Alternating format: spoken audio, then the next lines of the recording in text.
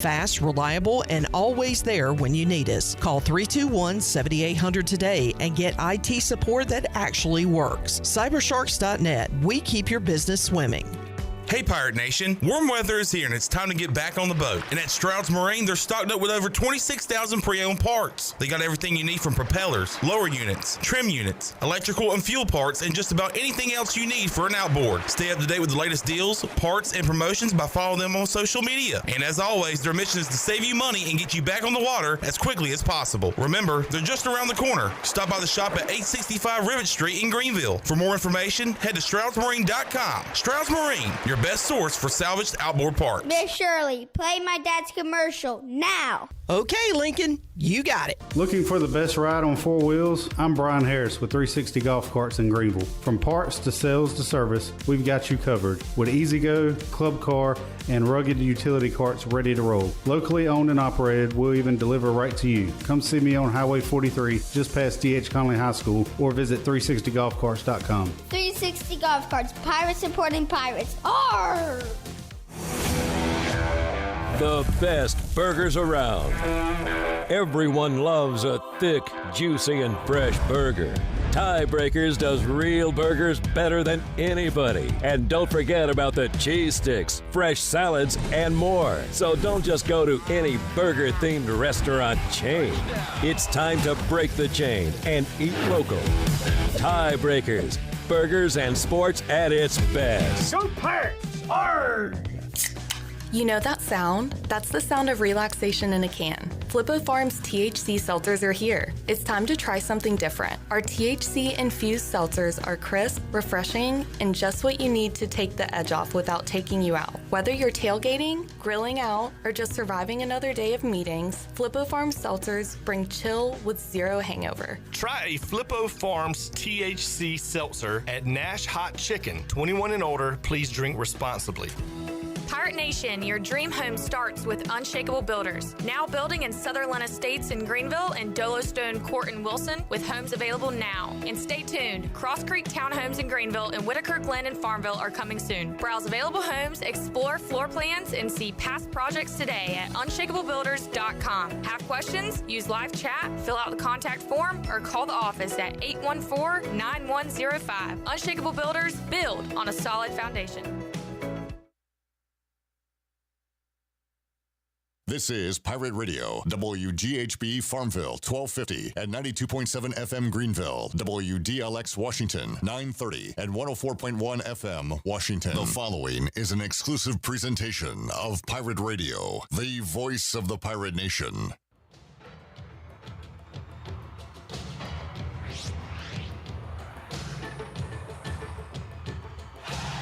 You earn the right to be a part of this program. You earn a right to be a pirate.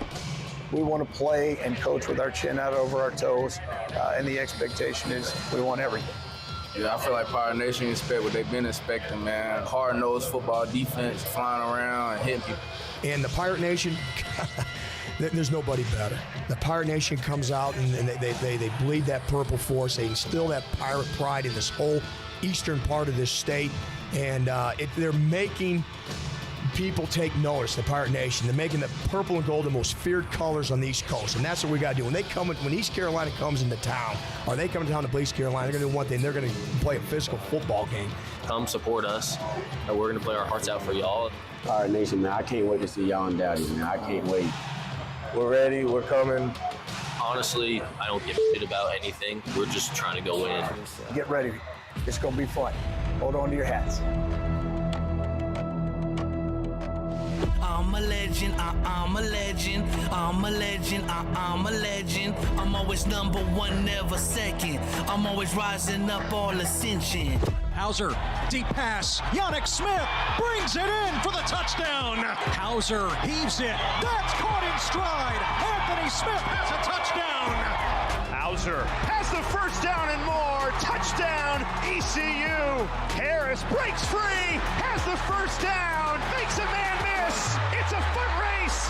Rajay Harris, 86-yard touchdown. Third down, Hauser with some time, guns it deep and a wide open man for the touchdown, and it's Anthony Smith. Pirate fans, get ready. It's time to talk ECU football on the Bud Light Pre-Game Tailgate Show. The Pirate Radio sports team will get you ready with a game-winning strategy, live reports from the stadium, a breakdown of all the X's and O's, and all the scores and previews from other games around the country. Let's get ready. It's time for Pirate football on the voice of the Pirate Nation. The Bud Light Pre-Game Tailgate is on the air. Week 2 of the ECU football season. We are locked and loaded and ready to go right here on the 4-hour Bud Light pregame tailgate, taking you up to the 6 o'clock kickoff. East Carolina taking on the Campbell Fighting Camels in the 2025 home opener for the 0-1 East Carolina Pirates. And man, we've got a lot of stuff to get to in the next 4 hours, including the Hall of Famer Brian Bailey joining us in hour number 1, giving his thoughts on ECU Campbell, the lead up to the game, where the Pirates are after an 0-1 start, and everything in between. Got a lot of college football on, so we'll be talking about other games going on throughout today. Brian Bailey is here with his personal audience. I do. He brought a fan section with him today. I sure did. How about that? Caitlin's here, Jason. Luke's fired up, ready to go for a big Pirate game day. Good to have Brian Bailey here. We'll also hear from Jeff Nadeau later on in hour number 1, talk about this college football Saturday from a gambling perspective. The former Pirate long snapper, Alex Harper. Hey, Harp. Does a little bit of work at Channel 9, I hear. Very little. Could do more. No, he does a great job. And does a great job with us. He'll join us coming up in hour number 2. We'll hear from current Pirate players, Darius Bell, Xavier McIver, and also have a tailgate check-in out at the Pirate Radio Tailgate Zone. They'll be enjoying some Steven Sausage and all his great products coming up today at the Tailgate Zone. Hour 3, we'll check in with DG, David Glenn. He is in Durham right now as Duke plays Illinois. That game at halftime. So we'll talk about what went on there and across the college football landscape, get his thoughts on ECU and Campbell. The former QB1, Holt Nailers, will join us coming up in hour number 3, and the play-by-play voice of the Campbell Fighting Camels, Chris Haymeyer. Greg Hudson, former Pirate defensive coordinator, joins us in hour 4. Also, Brian North, WCTI 12. Also, comments from Cliff Godwin and John Gilbert, a big groundbreaking yesterday as the baseball program continues to grow. And we'll play those interviews for you. And we got Brian Bailey's Papa John's Pirate Report all coming your way. That and a ton more for the next 4 hours. Shirley Rhodes, Nick's here, Avery's here, BB's here. We're all here ready to go. And we'll pop the top on the Week 2 edition of the Bud Light Pregame Tailgate next.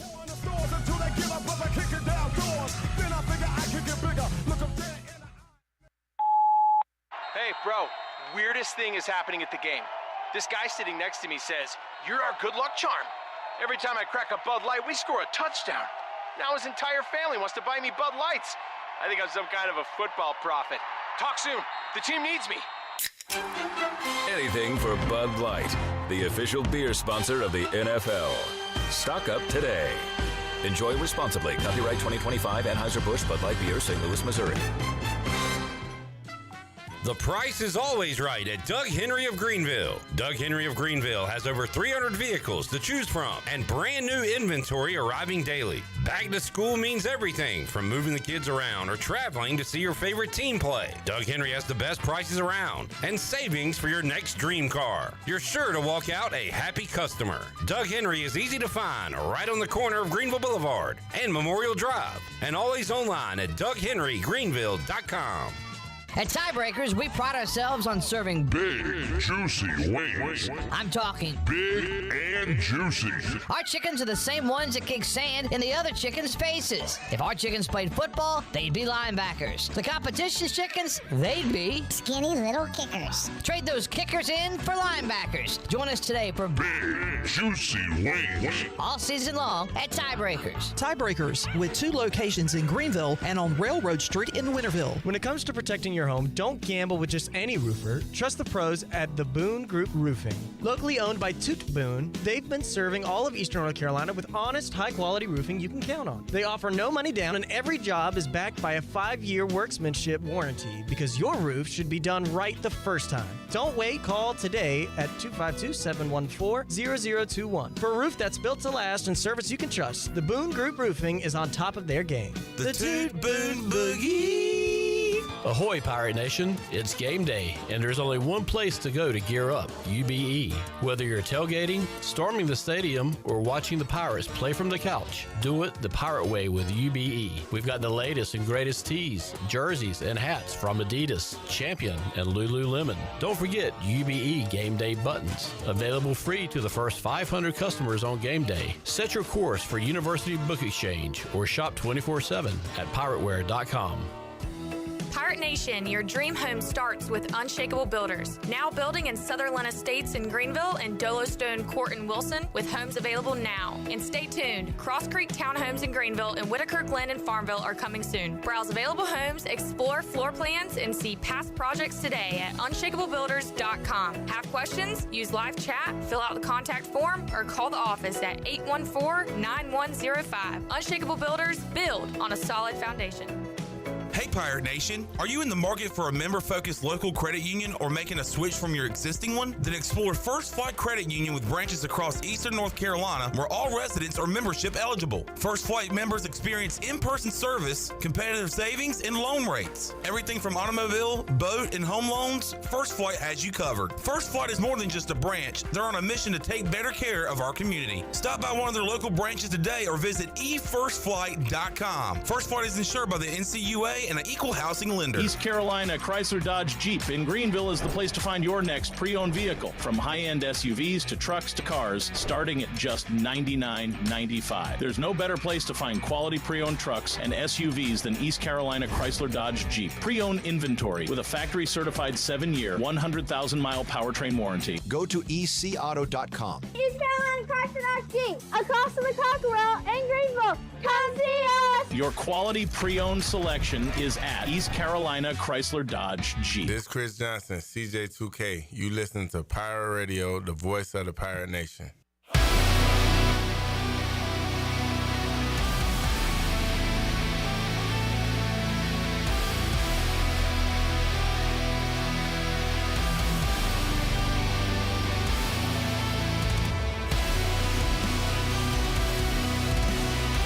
You're listening to the Bud Light Pregame Tailgate on Pirate Radio. Now back to the show. All right, welcome in to the Bud Light Pregame Tailgate on a game day Saturday. First game day Saturday here in Greenville of 2025. It's the Pirates and Campbell Fighting Camels. And again, we are ready to go here thanks to all of our great folks and thanks to the fantastic food from 5th Street Hardware. They hooked us up with some great pregame football food. If you're looking for a great meal in the heart of downtown Greenville, come out to 5th Street Hardware and Tap Room. Juicy burgers, a fresh seafood basket, tasty sandwich, wrap. They got it all at 5th Street Hardware. Great beer selection as well. The next time you're in downtown Greenville, make it a point to visit 5th Street Hardware. Great food, great company. Rajay and his lovely family ate there yesterday, and he's a big fan now of 5th Street Hardware. Got Brian Bailey joining us here for another Pirate season, another Pirate game day. How you doing, BB? Not too bad. How are you? I am good, and man, it's I put out a little. Glenn said, "Hey man, throw together some words. I'm gonna put out a cool video." And we put it out on Pirate Radio and our social medias. But it was about how important football is to us. And oh man, you've got the games, but also Bailey, just seeing your family roll in, all the families leaving UBE. It's more than just the game itself. It is much more. The fellowship, the tailgates, all that stuff. Yeah, it's a way of life, for all of us, and it's just it's so much fun, to see everybody. Company comes in, and it's one of those things. I always say this. I've been married.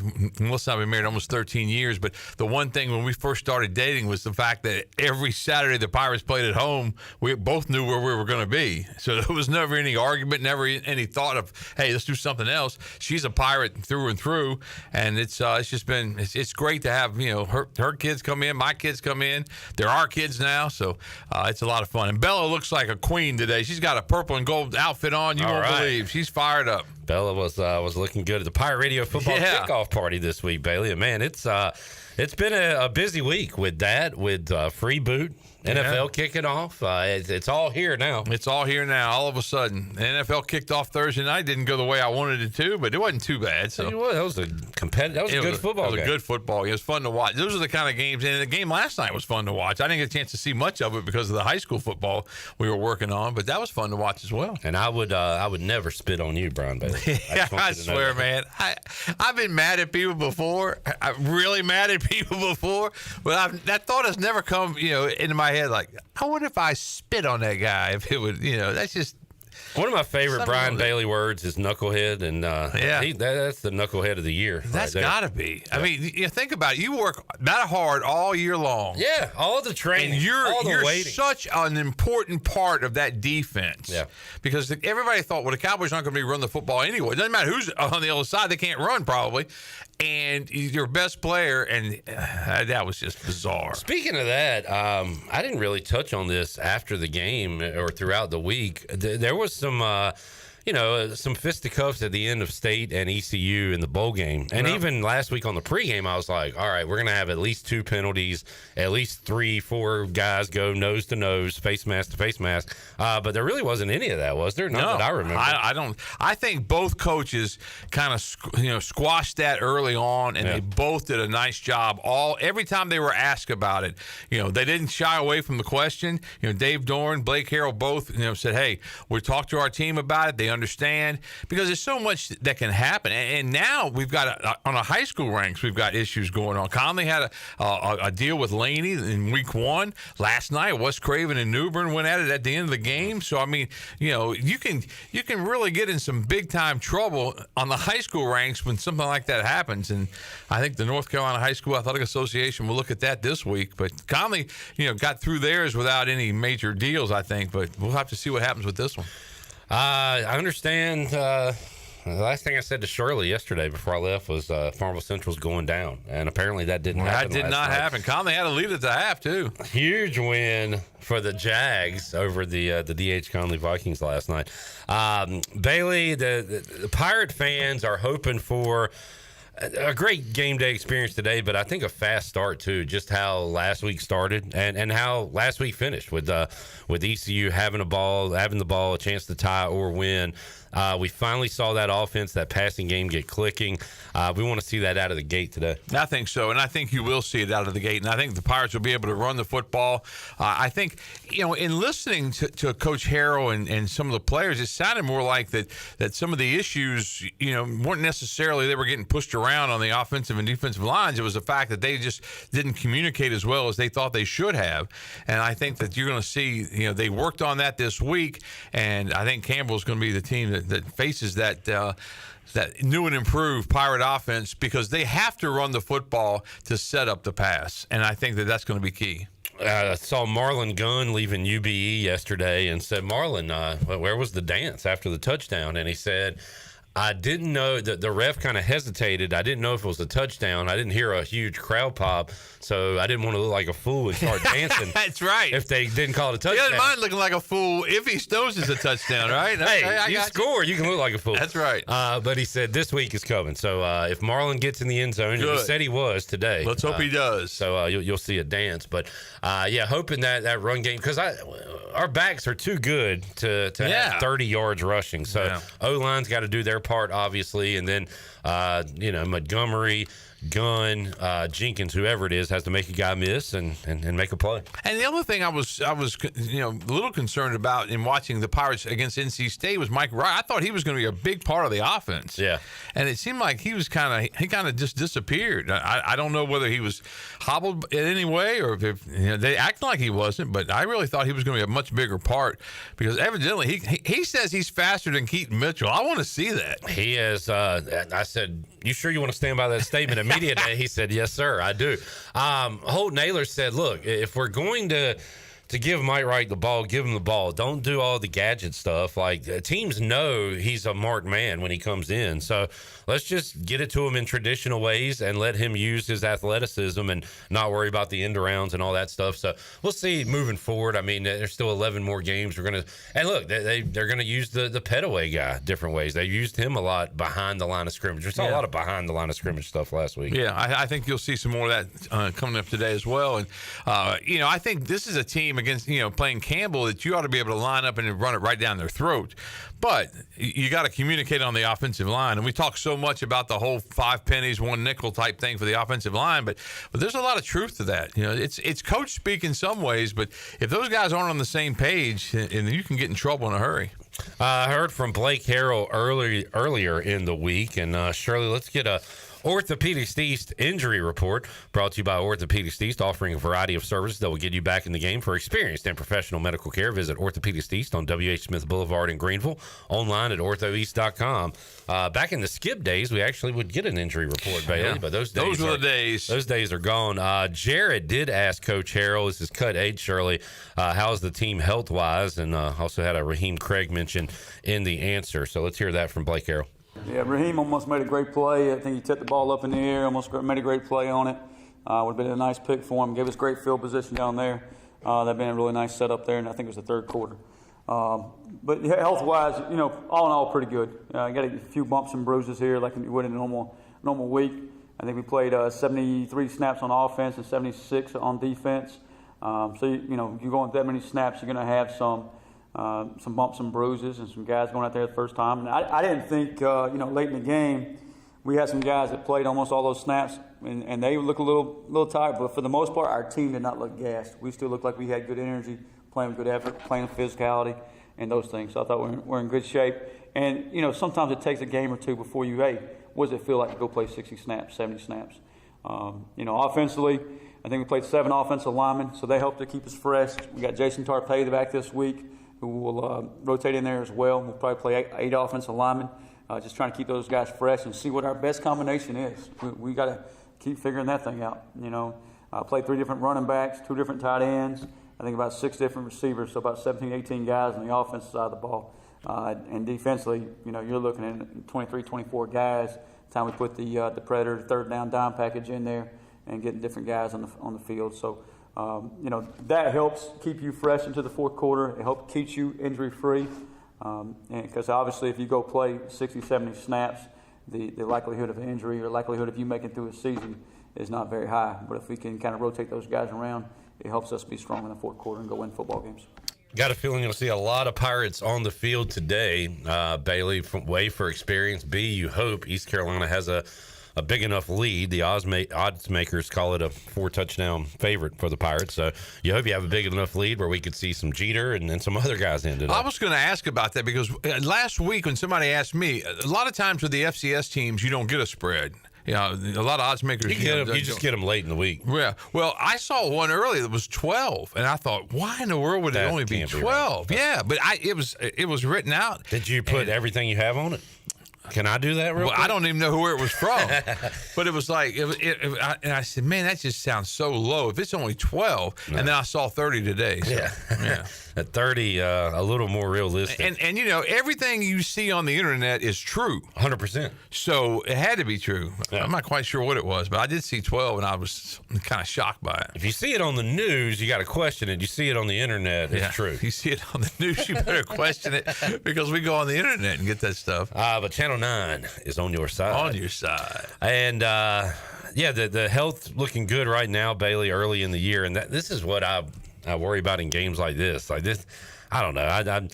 I don't like these FCS games. I just hope you can get out of there healthy and with a W. Yeah. Because I don't think this is an A&T situation. I don't think so either. Yeah. Yeah. Or a James Madison. What's the quote? Give me my money. Tell him to bring me my money. Bring me my money. Yep. Yeah, that was a bad day in Pirate football history. Whew, I still remember that one. We'll hear from Braxton Harris. He was on the Brian Bailey show. That was cool, Brian, to get the head coach. And, man, I like these guys kind of just getting into it because they're like normal people instead of seasoned coaches. They just talk to you like a regular guy. Exactly. But that was a good interview on Monday. I appreciate that. And it was fun having him on and having Dale Steele on Monday because Dale Steele has had 3 stints at East Carolina Carolina, and he was the very first head football coach at Campbell when they resurrected the program. I think it was in 2006. So he'll be here. He said he was going to wear black. He didn't want to wear orange or purple. He was just going to wear black. So, there you go. And it's going to be hot today to wear black. I like that when he came on the show, we have liners that bring us back into every segment, and it just happened to be Marcus Crandall. And I don't know where you were going to go to start the interview, but he was giving you the history of Marcus Crandall coming to East Carolina. It was pretty cool. I remember when he was recruited, because a lot of people were down on East Carolina because he came from such a small high school, and they're like, why would you take a kid from a small high school like Robertsonville, Roanoke High School, Redskins, the right? Redskins? Yes, they were. And the school doesn't even exist anymore. But Marcus Crandall, just one of the great Pirates in the history of East Carolina Pirate football, and just a super guy, and just a big smile, and it's fun to be around, and really enjoyed covering him and his career at East Carolina. And as the week went on, I learned a little bit more about Campbell, and they took on a top 25 Rhode Island team. I was unaware of that. So, top 10 team, and had a lead, I think, early in that game, ended up losing. I think they had a lead in the fourth quarter. Had a lead in the second half for sure, and they gave up 2 touchdowns after that. But they were kind of thinking like, hey, and how big would that have been if they'd have pulled that upset off, on the road, and then come to Greenville for the East Carolina games. They still have NC State on their schedule. Yes, and they as do. Chris Haymeyer talked about, a very tough conference slate as well. Yeah. So, but that's a good league. They're not going to be, scared today. Right. So no, I don't think they come in intimidated at all. They just come in and just, again, you hang around, and if you're still hanging around in the fourth quarter, that's the chance to pull off the upset. And, this is, I don't want to make this a slight at Scotty Montgomery, but I feel like where Blake Harrell's been as a coach at the smaller levels, he's not going to overlook anybody. No. Whereas Coach Mo coming from Duke and the NFL and then back to Duke, I could see where he might say, all right, look, guys, we're supposed to beat this team. Let's go. You know what I'm saying? Like, I don't think Blake Harrell, his motivating speeches are going to be a lot different from last week to this week. I agree with that. And I don't think you can even say the two coaches' names in the same sentence, because I think we saw a whole lot in that situation. It was a bad time for Pirate football. Well, Scotty Montgomery's a great guy. Scotty Montgomery beat NC State. Blake Harrell didn't. He did. Well, that's true. Blake Harrell did. That is also true. Okay, yeah, all right, yeah. Man, Cliff's trying to take your win away, Coach. What the heck's he thinking? Good to see Coach Harrell at the Pirate Radio football kickoff party the other night. Brian Bailey had an amazing speech, and I lost a lot of money. I said you would cry during your Laughing House speech, and I may cry now. But man, that was really cool. You honored Britt, who, this is crazy because you're only like 38 years old, but he's been a sponsor of the Brian Bailey Show for 5 decades. 5 different decades. He started in the 80s, in the 90s, the 2000s, 2010s, and 2020s. And we're going to get him in 2030s, too. I'm going to have to give him another plaque. But the thing about Britt was that, we became friends, and then he knew I had my radio show, so he agreed to sponsor it. And that was way back. I mean, I had dark hair, had a mustache, didn't know what I was doing on radio, just trying to do the best I could just to get on and do something. And he took a chance way back then. And really, he's one of those guys that he doesn't look for somebody to give him credit, but he deserves a lot of credit. And every piece of furniture in my house, Beldy, has that Bostic Sugg logo on it. So tell you what, he wouldn't make it on The Price is Right. You told him to come on down, and it took 10 minutes for him to get there. I had to ad-lib a little bit. He did. Get it going. But he thought about crying. I didn't cry there, but on my show when Dale Steele was talking about cancer and stuff, oh my gosh. And the funny thing, I don't even think Melissa listens. And she said, I heard you cry. Yeah. I was like, you heard that part? Yeah. She heard that part. That was something. Mr. Sensitive Brian Bailey over here. I tell you. Boy, when he's cussing folks out, I really forget about that sensitive Brian Bailey side. When have you heard me do that lately? I haven't. That's what I was going to say. A-Harp can't say that, but... Oh, yeah. Bailey, we still have... your daughter might enjoy listening to this. We have you cussing out Rhino taped from the press box one day. Oh, yeah. We didn't put it on the air. Yeah. But you told him to go do his X squared minus B squared, and you were getting after him, man. That was great. Yeah, a little discipline. Yeah. You got 1-1 if you just... Catch a snap and punch it down. That's all you had to do. What did you say the other night when CD dropped that ball?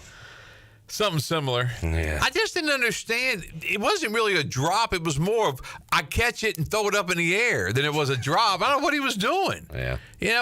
Tell you what, Dak, and they threw one to the defender a couple plays before that at being rushed. But that throw to CD was one of the prettiest, kind of fourth quarter clutch throws you're ever going to have. And the last one on the fourth down play, if he just runs under it, I think he can just catch it in stride. But he dives, and I didn't have a lot of problem with that. I think he gave it a great effort and just didn't catch it. But the one that he over the middle, Dak drops it right into his basket. And like I said, I don't think it was a drop. It was more, I'll catch it and throw it up in the air and see what happens. I don't know why you would do that. Where are you watching games tomorrow? You going to chill or go out? Probably chill. Probably watch the late games at tiebreakers, but watch the early games. I got company in house and got to take them all out to eat and then chill after that. I'll watch your Commanders and Commodores at some point. Yes, sir. Taking on the Giants. We got a triple header of football coming your way on Pirate Radio on Sunday. Man, quick turnaround for the Commanders. They got at Green Bay Thursday how about night. That? So. Micah, get your epidural and go get a Commander. Must win against the Giants on Sunday if we're going to contend for the playoffs like we did a year ago. All right, Bailey, we'll get your final thoughts. ECU and Campbell. Any Pirates in particular? Let's talk about the defense for a moment, because kudos to those guys for keeping ECU in the game when the offense was going 3 and out. How about that side of the ball, Bailey? And, we joked about it beforehand, saying, every time we think we said the offense is going to light it up, the defense we got, problems with. We're not sure how they're going to play. Defense played lights out, especially after the start.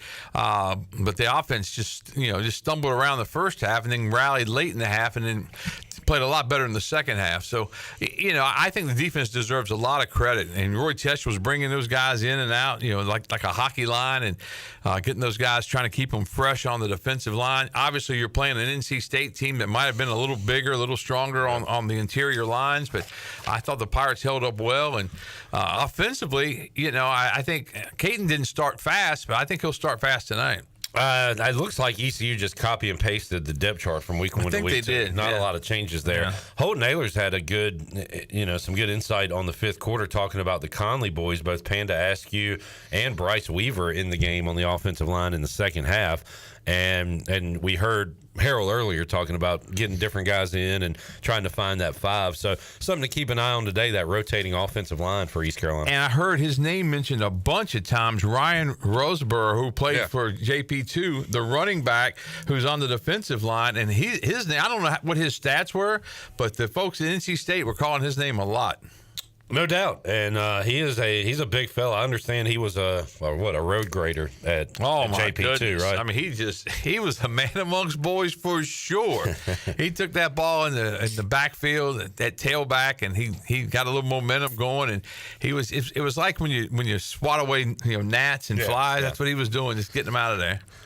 Who's your Pirate? Who's getting in the end zone today? It should be a lot of Pirates, Bailey. Who's your guy that's going to score today, you think?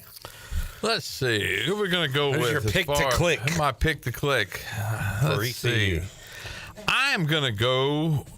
I think he's going to get even more attempts this week after what he did last week, Brock Spalding. I mean, a coming out party for him. Yeah. And you hope that really was just a little appetizer. Yeah.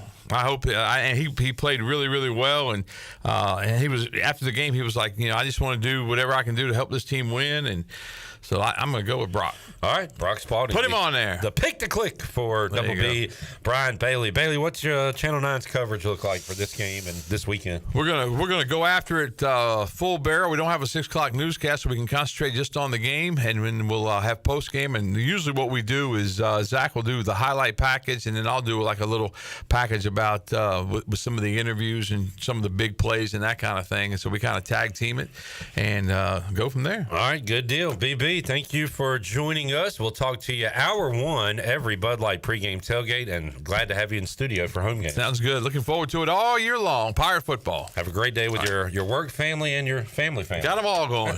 All right. Brian Bailey joining us, kicking off this edition of the Bud Light pregame tailgate. When we return, we'll look around college football with Jeff Nadeau and get you up to date on some scores on the Buccaneer Music Hall scoreboard presented by DeBuck. The scoring has slowed down in Baylor and SMU. It's 24-24. I need some more touchdowns on the board in that one. But cranked up in Raleigh. And boy, State and Virginia, 35-31. We got a field goal. Missed field goal by the Wahoos. So NC State, a 4-point lead in the fourth quarter on Virginia. We'll keep an eye on it all and have more for you when we return. Bud Light Pregame Tailgate rolls on after this.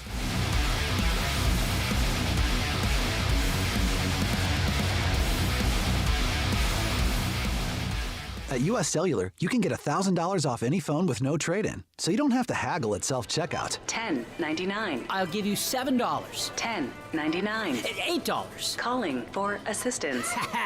Get $1,000 off any phone with no trade-in, and we'll pay off your current contract when you switch. U.S. Cellular, built for us. Terms apply. Visit uscellular.com for details. This is Brandon Tate, owner and operator of Atlantic Wireless, an authorized agent for U.S. Cellular since 1997. Visit AtlanticWireless.com to find the store near you. We go beyond the call. Here with Brian Cook, the comptroller for Greenville Motor Company and Greenville Auto World. So many times people have problems with their automobile, and finding a service department that you can trust not to upsell you on something you really don't need, but to go in, diagnose the problem, and solve the problem. Yeah, we're really here to pass along any kind of savings we can to pirates in the area. We take pride in offering a discounted labor rate compared to some of the other places, but give the same quality that technicians can provide. Greenville Motor Company, Greenville Auto World. Try us, trust us at driveherenow.com. Michaels & Gateway Cosmetic and Family Dentistry has been Greenville's premier dental practice for over 40 years. I am Dr. Chris Gateway, and our mission at Michaels & Gateway is to provide exceptional dental care with compassion, integrity, and innovation, ensuring every patient leaves with a healthy, confident smile. Doctors Michaels & Gateway are committed to providing an outstanding patient experience with every visit. Not only do we offer all your dental needs under one roof, in most cases, we can take care of those needs on the same day. Bring your smile to us at Michaels & Gateway Cosmetic and Family Dentistry. Homeowners can face many challenges throughout this season, but our newest New Blue star, Dixon Williams, is here to slide in and save the day. Have a clog that's hitting a foul ball and nothing seems to be getting through? Dixon's fixing to get you flowing again. Feeling like your HVAC's in a slump? Dixon's sliding in to get your comfort back on track. Are swinging blind in a power outage? Dixon is delivering a power boost. So when problems arise, turn home strikeouts into home runs with New Blue, electric, plumbing, and air. This is Dr. Hode from Orthopedics East and Sports Medicine Center. Our practice has been caring for the athletes at ECU and the residents of Eastern North Carolina for more than 35 years. Whether it's treatment for your sports injury or it's time for that joint replacement, Orthopedics East provides the latest in operative and non-operative orthopedic care. We also offer on-site physical therapy and MRI services, as well as walk-in urgent care on the weekends from 10 a.m. to 2 p.m. Call us at 757-BONE or visit us online at orthoeast.com. Go Pirates! You would do anything to keep your family safe. Don't leave safety to chance with national companies or do-it-yourself systems. Hi, this is Mike Robertson, the owner of SCI Technologies. We have recently merged with High-Tech Communications to become North Carolina's premier security, audio, and fire alarm provider. The most cost-effective solutions for your home or business security and life safety needs. SCI Technologies, 252-321-7006. That's 321-7006. Capital Subaru of Greenville is transforming your everyday commute into something a little more extraordinary. Subaru was just named 2025's best overall automotive brand by Consumer Reports, and there's never been a better time to drive one home. From the adventure-ready Outback to the sleek and efficient Forester, they got the perfect ride for you. In addition to their great selection of new and used car inventories, the Subaru Service Center is commanded by a team of experts, handpicked for their knowledge, passion, and promise to treat every car as if it's their own. Capital Subaru of Greenville, off Memorial Drive or online at capitalsubaruofgreenville.com. The Buccaneer Music Hall is your beacon of music in the land of the Pirates in ENC. Open at noon 7 days a week with live music. Come enjoy sports trivia with me, Clip Rock, every Monday. Tuesday and Wednesday, it's live local acoustic night, along with line dancing from 7 to 9 on Wednesday. Thursday, there's a brand new lineup with Singo starting at 8, followed by karaoke with DJ Dog. Ladies and free both Friday and Saturday nights with the best local bands in the area. Finish the weekend with free games and DJ Kid Scene. Y'all come get bucked This up. is Marcus Crandall, former ECU Pirate and Grey Cup champion. And you're listening to Pirate Radio, the voice of the Pirate Nation.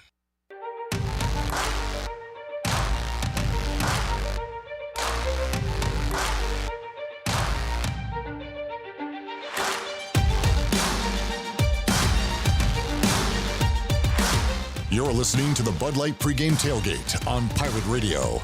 Now back to the show. Now with the Pirate Radio scoreboard, here's Shirley Rhodes. All right, let's go over some of the scores from top 25 play. Baylor and SMU are tied at 24 apiece in the third quarter. Penn State cruising over FIU in the fourth quarter. It's 20-0. Illinois has a 21-13 lead over Duke in the third quarter. Iowa and Iowa State are tied at 13 in the third. Indiana is all over Kennesaw State. 42-9 is that score in the third quarter. Texas Tech cruising over Kent State. It's 55-0 in the third. Texas leads San Jose State 31-7. Florida State is hanging a 70-burger on East Texas A&M in the third quarter. And Texas A&M leads Utah State 30-6 at the half, and State leads Virginia 35-31 in the fourth quarter.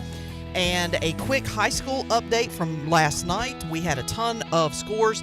We'll give you just a couple for right now. Laney beat Rose 33-18. Aiden Grifton defeated Fike 37-22. And Farmville Central defeated Conley 29-26. That is a look at your Buccaneer Music Hall scoreboard, brought to you by The Buck. Kick off your week on Mondays with sports trivia with Clip Brock along with Monday Night Football. They've got live bands every Friday and Saturday night. And Sunday Fun Day is back with a jersey giveaway every NFL Sunday. Check out The Buck on your social media for schedules, and we'll see you at The Buck. Now let's head back in to the Bud Light Pregame Tailgate. I keep the tab here.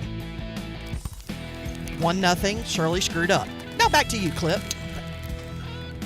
SMU screws up. They throw a touchdown in the red zone. It was good job. 24-21 at halftime.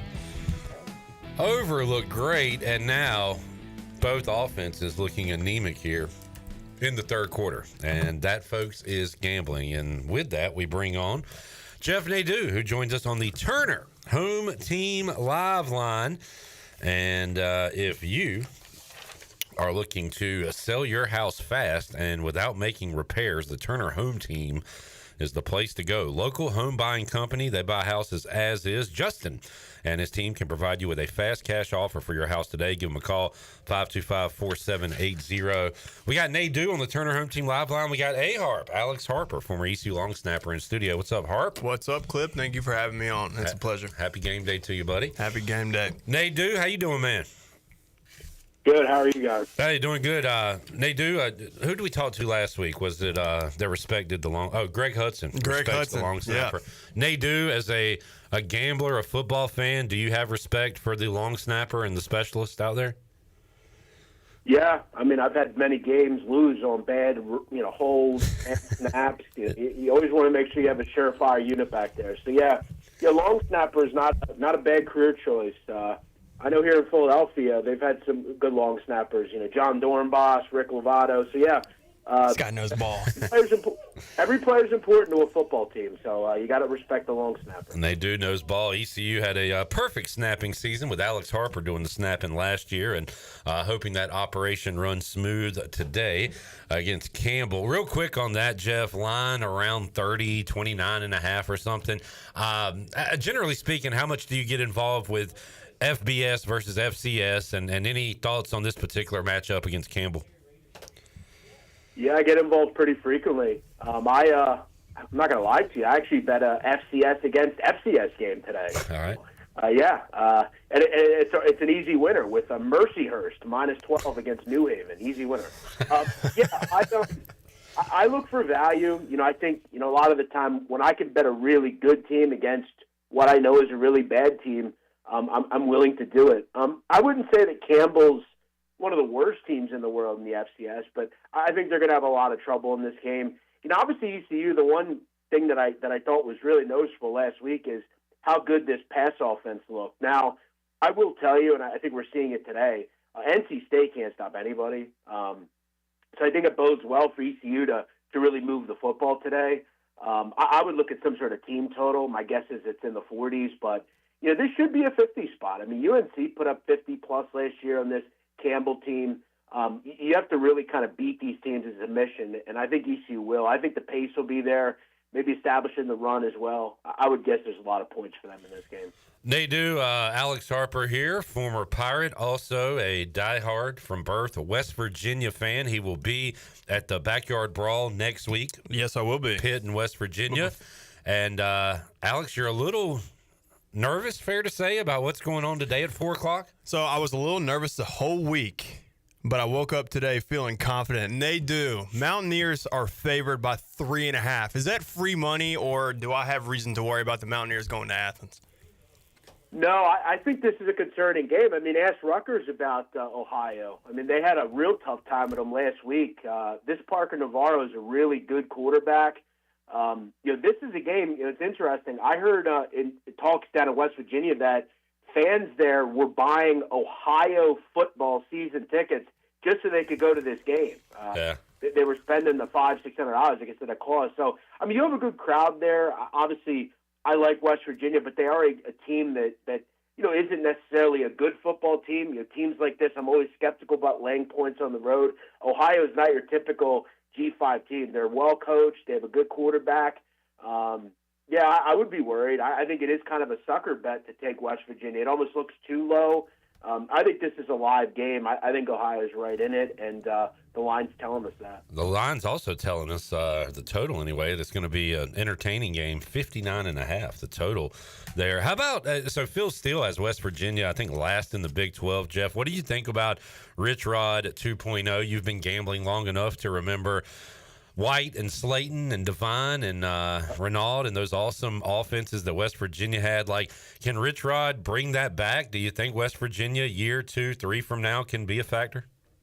I remember one of the greatest offensive games I ever saw was late September 2012. Geno Smith had 7 or 8 touchdowns, 70-63 against Baylor. It was insane.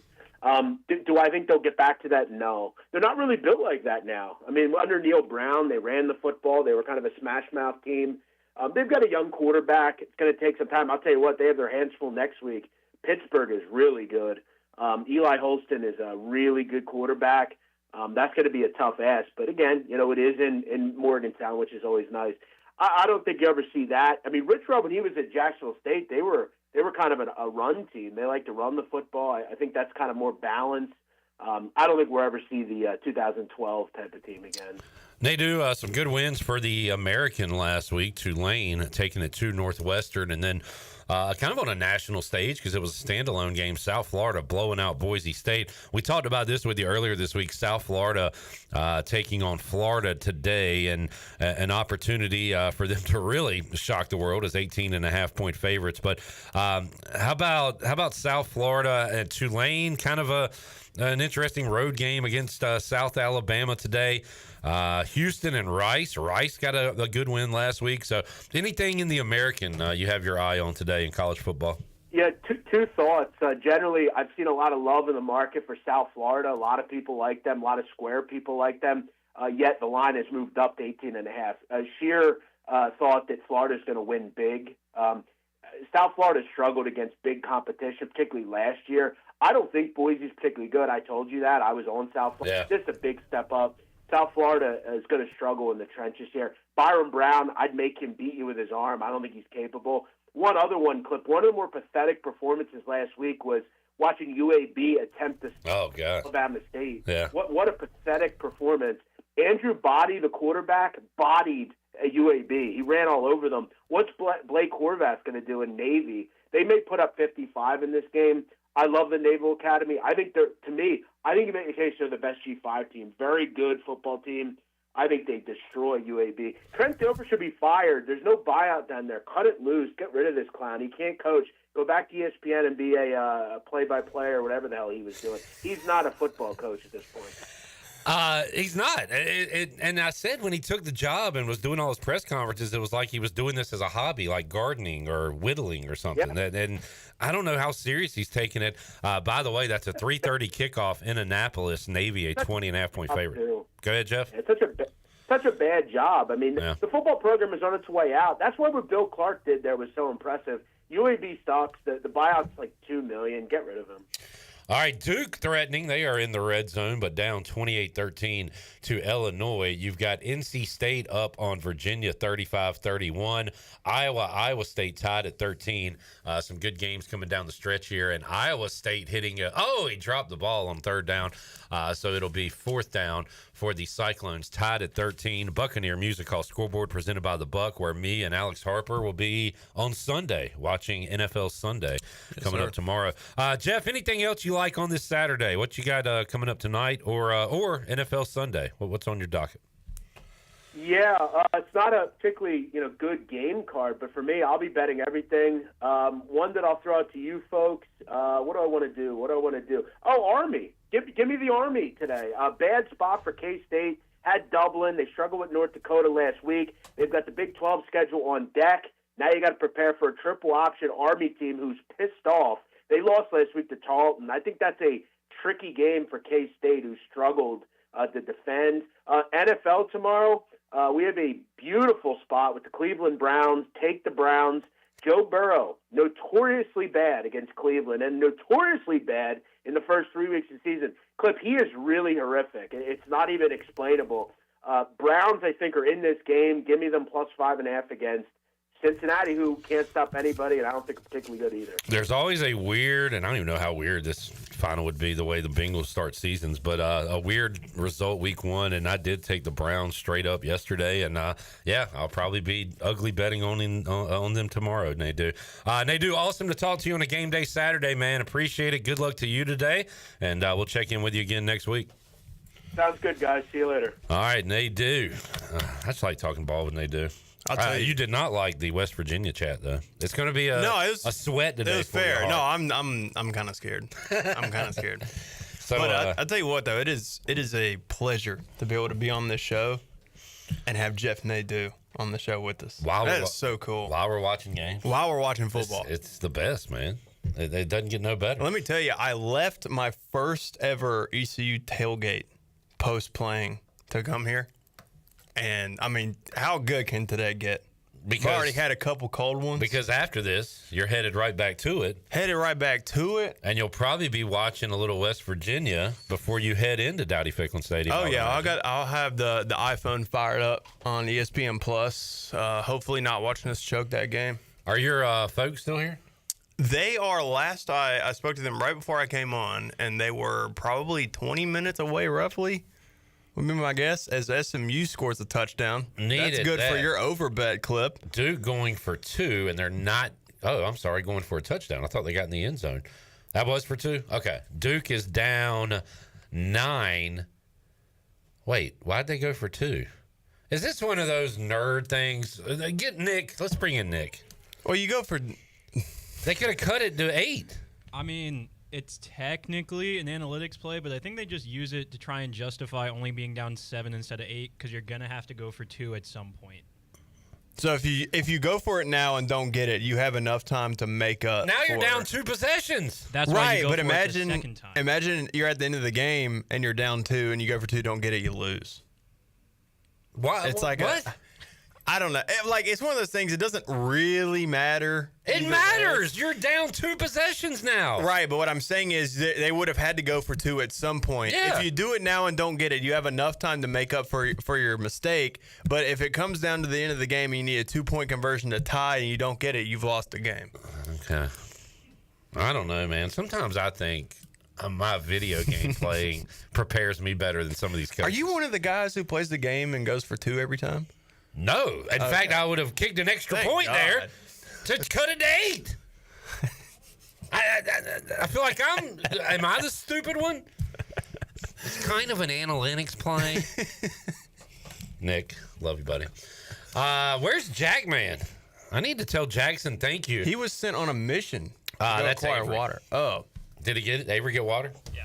Avery got water. Hey, Brian and Bailey, you want to come fridge. back? We got water now. It's in the fridge, cooling down. Thank you, Avery. I need to talk to Jackson. 2-0 on his MAC plays of the week.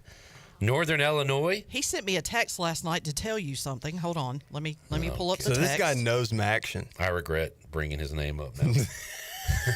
He's gonna appear in the chat now. That's on me. That. I should not have done that. Is this the intern that puts stuff in the chat while he's here? Yes. This text was sent at 12:58 a.m. Oh my God. Tomorrow, tell Clip he's welcome for the spread on NIU, 2-0 and on a roll. He is, and Shirley, never give him my number, but thank you for passing that along to me. The Jag Man, 2-0. Right. The Mac Man. I'm gonna call him Maxon. Maxon. Maxon. Hey, that's not bad. It's his new name. Awesome stuff. Chad agrees with me. Chad knows ball. He played college football, kinda, right, Chad? Did he? You go to Chowan? Lenore Ryan? Did you really? Chowan? I sent tape to Chowan. They never wrote back. They genoed you? They genoed me. They didn't write back. That's fine. Yeah, Chad was a lineman at D.H. Conley, and I think played a little bit in college. All right, SMU, 31-24 over Baylor. Still need more points in that one. Still need another touchdown. I would love, if Baylor scores, it would just about guarantee me a win because somebody would have to score in overtime. So I need a Baylor touchdown. And kick the extra point. Don't go for 2. This has been a great week of college football already. Like week 2, they have all the marquee and the slate's matchups. not even that great. No, it's not. Yeah. That's what it's a lot of ranked versus unranked, but every game that's on any TV we have in the facility right now is close and is going to come down to the wire. Iowa State tied at 13, 11:40 left to go, and the Hawkeyes have the ball. You've got SMU just turned it over, so it's SMU football now. Baylor turned it over. SMU football? Yeah. Okay. I misspoke. I'll take that because it's in. Are we in a scoring spot here? I think so, but it looks like we might get a fun little review here. Boy. You just love zebras. Love the zebras. Illinois driving as they have it around midfield against Duke. All these scores on the Buccaneer Music Hall scoreboard presented by Da Buck. And yes, indeed, Chad confirms he played at Chowan. Heck yeah, Chad. Hey, they looked at his tape. That's awesome. Huh? They looked at his tape. They looked at his tape. They wrote back to Chad. They ain't right back to me, though. All right, Harp. We've talked about it, but your thoughts going into this one 0-1. What's the mindset for the Pirates? Bummed out, but like we talked about last week, I was pleasantly surprised. That could have been, I don't want to turn into this fan, but that could have been like a whole lot worse. Of course. That could have been a whole lot worse. I thought, if you would have told me before the game that we would be in the red zone with less than a minute to go with a chance to tie the game, I would have taken that every day of the week. I agree. Every day of the week. I was very pleasantly surprised with the defense. I thought the defense might take a step back, not because of the talent they have there, but just because of all the guys that left. And I feel like they stepped up in a big way. So kind of what Bailey was saying, I'm expecting a huge win for ECU today, and I'm expecting them to start out quick. Like, I want 21 in the first quarter. And they do kind of set some expectations for Pirate fans, saying, hey, 50 should be the goal. That's not ridiculous to say. Yeah. That's not ridiculous to say. Harb, I brought this up with Rajay as a player. Like, watching the game, I was with you, like 17-0. We can't get a freaking first down. Oh, yeah. How are we going to score a touchdown? I thought it was going to get really, really ugly. As a player, though, you can't think that way. So, heck, we saw it, North Texas? Yeah. The comebacks down and stuff. 24-0. What are the sidelines like when you're in those deficits? Like, you got to do all you can to be overly positive, right? Yeah. So, I mean, I think that's one of those times that really, I think Holton's talked about this before. Like, everyone is close at their camp. Everyone's a team. Everyone's together. But in moments like that, when you're down big, that really shows you like how close you are as a team, because the finger pointing can start happening real quickly in those scenarios. I was fortunate enough, especially last year, like we were legitimately like close. We were all, even the North Texas game when we were down big, we weren't really all that worried about it. Like there was not really a big speech that Coach Harrell gave in the locker room at halftime. It was like, we know what we're here for. We know what our jobs are, and we're just not doing them. So we're going to come out in the second half and just, it's a 0-0 game and play that way. And I know that's like coach speak. And that's great. It's great that y'all had that mindset. What you've talked about this, but like, was the closeness even increased after the firing of Mike Houston and Blake Harrell coming on board? Tenfold. Yeah, tenfold. Finding out, not from direct sources, like kind of finding out on our own, and then, mentioned before, like how open Coach Harrell was about like, hey, we're going to figure this out together. So it was all like, we're at a point now. If you fire a coach mid-season, you have no expectations going forward. For the most part. Like, if you're in a position where your coach is getting fired in the middle of the year is probably a lot for fans and media and all the outside noise is probably just a wash season. It's like play out the string, no bowl game, pack up, go home. But we looked at it as we were playing with house money. Like, we're just going to go play, have a good time, and, enjoy the time that we had together, but also we're going to win some football games while we're at it. Alex Harper joining us, hour 1 of the Bud Light Pregame Tailgate. We will flip the script to hour number 2. And coming up, we'll get our first tailgate check-in. We'll hear from some Pirate players. Harp, hang out till 3:30-ish or so? Yeah, that cool with you? For sure. We'll take a break, have more for you. Chili Water Chat Gang checking in on a game day Saturday. Our buddy Reed says, let's go Pirates. Hey, Clip. Hey, Shirley. Cheers from Kennesaw. What's up, Reed? We got Jamie, PJ, Eric, Alex checking in. He's ready to get into town in 2 weeks. Adam says Pirates 52, Campbell 3. What's your prediction? What you eating for pregame? I'll tell you what we're eating. We're eating Fifth Street Hardware. So good. Alex Harper said, this is a direct quote. Off-air quote. Maybe the best mozzarella stick I've ever tasted in my life. It's not a ridiculous take. Yeah. It's up there. Mount Rushmore at least. Great food, great company. Fifth Street Hardware in downtown Greenville. We'll check in. Steve Hill checking in, and he dropped off some Celsius earlier today. Appreciate you, Steve. Great stuff. We'll have our Celsius 5th quarter recap coming up on our social media pages this weekend, so check that out. And look for your favorite Celsius flavor at your favorite retailer, and I think I found mine. Green apple cherry. So good. It's my go-to now for Celsius. Also a fan of the watermelon. Back with you. Bud Light Pregame Tailgate after this.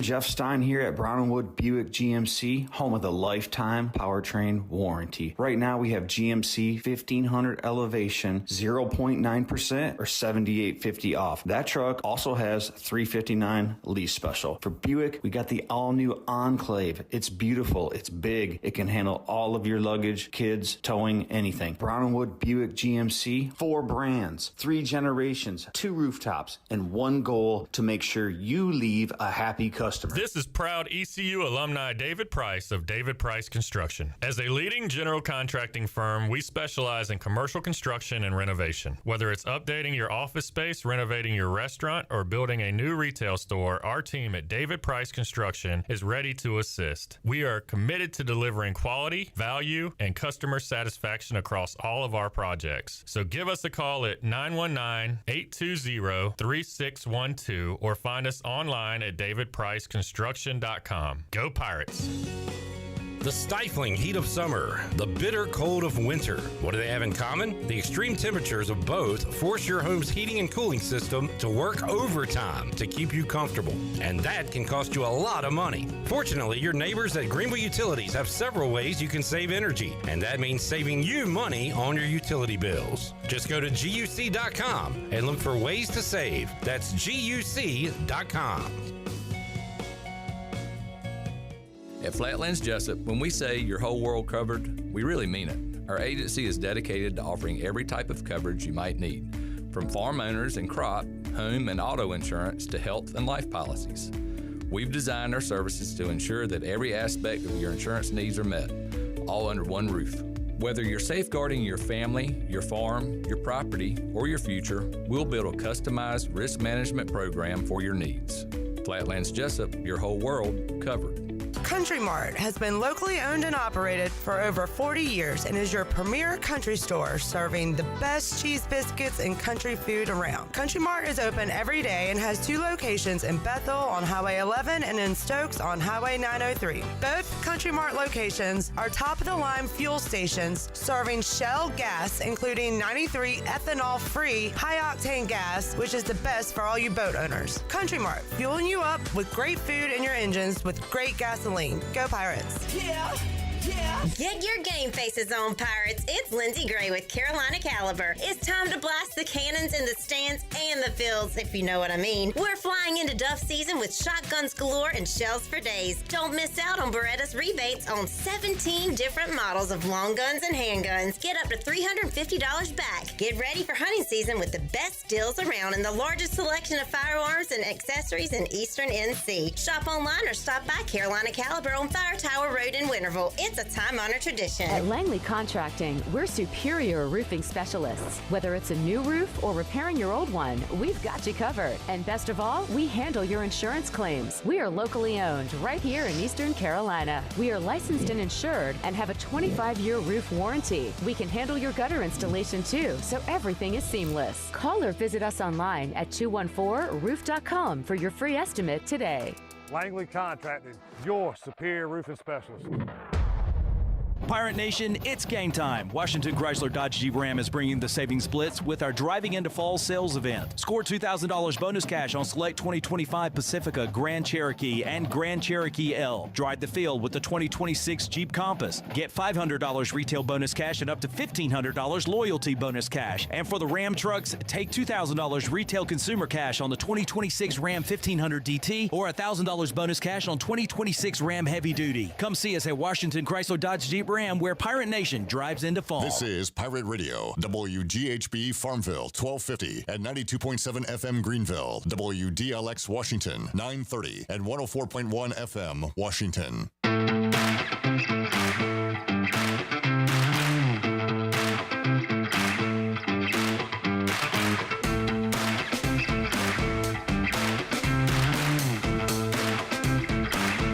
You're listening to the Bud Light Pregame Tailgate on Pirate Radio. Now, back to the show. Welcome back. We're getting ready to do a tailgate check-in with our Pirate Radio crew. So I want to give a special thanks to Steven's Sausage for providing the food for the Pirate Radio tailgate. Steven's Sausage is a family-owned business that's been serving Eastern North Carolina with high-quality meat products since 1948. They have the finest pork products, such as country hams, hot dogs, sausage products, and chitlins. Stop by your local Walmart, Piggly Wiggly, or Food Lion today to find all of their great products. My personal favorite, the Red Hots. For more information or to order online, visit stevens-sausage.com. Stevens Sausage, bringing people together one bite at a time. Now let's head back in to the Bud Light Pregame Tailgate. Here is your host, Clip Brock. Alex just saw the Week 1 slate of NFL. Uh-oh. We're going to do the PRL table parlay. Commanders money line, Bucks money line, Panthers money line, Raiders money line. 10 to win 140 or something like that. So it's a pretty good number. Chandler will be a part of that. Chandler Honeycutt, who joins us on the Turner Home Team Live Line in just a moment. We'll get a tailgate check-in. Real quick, 13-13, Iowa and Iowa State playing a typical Iowa-style football game. Low scoring, a lot of punts, ugly. It's so gross, but it's gorgeous football. Gross and gorgeous, the two G's. 13-13, under 8 minutes left to go in Ames. The SMU Mustangs score another touchdown, so they are up 38-24. And if you took the over, you just need points of any kind. So just any kind of point. I'll take a safety at this point. Just give me something to get that one over. There are over 8 minutes left in that one. And we've got Duke trailing Illinois 31-19 as they start the fourth quarter. All of those scores on the Buccaneer Music Hall scoreboard, where you can find Chandler Honeycutt on Sunday. But right now, he's out of the Pirate Radio tailgate zone. What's up, Chan Man? What's up, Pirate Radio crew? Happy game day. Happy first home game day. I am out here for the first time all year with all my Pirate friends. People are tailgating. I smell the grills. I see the sights in the shadows of Dowdy Ficklin Stadium. It's great to be back and watching football at the Fick today. Chandler, still 3 hours until kicking things off, but is it festive out there? Does it feel like a game day Saturday yet? Yeah, absolutely. I mean, there was actually a pretty good crowd. Tailgate locked up in at 12, and there was a really good crowd, and it's continuing to grow right now. There was people out in front of my house lined up tailgating to tailgate. And one of those people, you can actually see the video on our social media pages. It was Danny Lampley, the father of J.D. Lampley, but he's out there every single game. So, but no, it's the vibes are high. People are grilling out. I'm watching some, two guys throw cornhole bags right now. So just hearing the bags hit the boards, hearing the burgers flip on the grill, people, kids throwing football. It is definitely football season here in Greenville. It was fun hanging out with A-Harb's dad at the Pirate Radio football kickoff party, but Danny Lampley, also a great Pirate dad hangout. He is the best. He is the best dude, and if you want to have a good time at a Pirate football game, go see that man. Dude, that guy knows how to put them down. Well, I wasn't going to say that, but you're not wrong. Chandler, man, how are the smells on the grill right now with Steven's sausage out there? Steven's sausage, man. They as soon as they got here, they started throwing some dogs on the grill. They got some red hots, and so it smells delicious. I'm standing probably about a good 20 yards from the tailgate, but I can still smell the hot dogs right now. And we're having some people approach the tailgate and grab their Steven's sausage. So we're enjoying Steven's sausage. We're enjoying some awesome Bud Light and Michelob Ultras, thanks to our friends at Carolina Eagle Distributing, Russ Saputo and that crew. Then we also have some Mountain Dew and Pepsi, thanks to the Minges boys, Minges Bottling Group.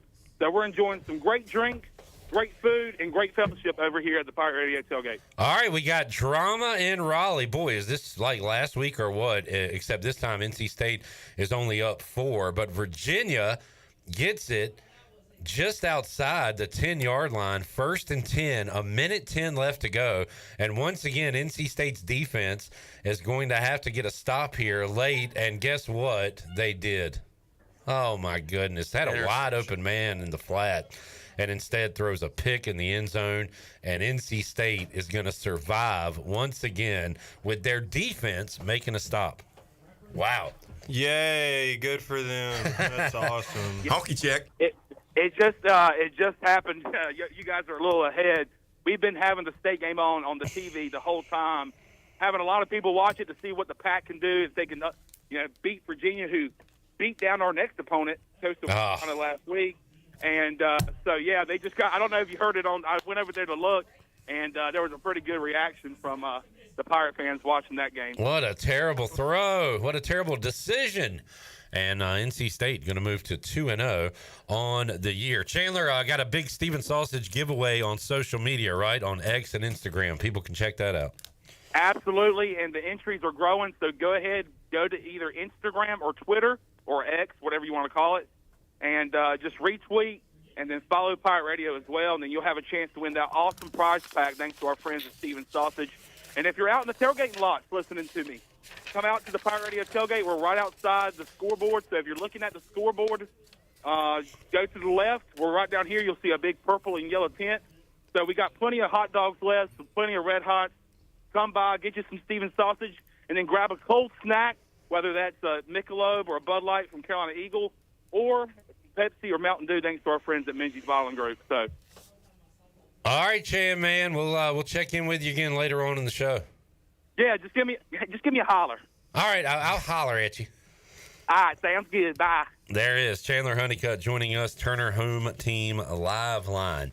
Let's get more of our New Blue Pirate Report, because the technicians at New Blue are ready to face any challenge that time or the elements may throw at your home. Your home deserves the best. New Blue is ready to help with any electrical, plumbing, and HVAC needs. You can go to callnublue.com.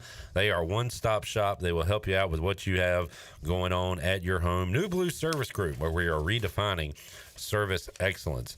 Let's hear more from Blake Harrell and Cut 6, Shirley, with the energy level of the team as they prepare for their first home game of the season in Dowdy-Ficklin Stadium. It's really back to work. They're obviously excited about being at home, being in front of Pirate Nation, and being in front of our crowd. And but they want to make sure they put a product out there that they can pull that energy out of the crowd. You know, if we don't make the same mistakes we did last week, there's not a whole lot of energy out there for that, and not a whole lot of patience for that from all of us. And they want to make sure they're playing the way we're supposed to play. And we talked about it before. Dowdy Ficklen's a special place, but what makes it extra special is the way we play in there. And that's playing the Pirate way with great effort, great energy, and clean. And we got to focus on that and doing those things. So as great as opportunity is on Saturday, we got to focus every single day of the week and getting ready for that day. Hart, we got to get the run game going. We do. Cut 4, Shirley. What did Blake Harrell see as far as the run game in the loss to NC State? Yeah, exactly what I just hit, really, Brian, is, it's little things. Like there were some runs there that, hey, if we just move our feet, do a better job on this or do a better job on that, they're there. We got to pop those in there too. And, we got to connect on some of those deep passes, and that'll help that run game as well. So it all goes together. If you're not connecting on the deep ball, why does the defense have to respect it? If you're struggling to protect, you don't have to worry about the deep ball either. If you can't run the football, it doesn't set it up. So all goes hand in hand, all goes together. And it takes all 11 guys to get it done. So it's not just, hey, the old line, or not just the running back. It's the perimeter blocking. It's making better reads. Some of those should have been pulls and hitting them up inside. So we got to do a better job in all those categories. And I think I heard Coach Saban talking about this in the Alabama-Florida State game. And it's not an excuse. It just is what it is. Like, you're going into game one. You never know what you get in game one. But he was talking about Alabama facing Florida State. Florida State had 2 new coordinators, a new OC and a new DC. You think you know what you're getting, but you don't know exactly what you're getting. And then you have to go throughout the game and adjust. And I thought we certainly did adjust through the game and got better in the second half. So, again, week 2 becomes easier because you kind of see your opponent on film and know exactly kind of what their MO is, how they want to attack things, and how you want to attack them. And it becomes a little easier. Game 1 can be a little tougher sometimes. Blake Harrell there. Touchdown, Baylor Bears. And the over comes in. I don't know why they were acting like they were trying to chew clock down 2 possessions, but hey, let's just throw a bomb. So that game's got a lot more interesting. Got a little pop pass on 3rd and 2, a little jump pass from Iowa State as they are creeping in Iowa territory, tied at 13. Look at this one, Ahar. Got a shotgun snap. Look like maybe a fake quarterback draw. Yeah. And then the little boop. Little shot put. Man, the state of Iowa, they got a factory for tight ends down there. True. I mean, Iowa State, this is the little brother school in Iowa, and they still produce tight ends like nothing. You got, Kittle and Hawkinson from Iowa. Yeah. And, you've got a bunch of honky chicks, as Greg Hudson would say, at tight end for those schools. Iowa State has it inside the 40. The Iowa 40, and right now they're content with just bleeding this clock and kicking a field goal, probably 13 all inside of 3 minutes. NC State gets the win, a non-conference win, mind you. Weird. Over Virginia. Weird. Well, it's weird that it's a non-conference game, but it's more weird that they were too scared to play App State. Good call. But it is what it is. The deficit remains for Duke at 12. With 10:30 left in that one in Durham on the Buccaneer Music Hall scoreboard presented by the Buck. Let's get another break in. We'll do one more segment with A-Harp here and get his final thoughts on ECU and Campbell and give you some of these finishes in the noon slate and set up our 3:30 slate as well. Great day of college football, and we are rolling along here on the Bud Light Pregame Tailgate. Back after this.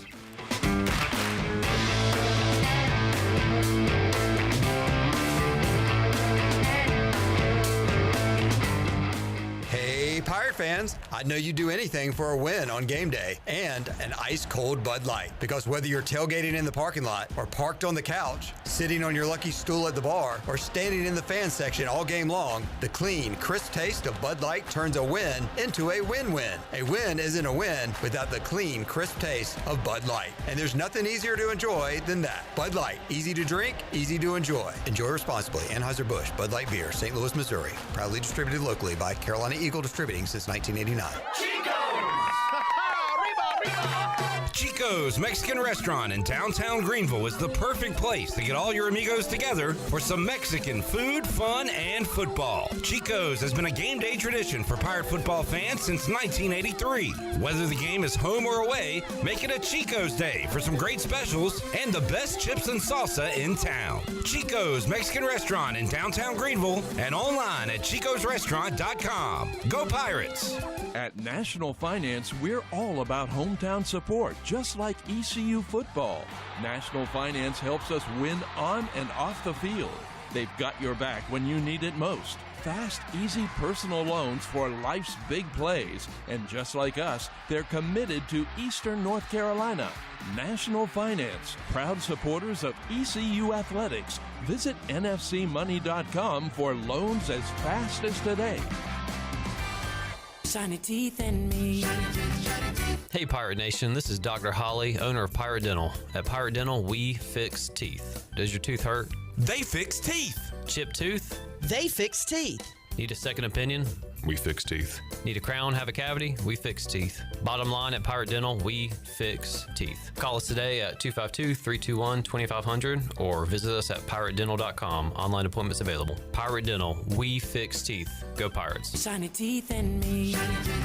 Make things happen this year with the new John Deere. In just one visit to Quality Equipment, you'll find the right lawnmower, compact tractor, or Gator UTV that will save you time and money on your next project. Keep things running all season long with the help of our experienced parts and service team. Your new Deere isn't far away. Find current offers and budget-friendly packages at your local Quality Equipment with 36 locations across North Carolina, South Carolina, and Virginia. Visit QualityEquip.com to get started. That's QualityEquip.com.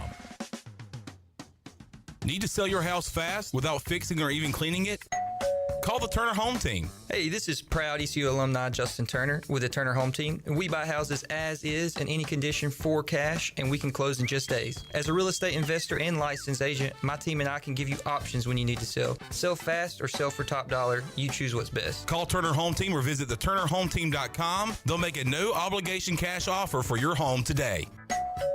Turner Home Team. Pirates supporting pirates. At United Bank, banking means more than financial solutions. It means rallying around the causes that are important to our customers, employees, and communities. While we have grown in size and presence, we have never forgotten our roots. By giving back to our local communities and funding business development, we help fuel economic growth. Our success is your success, because to us, this is home. Go Pirates! Bankwithunited.com. Member FDIC. Equal housing lender. Cuccinella's has been serving up handcrafted pizzas with their family recipe since 1932. If you're in the mood for something different, explore the brand new pastas like the chicken parm, chicken alfredo, or penne marinara. Cuccinella's also has salads, grinders, and house-made Italian ice and Italian ice lemonades. Greenville's hometown pizzeria is Cuccinella's. 2 locations with pickup or delivery, and ready for your order now at Cuccinellas.com. Go Pirates! This is Clip Brock, host of PRL, every weekday at 3, right here on Pirate Radio, the voice of the Pirate Nation.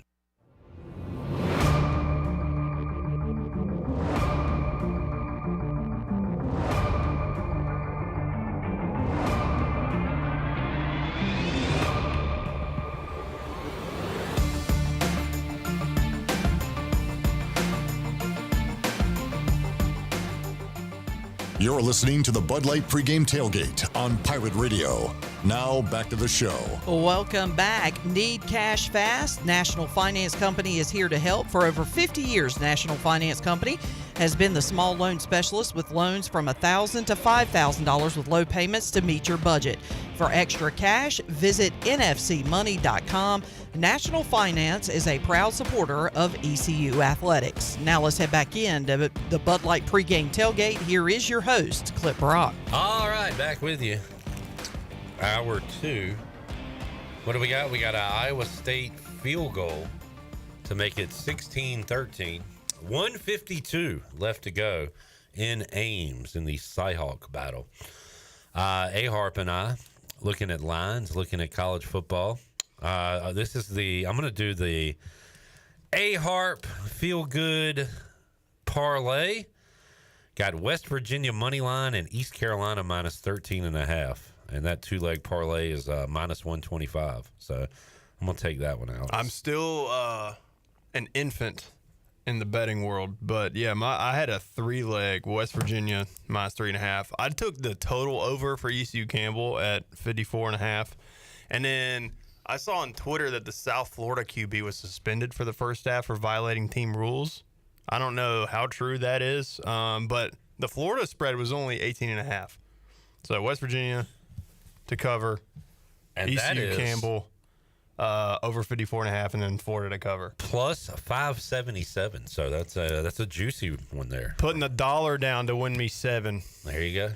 Big bread. Good luck to you, A. Harp, who will be experiencing an ECU football game in Dowdy-Ficklin Stadium for the first time, not as a player. Yep. Well, no, I've been to since you played. Yeah, since I played. I went to my fair share of Pirate football games. Okay. But first Pirate football game, no, I came to one in college, actually. I was there for the Thursday night game against Temple when the lights went out. Wait, so when you were at Central? At Central, yeah. Okay. It was our bye week, and my lovely girlfriend Addison somehow acquired an extra ticket for me, and I drove from. I missed the first half because it was very last minute. But I went and watched the second half, and we were already down like 3 touchdowns, and then the lights went out. Didn't the lights go out like in the fourth quarter too? Yes. We were waiting for it to start the fifth quarter, and we had to wait extra long. So that was when the student section was still doing the no quarter flag in the boneyard.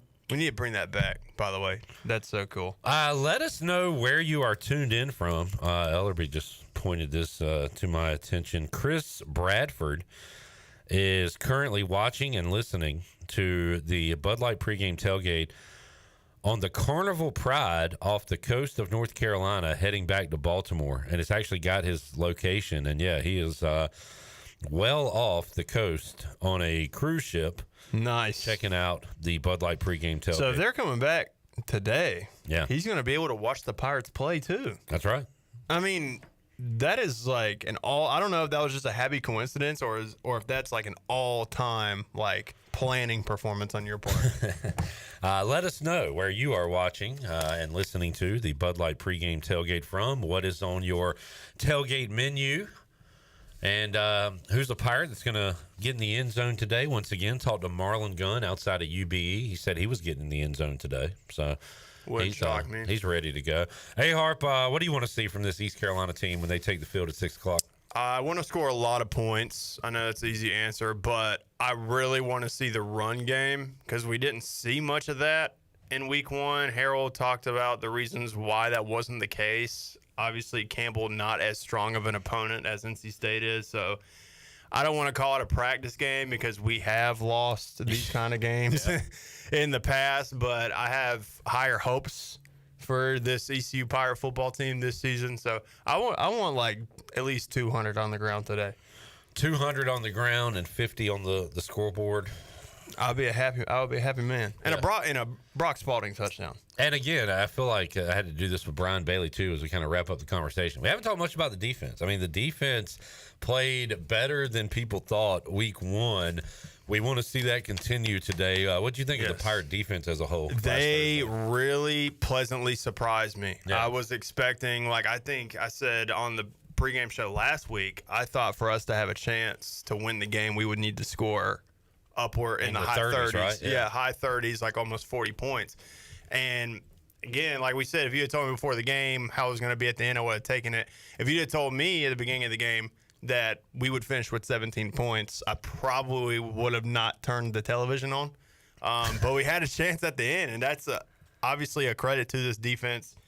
I think they're legit. That defensive front is, I was pleasantly surprised with them. Preston Carr. Cool to see, too, A-Harp, Tegan Wilk and Xavier McIver, 2 former Pirates back in the fold, both making plays last week. Absolutely. That was a great call on Coach Harrell's part to bring those guys back. And I'm also really happy that they wanted to come back. They had their reasons for leaving and going somewhere else, but playing for Coach Harrell, but also wearing the purple and gold and playing in Dowdy-Ficklin Stadium, meant enough to them that they had a desire to come back and contribute to this defense. And they're huge pieces.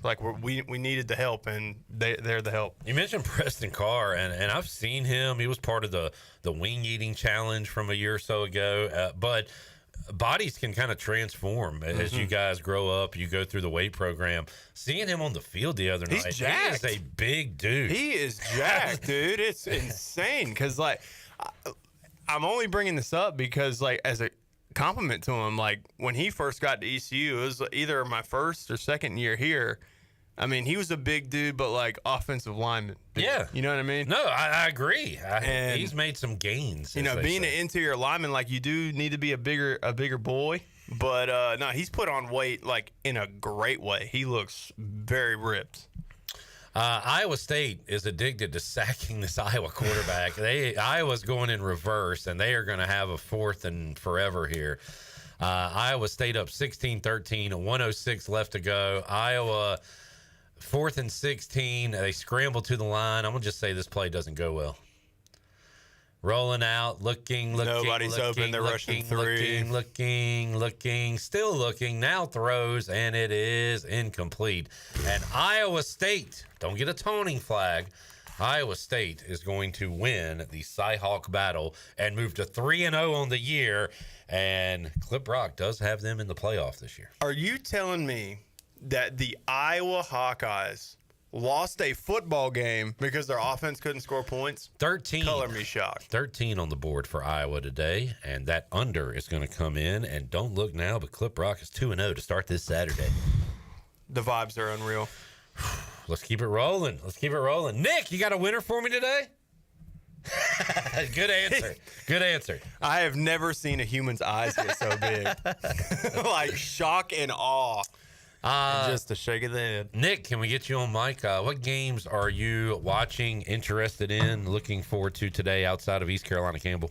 Right now, I'm interested if UConn can convert this 4th down. They've been up most of the game against Syracuse, and here we go. I don't think it's going to work. 20-17, UConn last chance. Caught. Never mind. Past midfield. What do we got? 23 seconds left. They've got all their timeouts, so they'll use one here. And they got a shot. That was a big catch. That was insane. But I told Jarrett yesterday, Missouri, Kansas should be really, really fun because Jalen Daniels is one of my favorite quarterbacks to watch that isn't at East Carolina just because of he's immobile and he's very good. And then Missouri, I know that they beat up on a really bad team last year, but people have a lot of good words about Bo Perbula, so I'm interested about that. It's a big one for me. And that is coming up at 3:30? I believe so, yes. All right, we'll find a TV for that one. I am tailing Nadeau and his Navy pick. Really, it's just a pick against Trent Dilfer. Not a Trent Dilfer fan. As a player, as an analyst, as a coach, as none of it. Brock is in. He says, hope everyone is having a spectacular Saturday. Let's go Pirates, checking in from G Vegas. Reed is in Kennesaw. He's in his living room with Pirate Radio pregame, Bud Light pregame tailgate on the big screen. Love to hear that. Thank you, Reed. Matt says Mississippi State money line could be interesting. They got Arizona State at home, so it is an interesting game. It's a long road trip for the Sun Devils. That is for the Bulldogs. That's what the kids say these days. BTA, big time action, belt to ass. Wait, who's getting the belt though? Arizona State's giving it. Yeah, I think so too. Matt, I'm scared of that one. I'm gonna be honest. I saw a couple guys on the game day crew pick Mississippi State this morning. And I was like, this is an unserious organization. Listen to Pirate Radio for all your pregame festivities. I thought I was listening to Zach Kaplan earlier today on Pirate Radio. It was a Penn State honk who was talking about, and he had some interesting takes, but like he was talking about the apparel contracts, TV deals, which he didn't even really mention it, but the Big Ten getting the 3:30 spot on CBS like the SEC's had for years. It's gross. But he said the Big Ten has overtaken the SEC and the gap will widen as the years continue. Okay. Done and dusted. The SEC's done and dusted. Okay.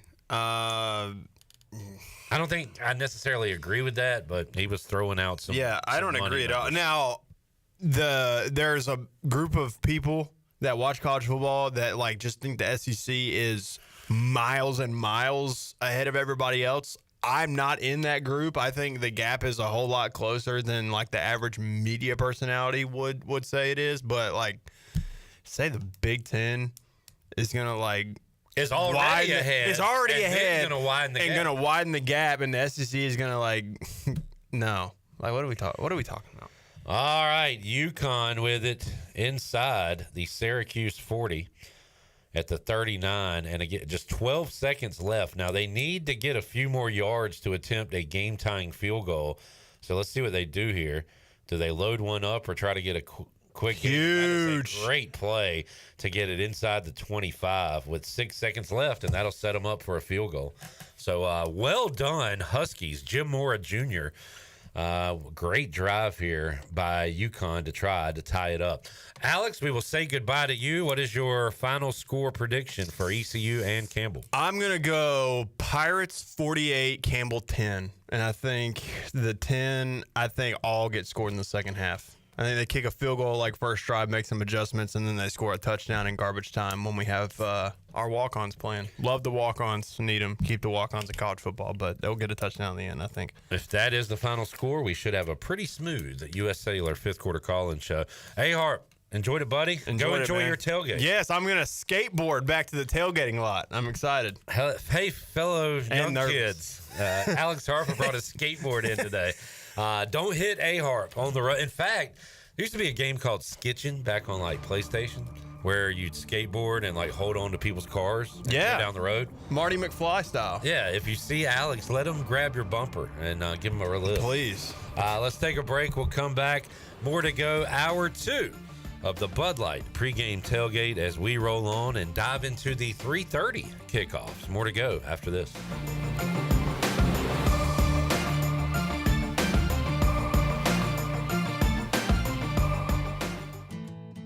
I'm Sam Jones, and for more than 3 generations, my folks have kept the fires burning for Eastern North Carolina Whole Hog Barbecue. At Sam Jones, you'll find our smokehouse pumping out wood-fired meats cooked fresh every single day. There are no freezers at our place. Everything, and we mean everything, is made fresh daily, including our sides, sweets, and sauces. Stop in and see us, and I bet you'll be able to taste our passion in just one bite. At Sam Jones Barbecue, you'll find plenty of smoke, but no mirrors.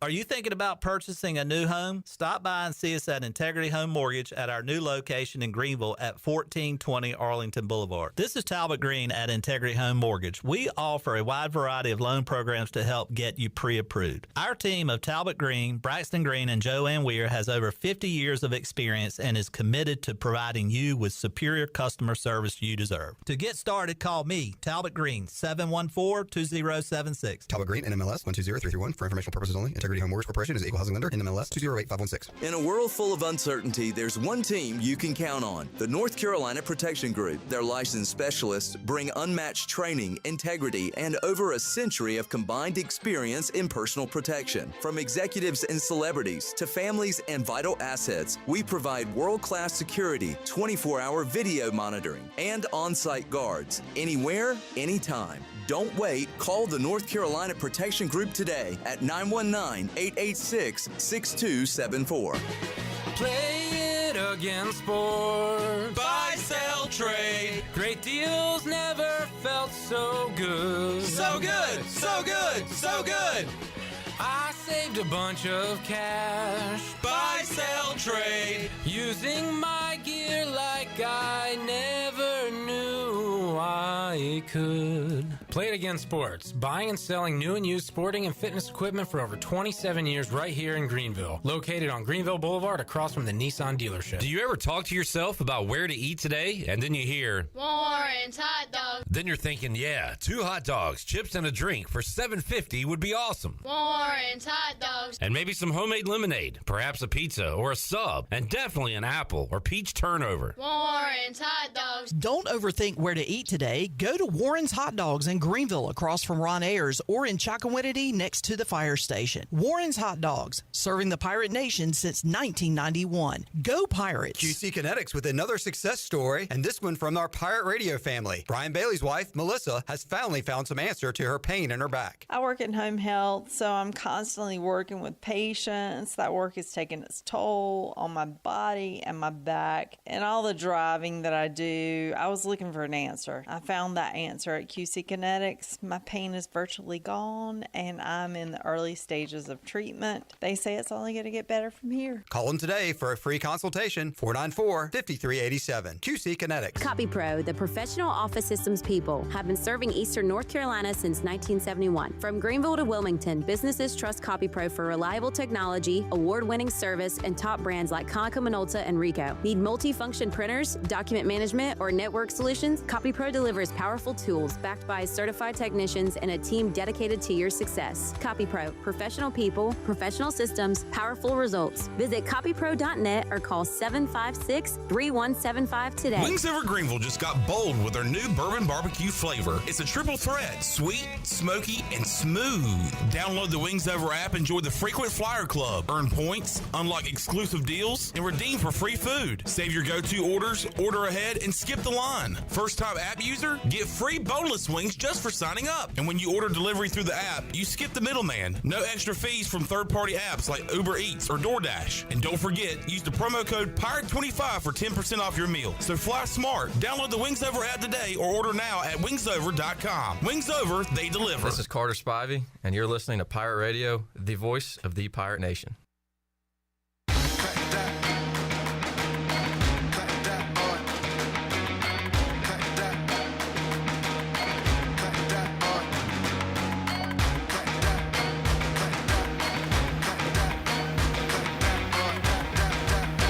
You're listening to the Bud Light Pregame Tailgate on Pirate Radio.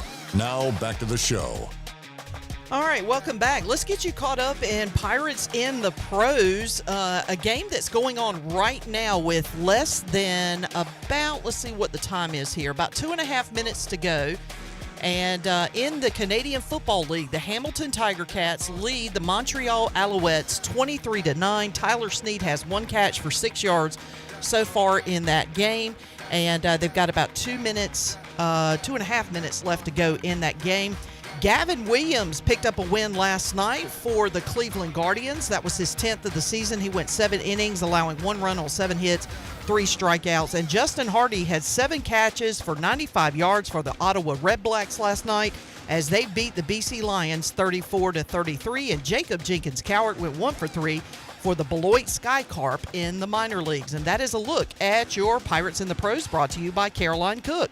Caroline Cook is your hometown professional pirate realtor. If you need an experienced realtor from Eastern North Carolina that was born a pirate, then give Caroline Cook a call today. Explore CarolineCookHomes.com to learn more. Now let's head back into the Bud Light Pregame Tailgate. Here is your host, Clip Brock. All right, as we move along from the noon slate to the 3:30 slate, got a few games I'll be keeping an eye on. I have bought into Kansas. I'll go Kansas plus 5.5 against Mizzou, as that one is underway and not going well for the Jayhawks as they are going to punt on their first possession. I am going with Navy minus 20.5 against Trent Dilfer and UAB. I've got the A-Hart parlay. West Virginia money line, East Carolina minus 13.5 alternate spread. Got that in a parlay. And I'm going to Western Carolina plus 15.5 at Wake Forest. Wake Forest kind of screwed around last week. I think Western's a pretty good FCS team, so I'm going to say they keep it within a couple of touchdowns of Wake Forest. So that is what I will be tuned into in the 3:30 hour. Matt says VT Vandy could be good tonight during the 5th quarter. I am looking forward to that one. Coach Mack will be there.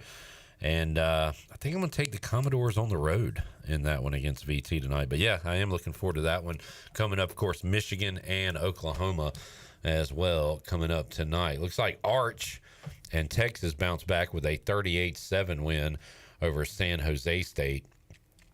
Baylor tied it with SMU. What do we got going on there? We got a late hit we got 38-38. What does that say? 8 seconds left. 9 seconds left. Trying to see where the ball is as they are going down the wire there. And Mizzou has got it in there and near midfield against Kansas early in that game. All of these scores on the Buccaneer Music Hall scoreboard presented by Da Buck.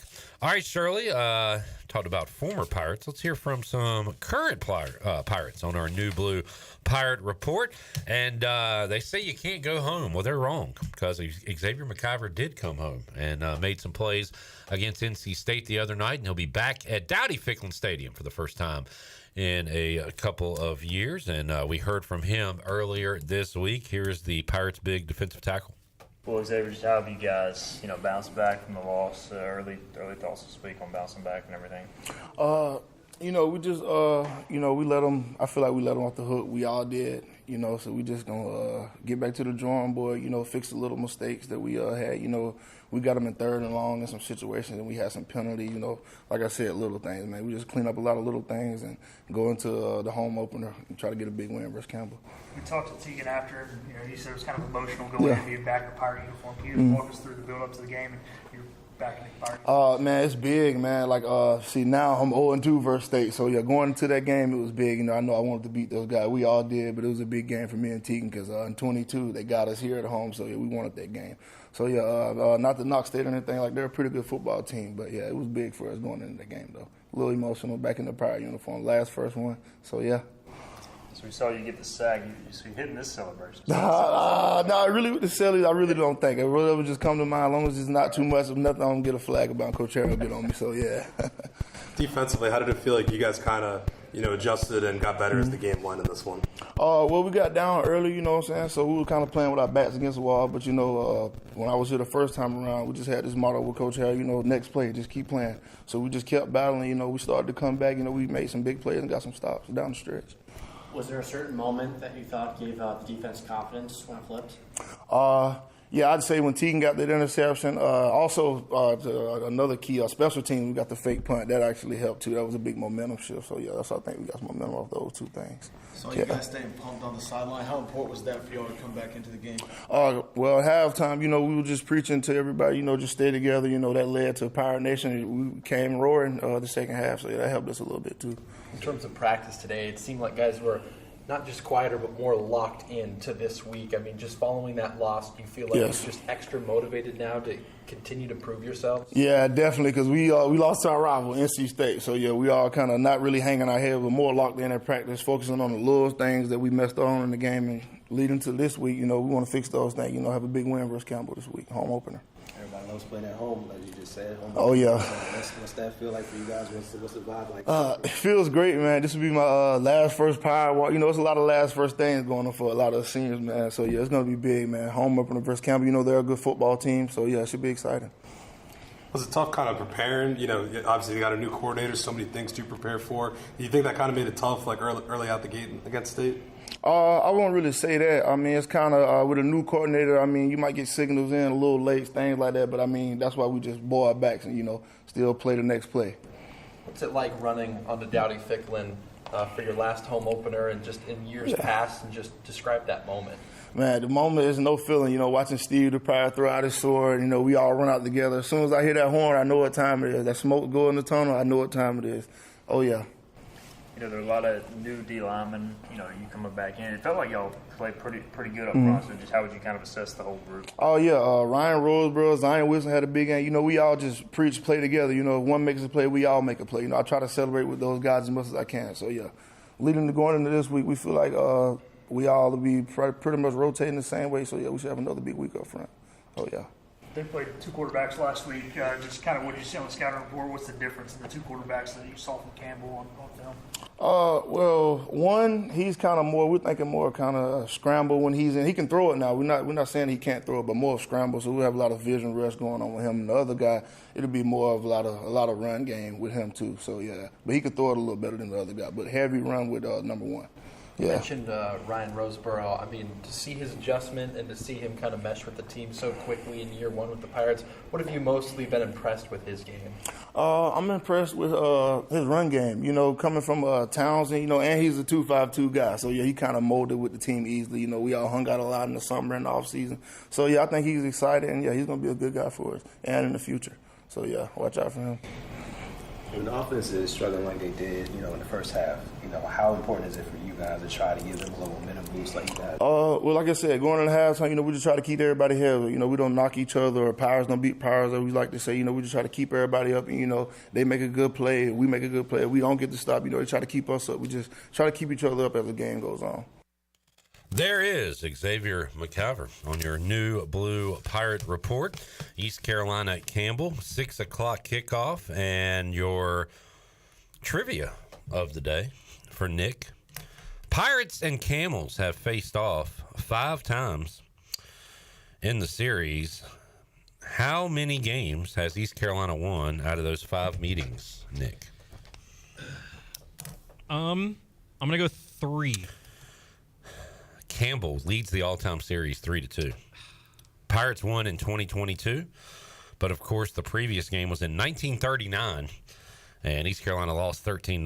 Shutout, poor performance. That was a terrible 5th quarter. I actually remember that. Actually, when did that game? When was the phone invented? We had phones back then, right?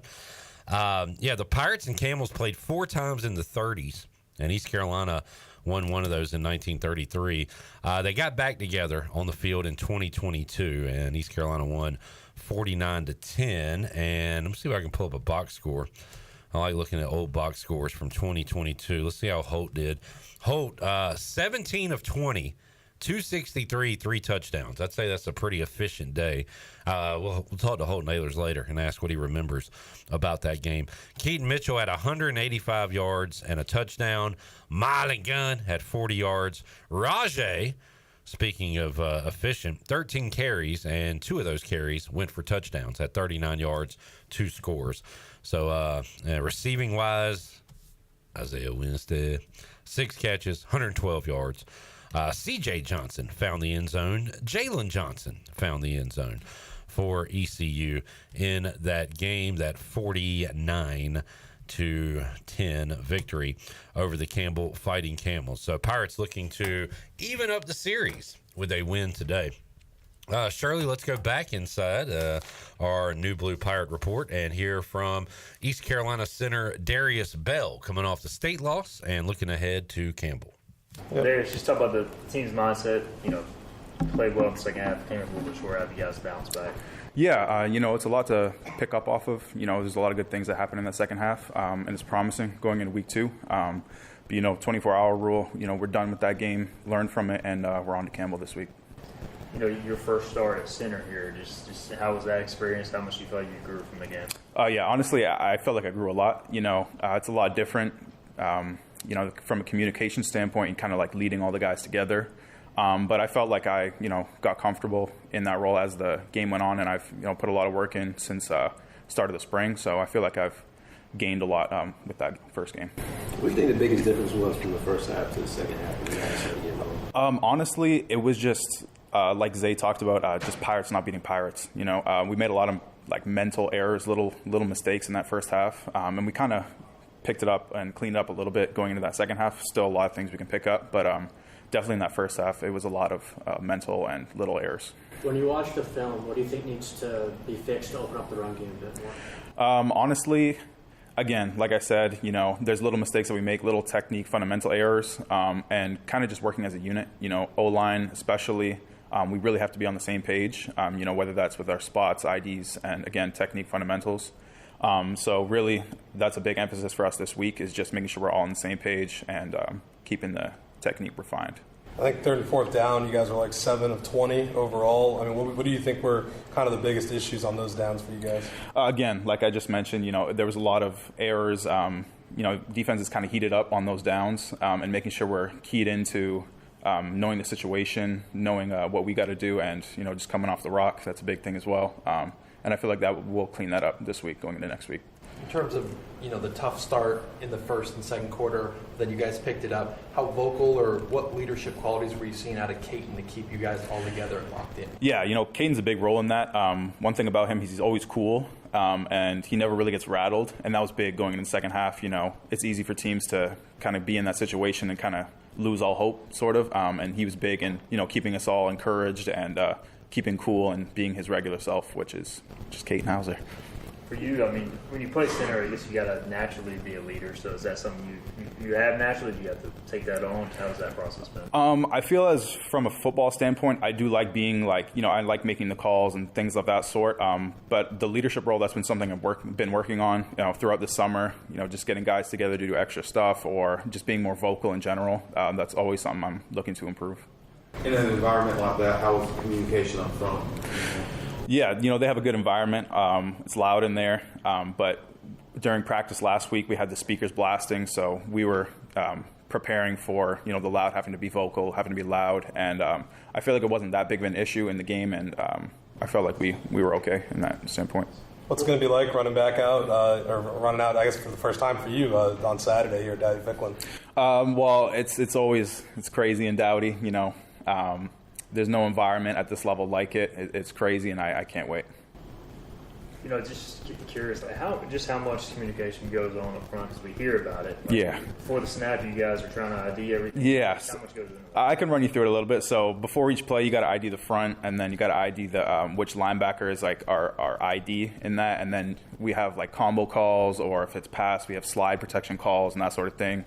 And if we can, you know, if we see if they're bringing certain blitzes, if certain things we recognize, we can call that out to each other, just kind of give an alert and that sort of stuff before play. Obviously, you want to win the football game, but late in the game, you guys were able to break out some longer runs. Yeah. It seems like you guys are doing a better job getting to that second level. Does that give you guys just more motivation and more self-belief going into game two after kind of a shaky start in the run game? Absolutely. It's kind of a teaser, you know. We had wished, obviously, that we'd started that way, but now we see what we can do, and it's just something we can build off of, and definitely something we're excited for going into Campbell.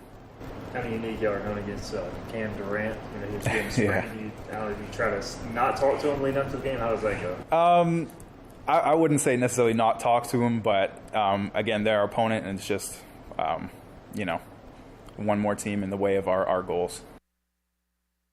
Darius Bell talking to reporters, getting ready for ECU and Campbell, and hoping for a good atmosphere today, hoping for a win next week, and then one of those special Saturdays at Dowdy Ficklen Stadium when BYU comes to town in a couple of weeks, which we'll find out that kickoff time coming up on Monday. So stay tuned to Pirate Radio social medias, and we'll have that kickoff time for you as soon as it's announced. All right, we got a touchdown in Columbia, Missouri, and that touchdown goes to Kansas. They get on the board, tie it, and I believe take the lead on an extra point, 7-6. We got a Navy touchdown and a UAB touchdown on a long catch and run. So UAB going to tie it up at 7 apiece with the PAT. We've got a Baylor touchdown in overtime, 45-38. And SMU will get the ball. Baylor has scored 21 straight points to take a 45-38 lead. No score between Ole Miss and Kentucky early in that game, but Kentucky, actually, that's Ole Miss driving. We got one team wearing blue, one team wearing white and blue. Ole Miss with the road whites with the ball driving right now. What happened in UConn-Syracuse? UConn had 4th and 3 from the Syracuse 4, and a wide receiver dropped the ball in the end zone, so Syracuse will win 27-20. Orange win it in overtime. We got Jamie keeping an eye on Clemson-Troy. He says Clemson's Troy touchdown, 7-0, and then a lightning delay, and we have a Wake Forest delay as well. So we've got some storms in the south. We see a lot of September delay. Oh, we got a touchdown SMU. We'll see if they tie it or go for 2 here to extend the overtime. They have the option of, this over came in rather easily. I was worried about it for a while, and now we've hit 90 points. That is a lovely throw and catch in the end zone. They'll probably review it, but looks like, that is a touchdown. And they will indeed just attempt the tie here. 45-44 the score in Dallas in a wild one, and really a big one for Baylor. They if they lose this, they're 0-2. SMU, if they lose this, they're outside of the top 25. Of course, a playoff team a year ago, so a monster non-conference game here. And good grief, you got a face mask too, as the receiver catches that ball with his face being ripped off his head. They are going to look at this. That, you know what? Slow that down as much as you want. That's a catch. That is a catch. If they overturn this, we have a major review problem in college football. We've got Ole Miss in the red zone looking to score early against Kentucky. And we've got the Kansas Jayhawks up 7-6 on the Missouri Tigers. So following all the action here on the Buccaneer Music Hall scoreboard presented by the Buck. Let's take a break. Get you ready for hour number 3 of the Bud Light pregame tailgate. We'll have another tailgate check-in. See if Jarrett Watkins can give us an update on what's going on. DG, David Glenn, will join us live from Durham. We got Holden Ehlers joining us, and Chris Haymeyer, voice of the Campbell Fighting Camels, with a Campbell X's and O's scouting report. All that and more coming up on the Bud Light pregame tailgate as we roll on. Bud Light. Game days are for pirate traditions and beer. Celebrate the season with an ice cold Bud Light, always easy to drink and easy to enjoy. Bud Light, proudly distributed by Carolina Eagle Distributing since 1989.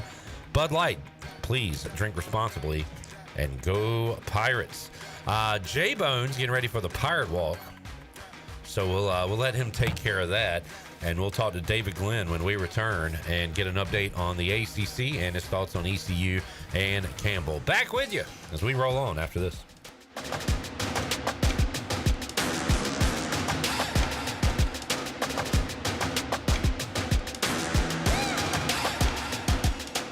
Fall is hands down the best time to be at Fish Street Hardware in downtown Greenville. We've got live music, trivia, singo, karaoke, and more to keep your nights lively. Plus, game days are back and better than ever with home and away tailgate parties as we cheer on the Pirates all season long. Make NFL Sunday your new Sunday fun day with brunch at 10 a.m., games all day, and doors open until 9. We're extending our hours on Fridays and Saturdays, now open until 11 with live music from 8 to 11, including monthly full band shows. Stay connected on Facebook, Instagram, and TikTok at Fish Street Hardware and come see what all the buzz is about this fall at Hardware.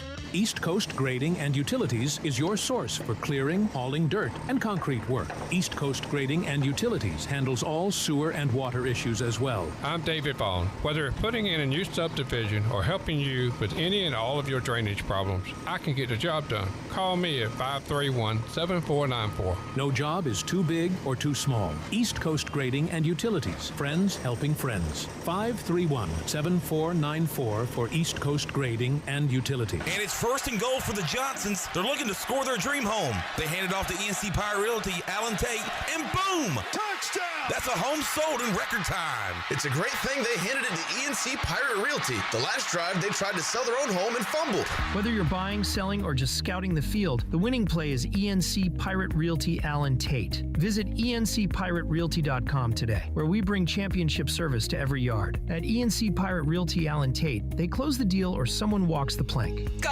Pirates! Now is the time to plan your end-of-year celebrations. The Beaufort Hotel offers a festive and elegant setting to make your holiday party unforgettable. It's the perfect coastal location for gathering colleagues, friends, or family.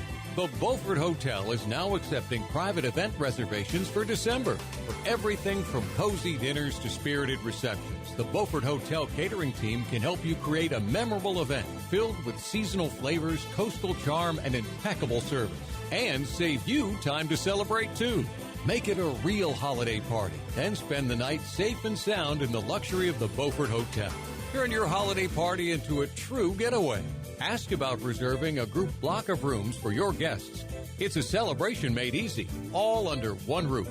Call the Beaufort Hotel at 252-728-3000. That's 252-728-3000. And make your holiday event this year memorable at the Beaufort Hotel.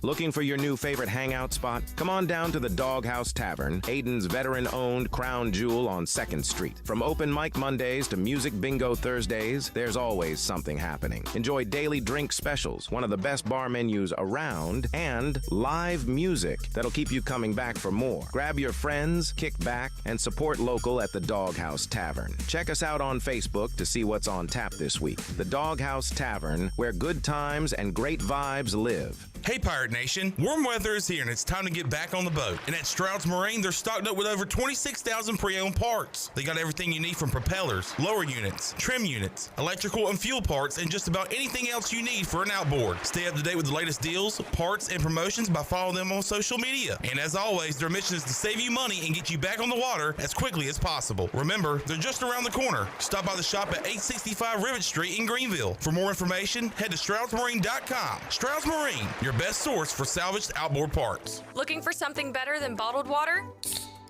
Reach for Chili Water. Pure, ice-cold refreshment straight from the Black Creek Aquifer right here in eastern North Carolina. No plastic bottles, just clean, crisp water in ocean-friendly cans because you deserve better. Made by Carolina Ice Company, 3 generations deep, and named for a local legend who loved fishing, music, and the great outdoors. And now, Chili Water is shipping 12-packs straight to your door. Every can helps protect the water we all love. Chili Water. The good water in your hand. Want to make your day better? You can now order 2 large original crust one-topping pizzas from Papa John's for only $9.99 each. Take advantage of this awesome carry-out special now by logging on to papajohns.com and make today a pizza day for only $9.99 each. Papa John's is the MVP move for game day or any day. Place your order online at papajohns.com and sign up for Papa Rewards and start earning points for your favorite menu items. Go Pirates! This is Pirate Radio, WGHB Farmville, 1250 and 92.7 FM Greenville, WDLX Washington, 930 and 104.1 FM Washington.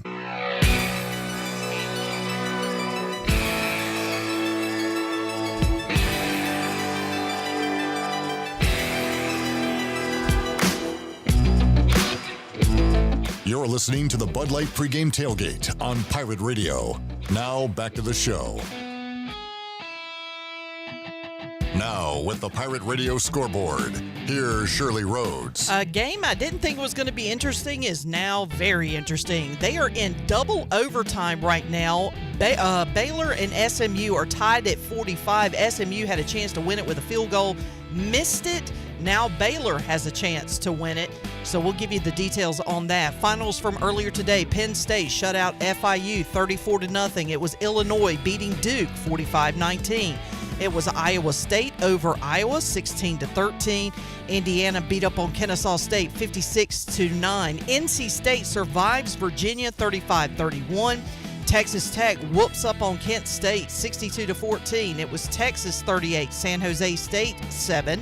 Florida State spanked East Texas A&M 77-3. It was Tennessee over East Tennessee State 10-0 in the first quarter. Clemson has a 7-0 lead over Troy, but they are currently in a delay. Oregon leads Oklahoma State 13-0 in the first quarter. Ohio State has a 7-0 lead over Grambling. And in the CFL, Montreal fell to Hamilton 26-9. Tyler Snead had 2 catches for 18 yards for the Alouettes. Deshaun Amos had a tackle for the Tiger Cats. And that is a look at your Buccaneer Music Hall scoreboard, brought to you by The Buck. Kick off your week on Mondays with sports trivia with Clip Brock, along with Monday Night Football. They have live bands every Friday and Saturday night. Sunday Fun Day is back with jersey giveaways every NFL Sunday. Check them out on social media for their schedules, and we'll see you at The Buck. Now let's head back into the Bud Light Pregame Tailgate. Here is your host, Clip Brock. All right, we got a hot Turner Home Team live line this segment. Shirley called DG in a couple minutes, but right now, joining us from the Pirate Radio Tailgate Zone is Jared Watkins, also known as J-Bone. Jared, how you doing? Doing great. I love that you just get right down to business. I ask a question, you answer it. No fluff. No fluff, no flubs. No flubs. Send it. Jared, what is the atmosphere like at the Pirate Radio Tailgate Zone? It's hot, but everybody's having a good time. Drinks are flowing, grills are smoking. It's going to be a rowdy home opener. How's that sausage? How's the sausage? Yeah. It was absolutely phenomenal, but even better, my guy from Steven Sausage, Sam, talked to him about the Raiders. Got me in a good mood.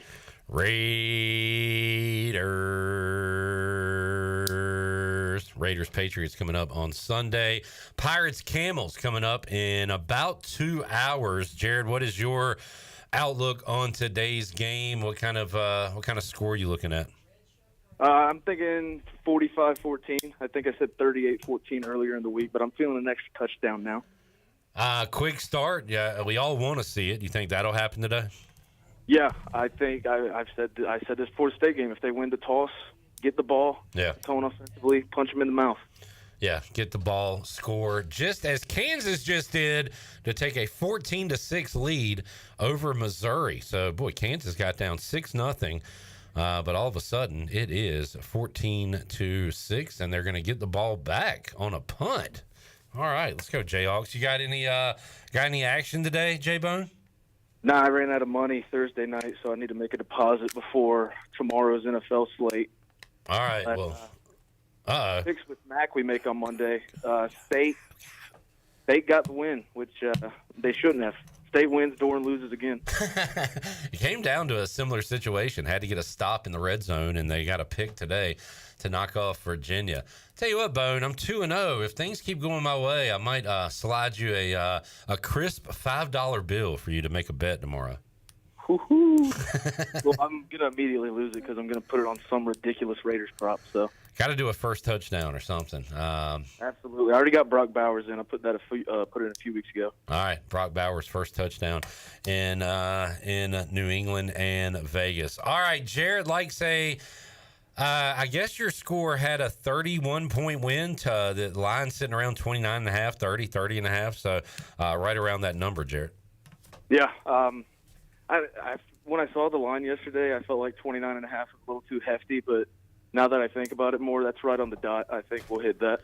All right, what do we got, Studio B? A Baylor overtime win over They SMU? kicked a field goal after SMU's kicker missed 2 field goals. He had a chance to win it in regulation, missed it, had a chance to win it again in double overtime, missed it again.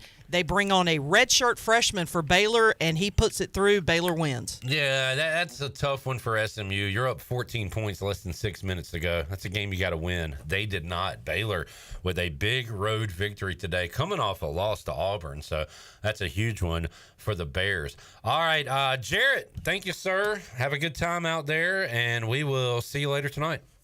Yes, sir. I'll see y'all. All right, there is Jared Watkins, also known as J-Bone, joining us on the Turner Home Team Live Line.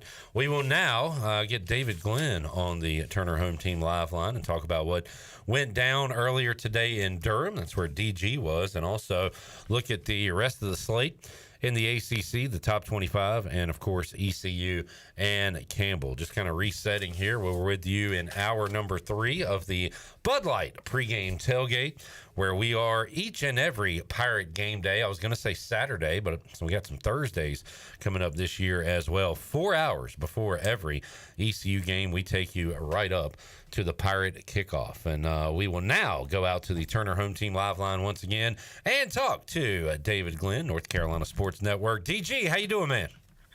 I'm doing great, Clip. Good to be with you as always. Yes, sir. Another great college football Saturday, and man, a big one there in Durham. And we watched that game. Duke hung around and were there and had a chance to cut it to 1 score. They go for 2. They don't get it. And whatever happened at that point, kind of midway through the 3rd and on into the 4th, it was all Illinois after that. 45-19. I mean, again, I wasn't locked into it. We're doing this show live, David, but does that score tell the story of the game? Was it really that lopsided? No, it wasn't. And I wouldn't be sure how to answer that had I not been there myself. But it was a 14-13 game at halftime in favor of an Illinois team that came in with the number 11 ranking in the national polls. And they are good. I actually think Duke is good. But if I had to bottom line it for you, Clip, it is Illinois not only played well, they took great care of the football. Duke did a lot of things right, but turned the ball over 5 times. I mean, if you're sub 5 in the turnover category against just about anybody, you're going to lose. And if it's against a ranked opponent and a good one like Illinois, the gap is going to start to look a little bit ugly. Another one, David, where folks might have turned it off, found another game, grabbed a sandwich, grabbed a beer. SMU's up 14 points, less than 6 minutes left to go, and lose in overtime to Baylor. That's one you got to have, where it felt like, and that was a pretty good game back and forth, but you're up that much in the 4th quarter, you got to close that one out. SMU, some field goal issues at the end of regulation and in overtime, and Baylor coming in 0-1 after a loss to Auburn, gets a big win in Dallas today. Yeah, and that's one of those where if I had to bottom line it, I'd say I would never want to be a kicker because the SMU kicker is a guy named Colin Rogers. And I'm telling you, if you polled the 17 football coaches in the ACC, and said, give me 3 names of a guy you want to kick with the game on the line, a majority would list Colin Rogers somewhere in the top 3. Well, he not only missed 3 of his 4 field goal attempts today, he missed an overtime attempt from, I think it was 38 yards, which you're supposed to make that under 40, right? Yeah. Well, in overtime, that tells Baylor, well, as long as you just, don't lose 10 yards, you only need to kick the field goal to win the game. So I didn't see that entire game, so I'm not sure of everything that happened, but it is shocking to me that one of the best kickers in the ACC just went 1 for 4, including missing a pretty easy one in overtime. And it wasn't blocked. The overtime one I did see. So, man, I just say that's football. And Baylor has a weird, long winning streak over that in-state rival, SMU. It's in double digits. The Mustangs were really pumped about finally ending that because, SMU's ranked. Baylor lost its opener. They really thought they were going to just finally, stop having to listen to the people from Waco, Texas. And instead, it's that crazy comeback and a 48-45 double overtime victory for Baylor over SMU. David Glenn joining us, Turner Home Team Live Line. Stop me if you've heard this, David. NC State's defense on the field, opposing team in the red zone, time winding down, and they get a big stop. This time it came in the form of an interception. Bad decision, bad throw. Virginia had an open guy in the flat, could have picked up a few more yards there and got closer to the end zone. But NC State does it again, 35-31 this time as they knock off the Cavaliers, and 2-0 in very similar end-of-game situations there for the Wolfpack. Yeah, and I don't know if you saw this little detail, but Dave Doran was in his own territory, facing 4th and pretty short. And, 9 times out of 10, somebody would punt the ball. I'd have to look up the number, but I think maybe that they were inside their own 35, let's say. So, typically you'd punt the ball. Instead, there was a timeout, and they sent out a 3rd-string quarterback and essentially ran a wildcat play, and he got a handful of yards, picked up the first down. As you mentioned, UVA did ultimately get the ball back. But Dave Doran playing gunslinger with his decision-making late, that was a shock to me. But I think the bottom line is, as you and your fan base saw, C.J. Bailey's a good quarterback. Hollywood Smothers is a really good running back. And the Wolfpack has several good wide receivers and a great tight end in Justin Jolie. That's a lot of weapons. And they didn't score as much as they had hoped against the Pirates, but putting up 35 against, I think that's Tony Elliott's best UVA team of his 4 years with the Cavaliers. So that's a nice win for the Wolfpack, as you said, in similar fashion as the one we saw on opening night at Carter Finley. DG, first time I'm seeing this score, and it's pretty impressive because you think you beat Alabama at home, you're in for the letdown of all letdowns. And Florida State instead rolled up 77 points today, 77-3 over something called East Texas A&M. So, I mean, maybe this is a good opponent to have after Alabama, but just the fact that they did that, DG, is pretty impressive because you've watched football in all sports long enough to know that hangover, that letdown is a real thing. It is, and I think they're just so energized at FSU after going 2-10 last year and being the laughingstock of college football, and then putting up that impressive home victory against Alabama that surprised a lot of people. But they're also energized by their new offensive coordinator, Gus Malzahn. College football fans remember him as the former Auburn head coach, has had offensive success lots of different places. And rather than last year, where it was DJU, who was not a very mobile quarterback, and when things started going sideways behind a mediocre offensive line, there was just nowhere to turn. Well, Florida State had Tommy Castellanos, the Boston College transfer. He's a better runner than he is a thrower. So it was the opposite of last year in that regard. And then Gus Malzahn, I thought last week, did a great job of just keeping that athletic Alabama defense just kind of off balance. He's really good at misdirection and convincing you the play looks like it's going to go this way, and then it goes back the other way. That's why he's known as an offensive guru. So it worked well enough to beat Alabama, and clearly it worked incredibly well today. 77 points is not a number that we see a lot, so they must have been throwing it well, running it well, and defending it well on top of it. David Glenn joining us. Turner, home team live line, some other finals. We watched the end of Syracuse, UConn. The Orange win in overtime over UConn. Pittsburgh takes care of Central Michigan 1 week ahead of the backyard brawl. 45-17. Pitt and West Virginia go at it next week. Got some storms, I guess, going on. Western Carolina, Wake, and also Troy Clemson have experienced some lightning and weather, DG.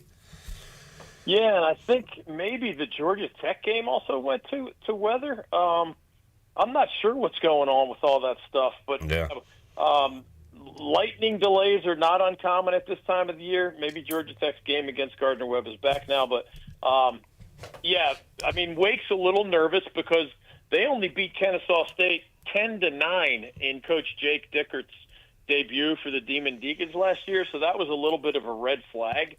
And Western Carolina has been one of those, top 25 style FCS programs under the Catamounts coach Kerwin Bell in recent years. So who knows what will happen when that one resumes. But Wake is not expected to be, in the upper half of the ACC this year. A lot of the teams toward the bottom, including Wake, have more of if you get to a bowl, that's a heck of a first year, more of that mentality. And heck, they might be thinking that in Chapel Hill right now, given the way that TCU game went last week. Man, North Carolina, Charlotte tonight. Our guy, Coach Mac McCarthy, will be on the sidelines in Blacksburg in his maroon and burnt orange, whatever they wear there, in Hokie Land as they take on Vanderbilt. I'm excited about that one, DG. I think that should be a fun one tonight with Vandy and their QB going to Blacksburg. I agree. Virginia Tech was unhappy with its performance in Atlanta. Last year, remember, Kyron Drones did not play all that well as the Hokies quarterback. And offensively as a whole, really, Virginia Tech has been mostly disappointing in the Brent Pry era. So they're looking at Vandy as obviously an SEC opponent, but a chance to put up, a win that would be better than just beating an FCS opponent or a more predictable victim, if you will. So we're going to learn a lot about the Hokies. I think they're the slight favorite in that game, but it's pretty close to a coin flip. And if Virginia Tech's going to get where it wants to go, Brent Pry's been there long enough that this is the kind of home game that they're going to have to win, or that guy's going to have his fan base howling for his head. DG, talk a little Pirates, Campbell. We would have started there, but the Pirates are 4-touchdown favorites today, so we're hoping that the Pirates can get their first win of the year and have a fun showing at Dowdy-Ficklin Stadium. It has not always been that way against FCS opponents for ECU. We know about James Madison before they turned FBS. We certainly remember North Carolina A&T, but this one doesn't feel like one of those. Pirates look good after a very slow start against NC State, and the expectation, David, is a quicker start today and maybe some offensive fireworks for ECU. Yeah, I would be surprised if the Pirates don't deliver in the home opener along those lines you just described. It was eye-opening to me, Clip, that Campbell went up north and played one of the top 10 teams in the rankings in the FCS. Yeah. And they did keep it close. I mean, that was only a 10 or 11-point loss in the end for the Camels. So maybe they're a little better at the FCS level than I thought they would be. But, yeah, the Pirates did a lot. I was at that game at Carter Finley when the Pirates played NC State, of course, and I thought they did an incredible job after that brutal start that you described of believing and hanging in there and hanging around and putting up 10 points in the fourth quarter and giving themselves a chance at the end after there was a while for obviously when you're behind, 17-7 at the half, I guess. That can be frustrating, but there was a time where the Wolfpack just seemed to be getting the best of the line of scrimmage, especially ECU had a real trouble running the ball, and that could be really disheartening on the road. And they just hung in there. They leaned on Caton Hauser. Their defense got better eventually. They bent but didn't break, so to speak, and there they were with a chance to win late. So credit to them, even in defeat in the opener. I do think if they're as good a team as we think they can be, I do think they'll put a whooping on Campbell today. But I don't think it's going to be a Florida State, East Texas A&M type whooping. David, real quick, we've talked about your Philly fandom a little bit before, especially with the baseball Phillies, but the Birds get the season off to the start the other night and look, if we can go into week 1 and Dallas is already 0-1, I'll take that every single year. My Commanders trying to keep pace with the Eagles when they take on the Giants Sunday, but man, we've got we kind of ease into it with high school football and then college football, and now we got it all with the NFL coming up on Sunday. It's going to be fun. Yeah, it was fun on Thursday. Speaking of lightning delays, the Eagles went through one of them. Yeah. My wife actually asked me if I was going to watch the end of it. I'm like, I'm not 90 years old. I can stay up past midnight to watch my childhood favorite team or whenever that game ended, but it was a good one, obviously, and I'm always in the Go Birds category. But I'm even a little intrigued by our own state's team. I don't think they're going to be great. But a year ago at this time, the Carolina Panthers were being described as probably the worst NFL team in the league. And they basically turned out to be, if not the worst, one of the worst. So those predictions came true. I think they're better than that. I don't think they're playoff better. Yeah. But they're just more intriguing, and I just think that makes it more fun for our whole state. I'm in love with college football, as you know, and I'm never going to get tired of it. But it would just make NFL season a little more interesting if the Panthers weren't quite as bad as they have been for most of the last half dozen years at this point. David Glenn joining us. Man, love talking football with DG. And David, folks still miss the David Glenn show on the radio around these parts. People still bring that up. We miss our free-for-all Fridays and all the fun stuff. But man, still a lot of content coming from DG. So how can folks follow you and everything you've got going on? Yeah, if you haven't subscribed to our YouTube channel yet, please do. We're closing on 40,000 YouTube subscribers. It is free to do that, and every time people subscribe, it really helps our new enterprise. So we thank them. It's our social handle, including YouTube, is at the NC Sports Net. And if you want to visit our website, it's a little different, ncsportsnetwork.com. But we launched the North Carolina Sports Network a little bit more than 2 years ago.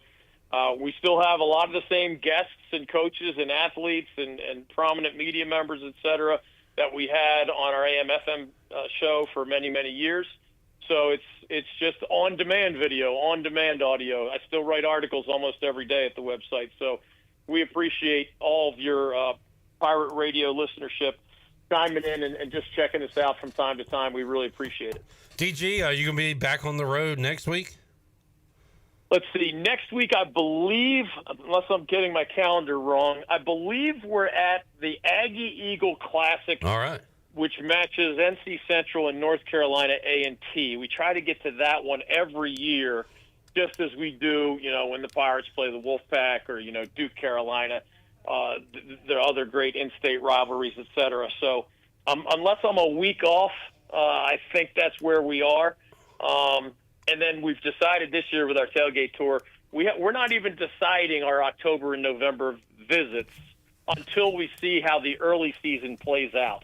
And I like that flexibility. It's almost flexible. All right, flex scheduling. I like that. We're flexing the tailgate tour, I guess. So I'll keep you in the loop, of course, about our plans for Greenville.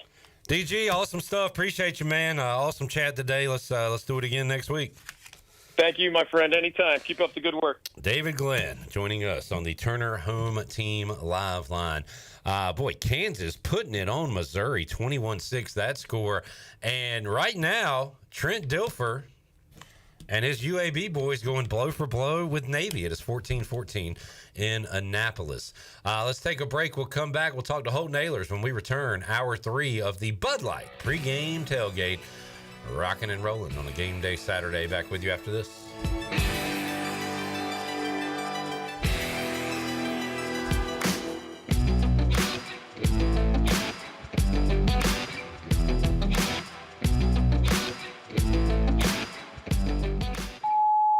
Hey, bro, weirdest thing is happening at the game. This guy sitting next to me says, "You're our good luck charm. Every time I crack a Bud Light, we score a touchdown." Now his entire family wants to buy me Bud Lights. I think I'm some kind of a football prophet. Talk soon. The team needs me. Anything for Bud Light, the official beer sponsor of the NFL. Stock up today. Enjoy responsibly. Copyright 2025 Anheuser-Busch Bud Light Beer, St. Louis, Missouri. Saturdays are your day to kick back, relax, and have fun. That's why Altavola Market Cafe is the perfect place to go for dinner, drinks, and takeout. Altavola is open every Saturday at 4 p.m. on the bar side, serving a special selection of menu favorites of appetizers, pastas, and specialty pizzas. Whether it's dine-in, takeout, or drinks with friends, Altavola is the best choice every Saturday starting at 4 o'clock. Visit AltavolaMarket.com to see what's new, and visit Altavola on Red Banks Road every Saturday starting at 4. Pirates supporting Pirates.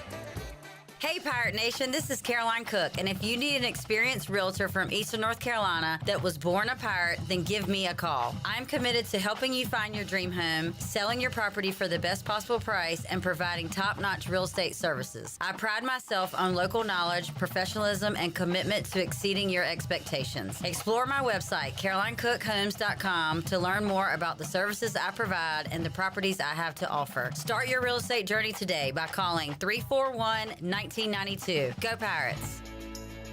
Every team knows that the two-point play can be a winning move. That's why I'm here. State Farm agent Timothy Sawyer and my team are here to help you go for two by combining your home and auto insurance. It's a great call that saves you time and money. So go for the win and score some savings by combining your home and auto. It's just another way we're here to help life go right. Call me, Timothy Sawyer, at 493-0002 today. Beauty Bar Medi Spa offers non-surgical aesthetics. Our expert team of licensed professionals is dedicated to offering personalized solutions giving you stunning natural-looking results. Fall into beauty with our biggest sale of the year starting September 15th. Enjoy exclusive savings and products including Botox, Xeomin, dermal fillers, laser treatments, hydrofacials, and more. Don't miss out on this incredible sale. September 15th through September 26th. Beauty Bar Medi Spa is located on 1021 Red Banks Road. For more information on all of our services, visit beautybarmedispa.com. Fall into beauty and mark your calendars. Go Pirates! Meet the Kawasaki Nav, our first ever personal transportation vehicle designed for cruising the good life. The Kawasaki Nav 4E puts the fun in functional with a premium, sporty design and comfort for the whole family. Fully electric and loaded with storage, modern tech, and more. The Kawasaki Nav won't just wow you, it'll wow the neighbors. Be the first to nav the neighborhood. Ron Ayers Motorsports, Highway 11, north of the airport in Greenville. Russell's is a full-service clothing store for both men and women. Family-owned and operated in historic downtown Washington for 41 years. This is Rhonda from Russell's, and we visit the country's largest markets to bring you quality clothing at affordable prices. From the finest in men's suits, sports coats, and accessories to fashionable dresses, tops, and jewelry for the women. Our attention to every detail means personal service and in-house alterations. Give Russell's a try. You, our pirate friends and customers at Russell's Clothing in downtown Washington. Go Pirates! Washington's favorite place to eat and where all the locals go is down on Main Street. Down on Main Street is now open 7 days a week. Stop by for the house salad with grilled chicken, the half club sandwich with chips, or everyone's favorite, the fried shrimp plate. After work, Down on Main Street is the perfect spot for dinner and drinks on the patio. Join Down on Main every Wednesday for half-price wings from 4 p.m. to close. Down on Main Street in historic downtown Washington. Go Pirates! This is John David Baker, offense coordinator for the ECU Pirates, and you're listening to Pirate Radio, the voice of the Pirate Nation.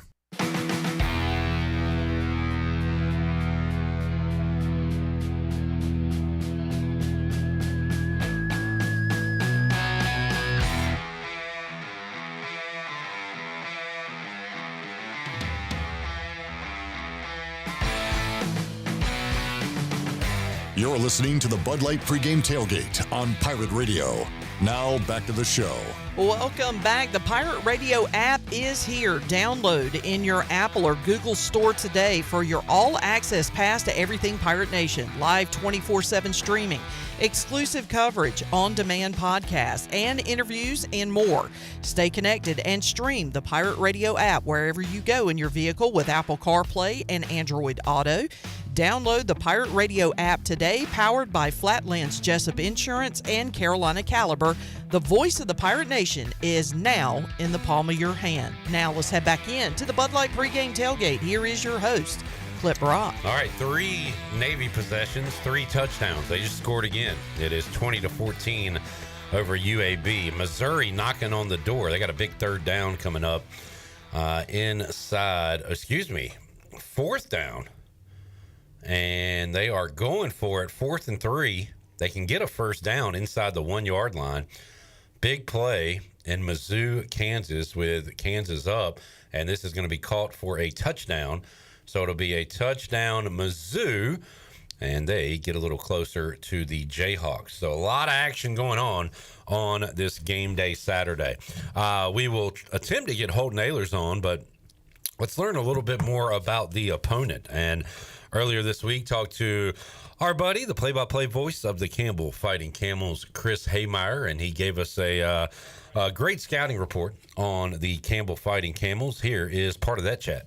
He is the voice of the Campbell Fighting Camels. He actually has a really cool title that pays him all the dollars. But for me, being the play-by-play voice of a school is like the biggest position. Jeff Charles and Woody Durham and Gary Hahn and Bob Harris, I pretty much thought those guys ran the school anyway. So I'm talking to Chris Haymeyer, the play-by-play voice today. How you doing, Chris? Man, I'm great, Clip. I am nowhere near the caliber of play-by-play guy that those great names that you said. But as you know, our good friend Jeff Charles, whenever we play ECU, a lot of stuff comes up, and especially over the last couple of years and him not being here. Man, if it wasn't for him, he was one of my references. And when I told him that I applied to Campbell University to get this job that was just play-by-play at the time, he made a call and got my resume to the top of the list. So I think of him every time I go on air, and of course, when we go to purple and gold country as well. Jeff steered me to Pirate Radio. So like he knows where each person should go. He knew this would be my peak. He had higher aspirations for you, Chris, but no, Jeff Charles, actually, as we record this was his normal time to chat with me on Wednesdays every day. So yeah, we miss him, man. He's always up in our studio, bobblehead on the table. So think about him every day, man. He's an all-timer. But Chris, he would be fired up to call an ECU Campbell game this week. And let's go ahead and get to some guys to watch for the Camels. How about the quarterback and his weapons, Chris? Who are some names and numbers to watch out for Pirate fans this Saturday? Well, it's one of the greatest names in all of football this year, FCS or FBS. Campbell's starting quarterback is a young man by the name of Cam Sixkiller, and he wears number 6. He was a starter at McNeese State. He ended up transferring here. He is a big weapon. Some people will remember at the end of last year, Campbell had a pretty good quarterback as well, thrust into the starting role because of injury. He played the last third of the season. His name was Mike Chandler II. A Lamar transfer, a great dual threat quarterback. He's still very much in the mix here for Campbell. He didn't win the job coming out of camp, and mainly the reason was, Clip, because Cam Sixkiller was pretty good back there, a little bit more accurate, but they wanted to use Mike Chandler II on the field at the same time. So Chandler played about 40 snaps in Campbell's opener, a loss against top 10 ranked Rhode Island. He was in the slot. He was at the X. He was in the running back position. He was in motion. He was taking sweeps. And then he went into the Wildcat for a couple times and scored a touchdown out of the Wildcat. So Campbell has a very unique thing going with them on purpose, is they have 2 really good quarterbacks and the one that's out there pretty much all the time doing a little bit of everything. So those are 2 big weapons, and a big weapon that a name that Eastern North Carolina fans will remember is Rocky Mount's own, from Northern Nash High School, Randall King. King is a 6'2 receiver. He's a sophomore. He ended up being Campbell's really good number 2 receiver last year. He's the number 1 receiver this year. He could be playing Division I basketball somewhere. He was that good of a basketball player, made all-star teams, all-district teams as well. So it's fun. Campbell definitely has some weapons on offense, a little banged up at running back, but they have some guys that can get it offensively, and also at receiver, a guy that's a new name, Spencer Jones, a transfer from Duke, who's a junior, had 5 catches last week as well. Chris, I think the Pirates will try to get the run game going this week because it did not work against NC State. Caden Hauser did have over 360 passing yards, so I think they'll try to put that on display as well. But how about, Pirates run game, O-line versus Campbell's D-line? Is that, anytime you play FBS versus FCS, that's something that the FCS side has to worry about, the lines? Yeah, that's going to be big, and it's so hard to compare, but there are some positives for Campbell. The defense was retooled this past year. It was one of Campbell's weak points last year in year one. They got a lot of personnel. They got a lot of guys that have a lot more experience, but they did pretty darn well against Rhode Island. A lot of people who, of course, are not FCS fans don't know much about Rhode Island, but they are a football-only member of the CAA. They're ranked in the top 10 this year. Co-champions of the CAA last year, won an FCS playoff games. They are picked to win the league this year. They have 5 dudes on the offensive line that are either seniors or grad seniors or 6-year guys, and literally one of the most experienced lines as far as starts go in all of FCS and probably a lot of FBS as well. And Campbell was able to limit Rhode Island, who loves to run, to just 109 yards rushing. So, again, much different. We're talking about much different guys. If it's a really good FCS line, a really good FBS line, that is a lot different, and Campbell knows that. But we'll see how they can do against the Pirates, especially, as you mentioned, a Pirate team that wants to establish that run. Chris, I'm sure we'll see a decent amount of orange in the stands coming up Saturday, 6 o'clock, as Campbell does travel well here in baseball and hoops and all the sports that they play against East Carolina. I look at the schedule and say, okay, NC State still looming on October 4th. But, Chris, how about when it comes to league and conference, what are the biggest games you're looking at down the road for Campbell that say, hey, if you win this one, you got a shot to do something this year?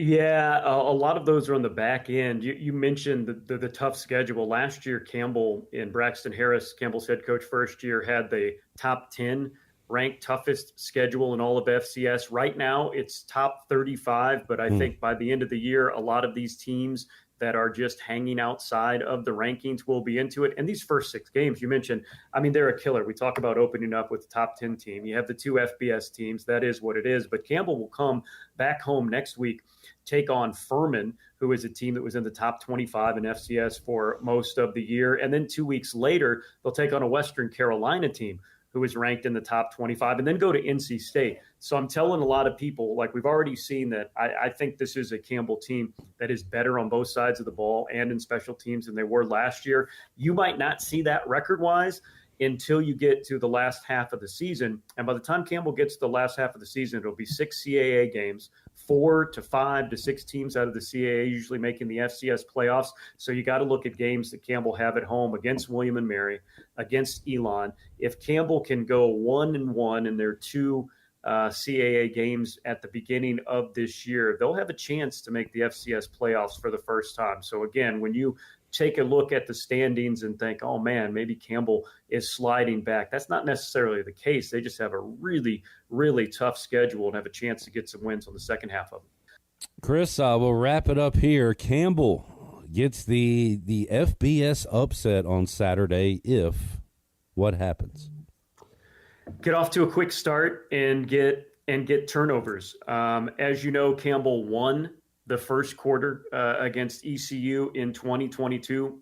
There are still some guys around from that team. Again, when you have guys on your team that from the transfer portal working the other way, a lot of guys that have began their career in P4 and FBS teams, they're not going to be terribly intimidated by the environment there. So you get off to a quick start, you have something to prove. And again, Campbell has a lot of playmakers up there. I think they're going to have to score a lot. I think it'll be a shootout, as those usually are if an FCS team can upset an FBS team. But those are the ingredients. But always remember, too, Campbell wins when that ball is kicked off and that check is cashed just outside the stadium. We have somebody that runs it to the local, I don't know who bank sponsors you, but we'll go there.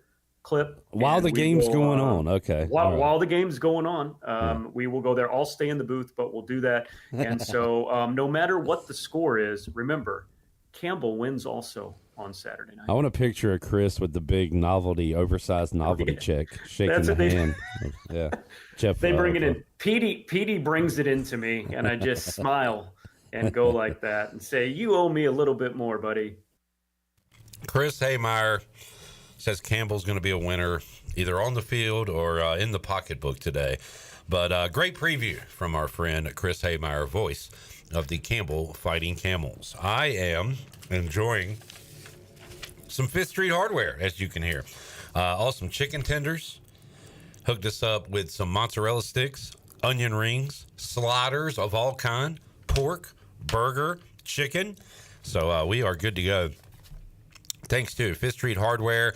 Make it a point to visit Fifth Street Hardware next time you are in downtown Greenville. Great food, great company at Fifth Street Hardware and Tap Room. Let's take a break. When we return, Holton Ahlers joins us. We'll get his thoughts on this one, other action in college football, his memories of taking on Campbell, which would have been 3 years ago. Got that on the way as we roll on hour 3, Bud Light Pre-Game Tailgate. Back with you after this.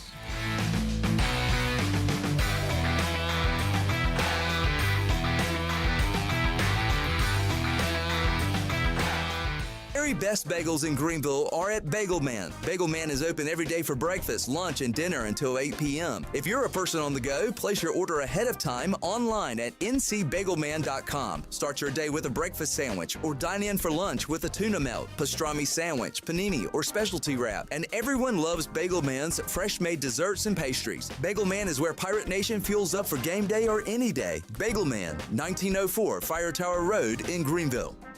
Miss Shirley, play my dad's commercial now. Okay, Lincoln, you got it. Looking for the best ride on four wheels? I'm Brian Harris with 360 Golf Carts in Greenville. From parts to sales to service, we've got you covered with E-Z-Go, Club Car, and rugged utility carts ready to roll. Locally owned and operated, we'll even deliver right to you. Come see me on Highway 43, just past D.H. Conley High School, or visit 360golfcarts.com. 360 Golf Carts, pirates supporting pirates. Arr! Hey Pirate Nation, this is proud ECU graduate and former baseball player Brandon Manning inviting you to join my team at Farm Bureau Insurance. Right now is a good time to review your coverage with a local trusted agent like me. I will make myself available before or after business hours, and my clients always have my cell phone number if they need anything. From home, auto, or life, give me a call today and let's talk about your insurance coverage and about the Pirates. Call 531-1812 and go Pirates! The convenience of Pitt Greenville Airport is waiting just outside your front door. Service is back, so you're connected to destinations worldwide through flights from American Airlines. Plan your next trip. Book your flights today at flypgv.com or aa.com. Good news, business travelers. PGV and American Airlines has added a new early morning flight available now. Book today at aa.com and be on time for that connection in Charlotte. Fast, convenient, and close to home, PGV has American flights perfect for your next trip. PGV, where the Pirates fly.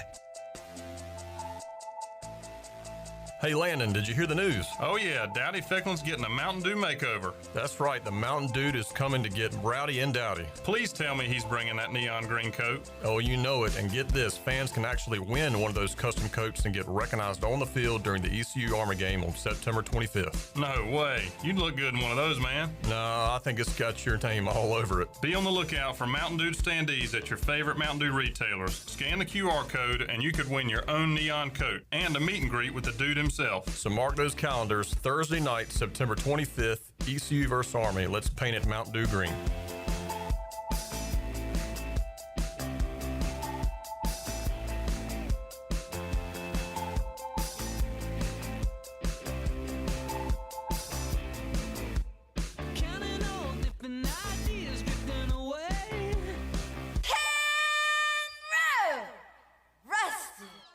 It's time to shack things up at Burrito Shack. Whether you're craving bold burritos, tasty tacos, or crispy nachos, they got the flavor you're looking for. Made from scratch, chef-inspired, fresh Mex cuisine, served up with a side of laid-back beach vibes. Fast, fresh, and totally delicious, Burrito Shack is where flavor meets the coast. Located in the Lowe's Food Shopping Center in Winterville. Quick, crafted, coastal. Burrito Shack. Eastern North Carolina's newest concert destination is here. It's Carolina Crossroads Amphitheater, a brand new state-of-the-art outdoor amphitheater with room for 30,000 fans. Reserve your seat or grab a spot on the lawn and enjoy food trucks, vendors, cold beer, and cocktails all night long. It's just a short drive away right off I-95 in Roanoke Rapids. On September 13th, legendary country music group Alabama takes the stage. Tickets are on sale now at CarolinaCrossroadsAmp.com. This is Lane Hoover, and you're listening to Pirate Radio, the voice of the Pirate Nation.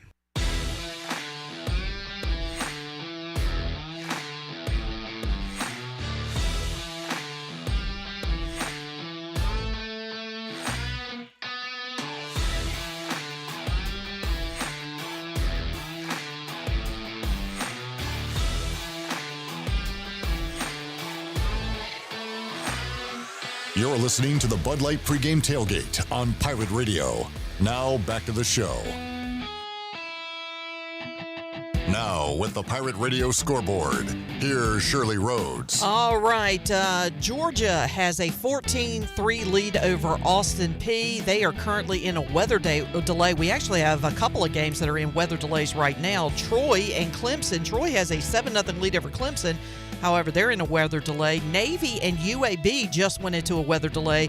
Navy leading that game 21-14. Tennessee has a 34-0 lead over East Tennessee State in the second quarter. Colorado leads Delaware 10-0. It's Ohio State 28, Grambling 0 in the second quarter.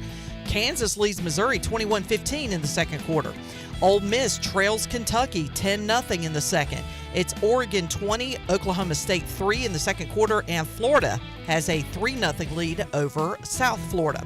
And that is a look at your Buccaneer Music Hall scoreboard, brought to you by The Buck. You can kick off your week on Mondays with sports trivia with our very own Clip Rock. Plus, you can catch Monday Night Football there as well. They have live bands every Friday and Saturday night. And Sunday Fun Day is back with jersey giveaways every NFL Sunday. And you can check out The Buck on social media for the latest schedules.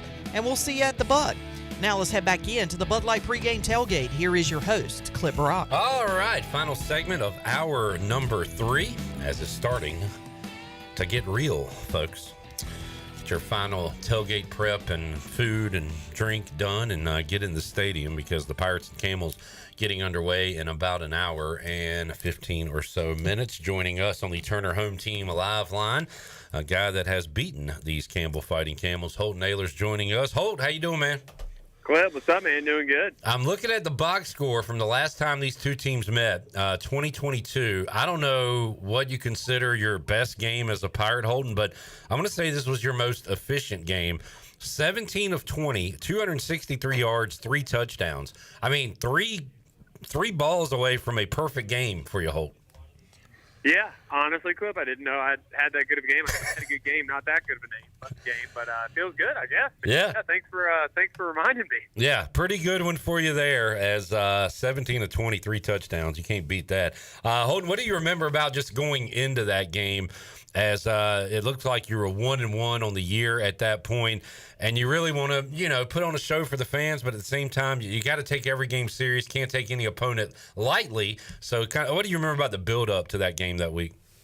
Yeah, to be honest with you, Clip, that was my senior year, and it was a very big game for me because it was a confidence booster with my shoulder all messed up. I mean, I broke my shoulder, tore my shoulder 2 games before, and I really didn't have any confidence before that. So, I mean, that was kind of the game where I was like, okay, can I even be myself ever again this year, or do I need to take a medical red shirt before it's too late? And obviously played well that game, so I decided to finish out the year. But, yeah, I was honestly a very big game. I know it didn't kind of seem like that going into it, but there was conversations behind the scenes like, all right, let's see how this game goes, see how you feel, and then make a decision from there. And I think you hit on something there, Hole. We all, and the talking heads like myself, say, all right, what's the motivation for a game like this? Well, it's a home opener and you're 0-1, so you've got that, but there's individual motivation for all these guys. I mean, Petaway doesn't want to have another negative on the box score. Mike Wright wants to make some plays on the field today. Marlon Gunn wants to do a dance because he told me yesterday, Holden, he wasn't sure if they called a touchdown in Raleigh, so that's why he didn't do a dance. He didn't want to look stupid if they called him down to the 1 or something. So everybody's got their little individual motivations along with the team goals too. Yeah, I mean, look, Greenville's a special place. ECU's a special place, and it's the first time to go in Dowdy. And for these new guys to feel what Dowdy is, to feel what Greenville is, and they've kind of felt it in the offseason and heard about it. But, this is their first time to go out there and really show Greenville and Pirate Nation who they are and who these new guys are. And then for Caden Hauser and these other guys who have played in front of an audience before, Caden Hauser had a good game last week. It's time for him to go out there and show that he is the guy that everyone believes he is. And to live up to the hype, I certainly think he's a great quarterback, probably the best in the conference. I'd take him over anyone. And games like this for him, just go out there. Look, we scored 17 points last game, and we got to go out there as an offense to start hot and continue to stay hot. So I'd expect, some deep balls early, just taking shots and getting these guys in rhythm and getting our offense kind of ready for the next couple big games we have. That was going to be my next question, Holt. A lot of running to start the game last week, and fans, a lot of moaning and groaning from Pirate fans. Do you think they come out today and throw the ball, or they got to get some confidence in this running game? Campbell seems like a good opponent to do that. Do we see more of the same from ECU out of the gate? It's a mix from both. You definitely got to get the run game going. You got to get confidence in that to go into these Coastal, BYU, and then conference play games. But at the same time, your best player, in my opinion, is the quarterback position. You got to get them rolling. And you're scoring 17 points. That isn't enough to win games. Now, look, an ACC opponent, away, I understand it's hard to score. We only scored, I think, 20 or 21 my senior year, and I've been there 5 years at that point. So I'm not saying that, but I'm saying if you want to make a run at this thing and at the conference, your quarterback's got to be playing the best. And to get him playing the best, you got to take these games and get him and these new receivers in rhythm. So I would take the time to do that, and at the same time later in the game, when it is time, when you have a lead, to get this run game going. Speaking of confidence, Holton, that defense has got to feel pretty good about themselves, giving up 24 to NC State. We say it a lot. You give up 24 in a college football game in 2025, you feel pretty good about winning that game. So this is another chance, Holton, for them to gain even more confidence going into Coastal, going into BYU. 100%, man. I mean, look, come into it, we have a turnover. We're averaging at least one turnover a game right now on defense. Maybe get a couple this game, but yes, yeah. I mean, look, everyone was talking about the offense going in, and everyone leaving that game talking about the defense. So let's let the defense be the storyline. Let's let the defense go out there, get turnovers. If you get turnovers with our offensive coordinator and our quarterback, we're going to be pretty well off. I feel really confident about our offense. If our defense is rolling, we're going to be a really good team this year. Holt, you got any non-ECU Campbell action going tonight? I do. So we posted on the Holt Ayler Show. I literally follow every single one of Caden, Jackson, and mine best. So, yeah, check it out. Right. I literally have a lot because I'm following them, too, even though Jack is not very good at sports betting. McCade's pretty good, so we follow him as well. All right, we'll check that out. Holton Ayler Show. Holton, enjoy the game, man, and we'll see you, Caden, and crew at the after the game on the fifth quarter. Hey, can't wait, Cliff. Hope we have some good things to talk about. Yes, sir, and hope it's a quick, easy one. There is Holton Ayler joining us on the Turner Home Team Live line. And, we will see Holt and Caden after the game. Turner Home Team ready to buy your house right now, as is. Give them a call, 525-4780, and they can provide you with a fast cash offer for your house today. I was looking at some numbers on that UB stat sheet from the previous meeting between Campbell and East Carolina. And again, a very, very efficient day for Holton Aylers. Look at the stat sheet from last week going into this week. The main thing I want to see is those rushing numbers go up. I need to see more big gains from London Montgomery.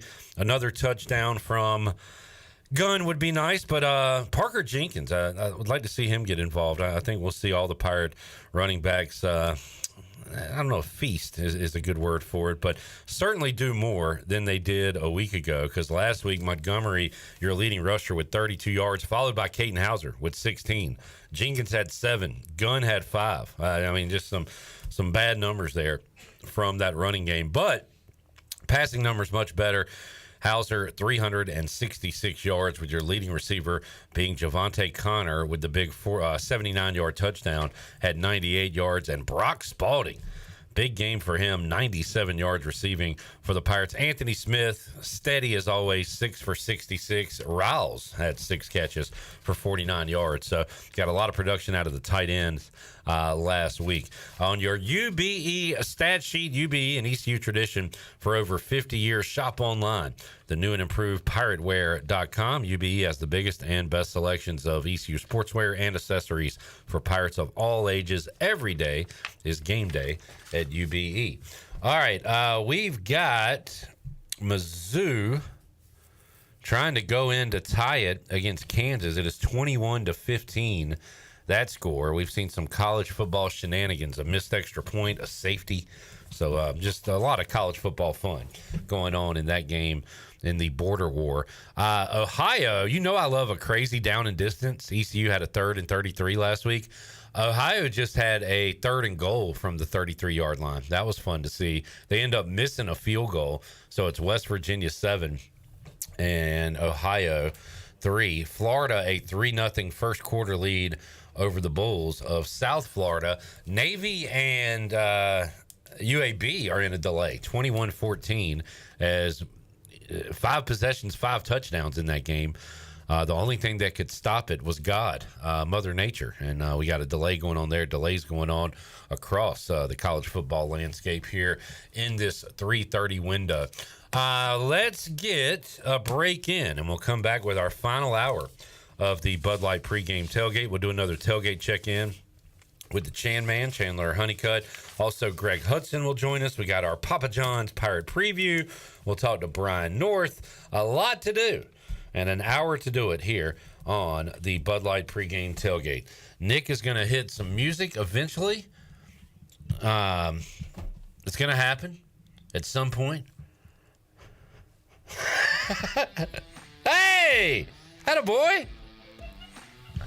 We got Nick on the audio. He looks like the quarterback that goes in for an injured quarterback and doesn't know what to do and calls timeout. But he got it done. Moved Avery over to video. Now Shirley back in the quarterback chair. Shirley had to leave the game, so Nick had to come in for one play. And he ran it well. Good job, Nick. Took him a little while. It took him a minute. Almost but had to delay a game. Yeah, I had to step out for a minute. We got her done. Let's take our break. We'll come back and be back with you final hour on the way after this.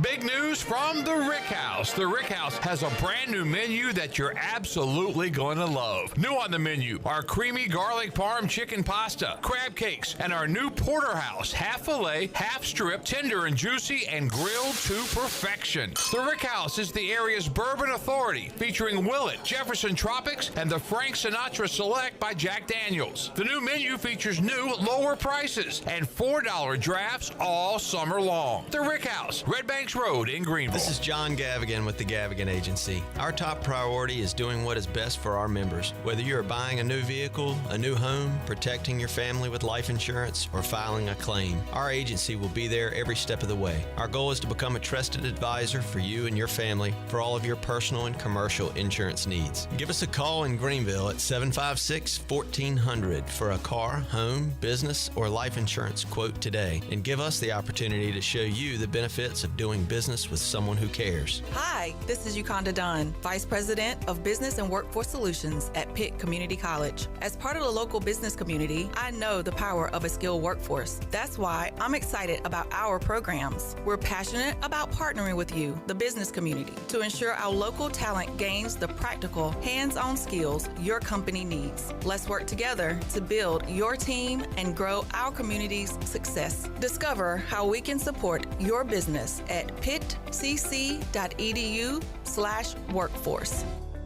You've worked hard to make your business successful, and that's why it's really important to always have a bank that's in your corner when you need them. This is Chris Richards from First Bank, and our experienced team of local bankers includes Lee Watson, Ashley Capps, Josh Hooten, and Heath Nisbet. To get the business services that are right for your business, come and see one of our experienced team members at First Bank on Arlington Boulevard in Greenville. First Bank, together with our customers, we're creating a world where individuals and communities thrive. Member FDIC.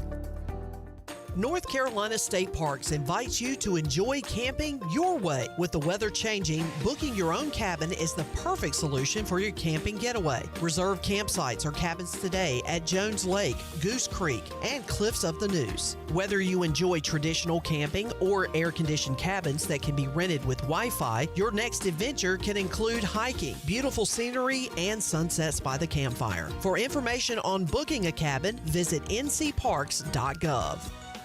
Do you have any real estate questions about buying or selling residential or commercial properties? Are you curious about this current real estate market? Do you need a property manager for all your rental houses? This is proud ECU alum Scott Harris with Harris Real Estate Group, and I would love to help answer every question you have and show you a real estate experience that will be memorable and enjoyable. Every step of the way, I'm here to make your dreams a stress-free reality. Call me today at 347-1857. That's 347-1857. Go Pirates!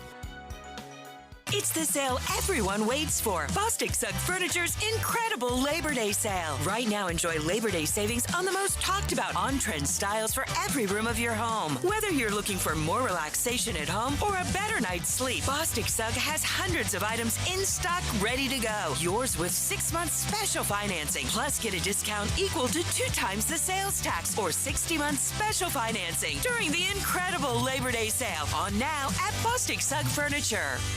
It's bow time. Sure, you've had a sausage biscuit before, but have you had the smoked sausage biscuit from Bojangles? Well, now is your chance. Juicy, slow-cooked smoked sausage is grilled to perfection and served on a fluffy, made-from-scratch buttermilk biscuit.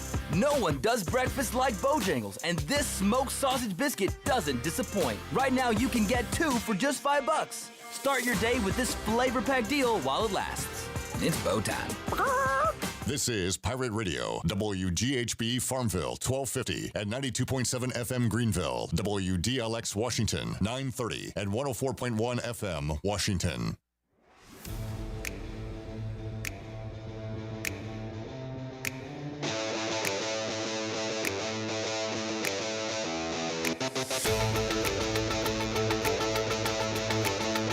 You're listening to the Bud Light Pregame Tailgate on Pirate Radio.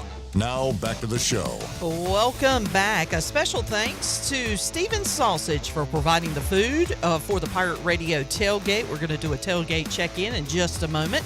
Steven Sausage is a family-owned business that has been serving Eastern North Carolina with high-quality meat products since 1948.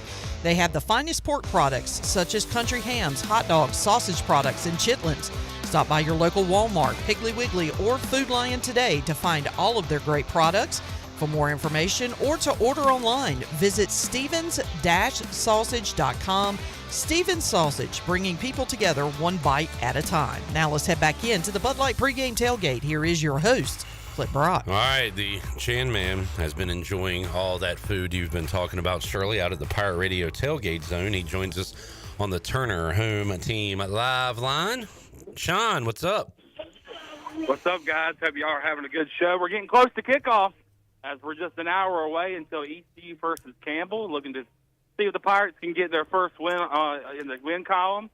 And, man, actually right now, everybody knows Kenny Curlins, and he puts on a great tailgate just like we do at Pirate Radio. But I just want y'all to listen in on this right here. Hey, Pirate Radio.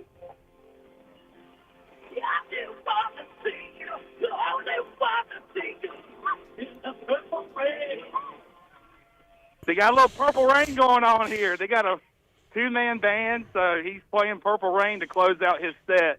So since the last time I talked to you, a lot of people have shown up. A lot of people have been enjoying Steven Sausage. Been enjoying some Carolina Eagle Distributing, Bud Light, Michelob Ultra, then also Pepsi and Mountain Dew, thanks to our friends, the Minji's boys at Minji's Bowling Group. So it's a fun time. It's a big pirate party as we get close to kickoff. Saw a couple of Hall of Famers hanging out, Kurt Kraft and Brian Bailey. Any other celebrity sightings today, John? Absolutely. I don't know if you guys know this guy, this Mr. 1%, Mr. My Guy, the guy that stabbed NC State fans in the heart with a knife with an 86-yard touchdown run. Rajee Harris was at the tailgate lot, and it was weird seeing him here because he's actually getting ready to watch him play in Dowdy Ficklin. So he's here with his significant other and his kids, and they're having a great time. And but yeah, Kurt Kraft's here. He's having a good time. I don't know if y'all saw the picture on our socials, but he's literally got a bottle of Fireball, like a handle of Fireball, and then he has pasted on it a picture of him when he was the coach at Nevada, and it says Hall of Famer. Yeah, one of the more modest people you'll ever meet, Kurt Kraft. Kurt Kraft loves some Kurt Kraft. Hey, you know what? We do too. We do too. Absolutely, I do too. All right, Sean. Final prediction for what we're going to see tonight at Dowdy-Ficklin Stadium. I'm going to go. I think this has been like a common score, but I'm going to go around like 48-14.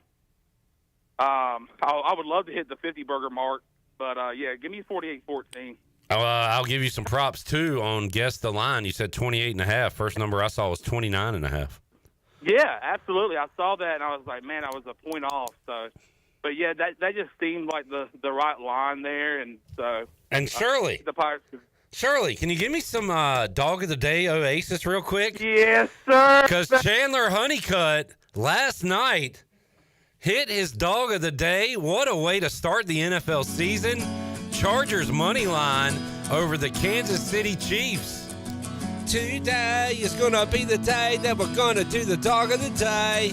Congratulations, Chan Man. You should have somehow realized that's what I was going to say. Okay, you can cut that. Actually, I'd rather hear that than Chandler, but Chandler, what'd you say? I was saying I just needed to see one go in. I needed to see my record go above 500, so I'm very glad to get off to a great start in the NFL pick. So I just had a feeling about that one, man. So, yeah, shout out to the Chargers for making me look like a genius. Go Chargers. All right, Chan, have fun at the game, man. All right, buddy. Y'all have a good rest of the show. Go Pirates. There is the Chan Man, Chandler Honeycutt, joining us live from the Pirate Radio Tailgate Zone on the Turner Home Team Live line. We'll find out what Coach Hud's tailgate looks like, as he's, I'm sure, watching a whole lot of football on this game day Saturday. Ohio comes up lame on a 3rd and goal, but flagging the end zone, and it looks like we might get a first down here for the Bobcats, as the referees are pointing West Virginia's way. 7-3 Mountaineers, that score. South Florida hanging around, second quarter, and it is 3-3 Gators and Bulls. Gators hit a pass play to the 40-yard line, so they are driving, but the Bulls hanging in this one, and Kentucky keeping pace with Ole Miss right now. It is 14-10. Ole Miss ahead of Kentucky. Kansas, a 3-point lead, 21-18 over Mizzou in the Border War. All those scores on the Buccaneer Music Hall scoreboard, presented by Da Buck. Let's go inside the Coach's Corner as Greg Hudson joins us, former East Carolina defensive coordinator. Our Coach's Corner brought to you by United Bank, safe, sound, secure since 1839. Now more than ever, trust is the foundation of any successful relationship. With local bankers you know and trust, it's no wonder businesses and individuals throughout North Carolina continue to choose United Bank. Bankwithunited.com, member FDIC. Coach Hud, happy game day. How you doing, sir? Doing good. How are you? I'm great. Enjoying this football Saturday. We saw another classic Iowa State-Iowa game, 16-13. I think moving forward, Hud, I'd like to see this game, like, we're not keeping a clock, just first one to 40 wins and see how long it takes to get there. They'd still be playing. It was just a typical in Iowa State. I think you picked the Cyclones, right? Yeah, I did. Yeah, they toughed it out, kicked a field goal at the end. But how about a 3-0 start for Matt Campbell's guys? Yeah, that's awesome, and he's sort of the rare version of what's going on by his commitment to stay there, and got a lot of players to stay there and not vacate the campus in the NIL. So he's got a secret sauce on something. Hud, not much defense going on for most of the day in Raleigh, but for the second straight week, NC State's defense backs against the wall. Come up big. They get a pick in the end zone. They beat Virginia 35-31, and boy, almost deja vu all over again, them getting a stop late. Yeah, they're going to have to figure that out as they get, into the league play. That'll eventually, those things eventually catch up with you. Yeah. And you end up on the wrong end of the stick on that. But it's right now they're winning with a good mindset that they're not going to give in, and they find a way to make a play when they need to. Hud, anything else stood out to you so far on this Saturday, or anything you're looking forward to tonight? Actually what has stood out for me is what's not stood out for me. I'm still trying to find that offensive line that I go, oh, wow, now that's what I'm looking for. And I might have told you before, football the last week of August and the first 2 weeks of September, usually for the offensive line, they're behind. So, but right now, a lot of guys still look like they're running in mud, and they're whiffing on blocks, and it's just not as clean as you'd like it to be, but that's not totally new coming out here at the beginning of the season. So right now I'm just looking for which one stinks the less, really. I know you like the Academy's, HUD, and Navy's in a delay right now, but they've had 3 possessions, 3 touchdowns. They got it rolling against UAB today. And, you know, how much is that just their funky offense that we don't see a lot versus their O-line? What do you think about the midshipmen this year? You know, it has a lot to do, especially early. If you got to play, you know, an option team, you know, it's just tough to prepare for. So they've got that scheme that's just, you know, notorious for putting points up. And then once you get behind, now you're not going to get possession. So it's really, really hard to play catch up against an Academy because they're going to control the ball and squeeze the clock out. Greg Hudson joining us, HUD. You know, it's tough to kind of bring your kids back from a loss, but maybe even tougher, the letdown, the hangover after a big win. And look, Florida State played East Texas A&M, so say what you want about that, but they put up 77 today, and I think that just to not have any kind of hangover at all, they score 49 points in the first half. Again, you got to look at the opponent, but does that say something about Florida State this year, that they can handle success after beating Alabama? Yeah, it does. One, because it comes down to execution. So that offense has a lot of feel to it, like you just mentioned, an option team. You know, you can run that offense in practice on air pretty well, just like an option team can go out and just run up and down the field running plays. Because of what the style that they're using. And that's the same way with Gus's offense. You can go out on air and you can practice all that with the motions, the shifts, the trades, the different formations, and really get clean in your execution. And then to go out and do it against even the scout team, you know, and practice during the week. Sometimes, you know, you're going to have a drop ball here, you know, throw an interception. It's just tough to do. But to do that in live situation after a big win, to come out and execute at that high level, sends another statement that this offense is really going to be a pain for people going forward. HUD, let's look at the night slate, and then we'll get your thoughts on ECU Campbell. But Oklahoma, Michigan, freshman quarterback going to Norman. Big season for Venables there in Norman. Should be a great crowd tonight for Michigan, Oklahoma. Who wins that battle of the Blue Bloods? Boomer. I'm sticking like I did on Thursday. I'm sticking with Boomer Sooner all the way. I think I might have brought this one up to you as well. Arizona State, Mississippi State. Any chance for an upset in Starkville tonight? I think Mississippi State's going to win this one at home with the cowbells cranking. I really do. Cowbells it is. Belichick bounce back or more egg on the face when they go to Charlotte tonight to take on the 49ers? I'm going to say, yeah, they bounce back, but I am really hoping that our man Todd Fitch. Oh, man, yeah. I hope he causes a lot of misery in Charlotte and pulls one out. That would be unbelievable. Hey, send Fitch a fire me up text at about 6:55. HUD, get him going tonight. Yeah, I will. All right, and the game I'm looking forward to the most. I love the crap talking Vandy QB, and a big one for the Hokies tonight, coming off a loss. How about Vandy, Virginia Tech, 7:30 tonight? Where's that at? That's in Blacksburg.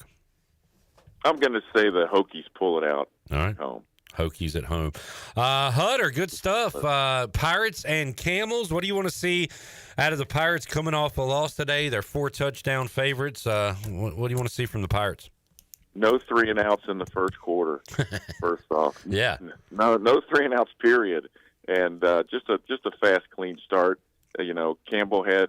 I did a little looking around. You know, they only had 270 yards of offense.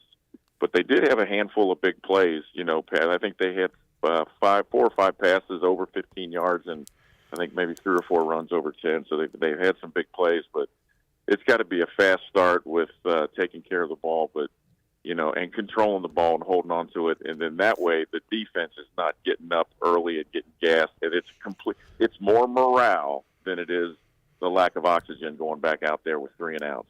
It's the morale that you want to keep. You got good morale, you got a good chance to win.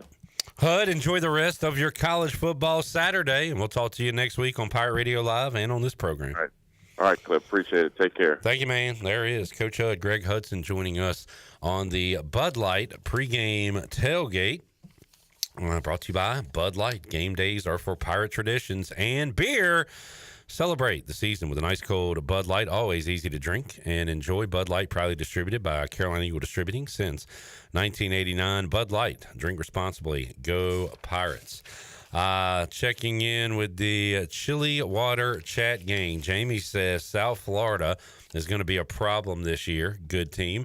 Kevin is looking forward to a great Pirate game today. He is in Boston, and he is Katie's dad. Hello, Kevin. Hello, Katie.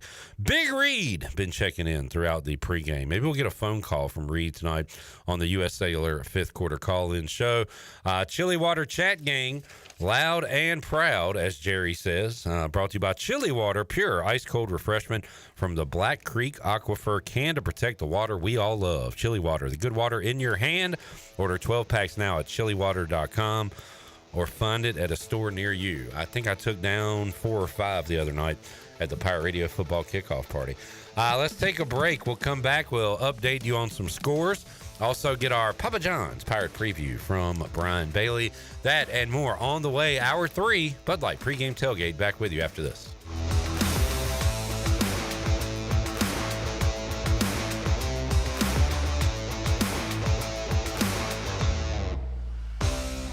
Hey, Pirate fans, I know you'd do anything for a win on game day and an ice-cold Bud Light. Because whether you're tailgating in the parking lot or parked on the couch, sitting on your lucky stool at the bar, or standing in the fan section all game long, the clean, crisp taste of Bud Light turns a win into a win-win. A win isn't a win without the clean, crisp taste of Bud Light. And there's nothing easier to enjoy than that. Bud Light, easy to drink, easy to enjoy. Enjoy responsibly. Anheuser-Busch, Bud Light Beer, St. Louis, Missouri. Proudly distributed locally by Carolina Eagle Distributing since 1989.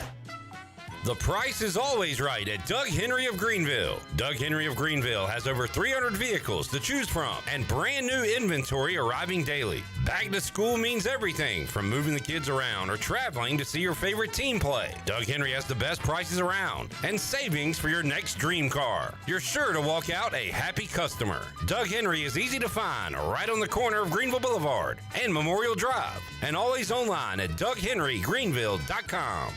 At Tiebreakers, we pride ourselves on serving big, juicy wings. I'm talking big and juicy.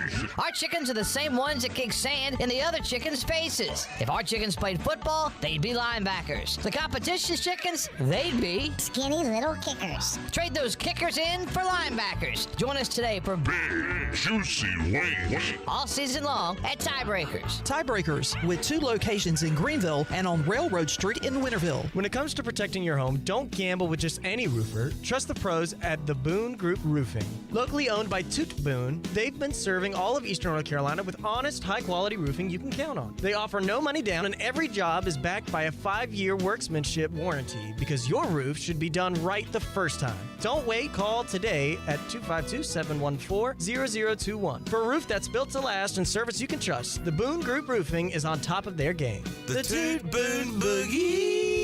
Hey, Pirate Nation. Are you in the market for a member-focused local credit union or making a switch from your existing one? Then explore First Flight Credit Union with branches across Eastern North Carolina, where all residents are membership eligible. First Flight members experience in-person service, competitive savings, and loan rates. Everything from automobile, boat, and home loans, First Flight has you covered. First Flight is more than just a branch. They're on a mission to take better care of our community. Stop by one of their local branches today or visit efirstflight.com. First Flight is insured by the NCUA and an equal housing lender. Planning a special event, whether it's a baby shower, bridal luncheon, birthday party, or even a tailgate at Clark LeClaire Stadium, Chicken Salad Chick has you covered. Their fan favorite mini croissant platters is just one of many options to choose from, perfect for any occasion. With a variety of chicken salad flavors, there's something for everyone to enjoy. Let us do the work while you enjoy the event. Delicious, fresh, and served with a smile. Chicken Salad Chick Catering. Make every event memorable. Visit chickensaladchick.com to place your catering order. Just remember, you pick it up and we'll have it ready to go. Chicken Salad Chick, where every event is a little bit tastier.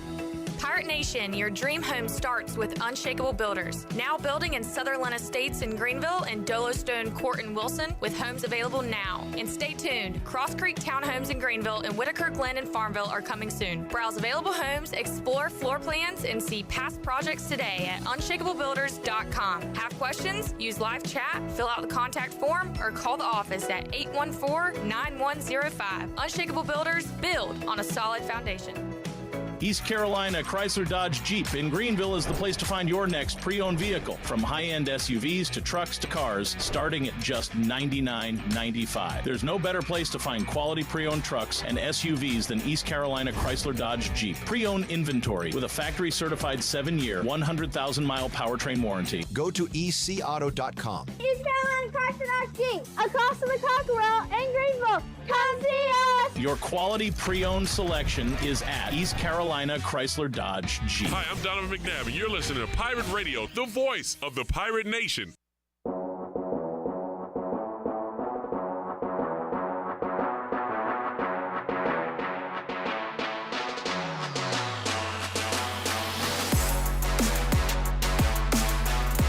You're listening to the Bud Light Pregame Tailgate on Pirate Radio. Now, back to the show. Now, with the Pirate Radio scoreboard, here's Shirley Rhodes. All right, they finally got this game underway after a lengthy weather delay. Wake Forest leads Western Carolina 21-0 in the second quarter. It is Cincinnati with a 21-3 lead over Bowling Green at the half. Tennessee running away with this game. They lead East Tennessee State 48-7 in the second quarter. At the half, it is Colorado 17, Delaware 7. Ohio State, it went into the locker room at halftime with a 35-0 lead over Grambling. It is Georgia Tech 21, Gardner-Webb 6 in the second quarter. Missouri and Kansas went into halftime tied at 21 apiece. Ole Miss is clinging to a 14-13 lead over Kentucky in the second quarter.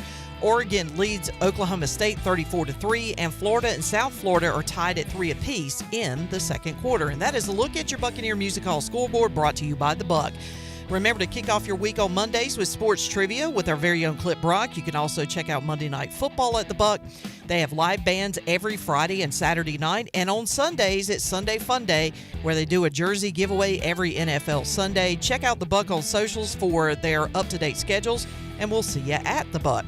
Now let's head back into the Bud Light Pregame Tailgate. Here is your host, Clip Brock. I will be there for Commanders, Giants, and all the action coming up on Sunday. All right, Ohio up 10-7 on West Virginia, and they are getting the ball back. Florida 6-3 over South Florida. Man, Bulls hanging in as we follow. What did Missouri do at the end of the half? They kick a field goal, score a touchdown? Did you just say that score? Yeah, I don't know. I just have, let's see. Let me see if I can pull it up right here. 21-21. Okay. Yeah. Field goal. Yeah. All right. So tie game there in the border war. All right. Let's get our Papa John's Pirate preview with Double B, Brian Bailey, as he takes a look at ECU and Campbell. It's East Carolina and the Fighting Camels of Campbell tonight in the home opener for ECU. East Carolina is coming off of that 24-17 loss to rival NC State from this past Thursday. That game pretty much came down to this 4th and 1 in the final seconds. 4th and short. Jenkins stays with Hauser off his left hip. Play fake. Hauser throws on the perimeter. Riles the catch. Flag down. Riles is stopped shy of the first down. Jamel Johnson took out the big tight end. Pirate quarterback Caden Hauser saw it this way. We knew they were going to play man coverage. We were going to get O on the flat, get them a crack, and try to get them a one-on-one. And they just made a good play, made a good tackle on the perimeter. So, props to them making a good play on that play. The Pirates came from 17 down early to put a real scare into the Wolfpack. But 24-17 would be that final. Well, once again, the Wolfpack and the Pirates deliver.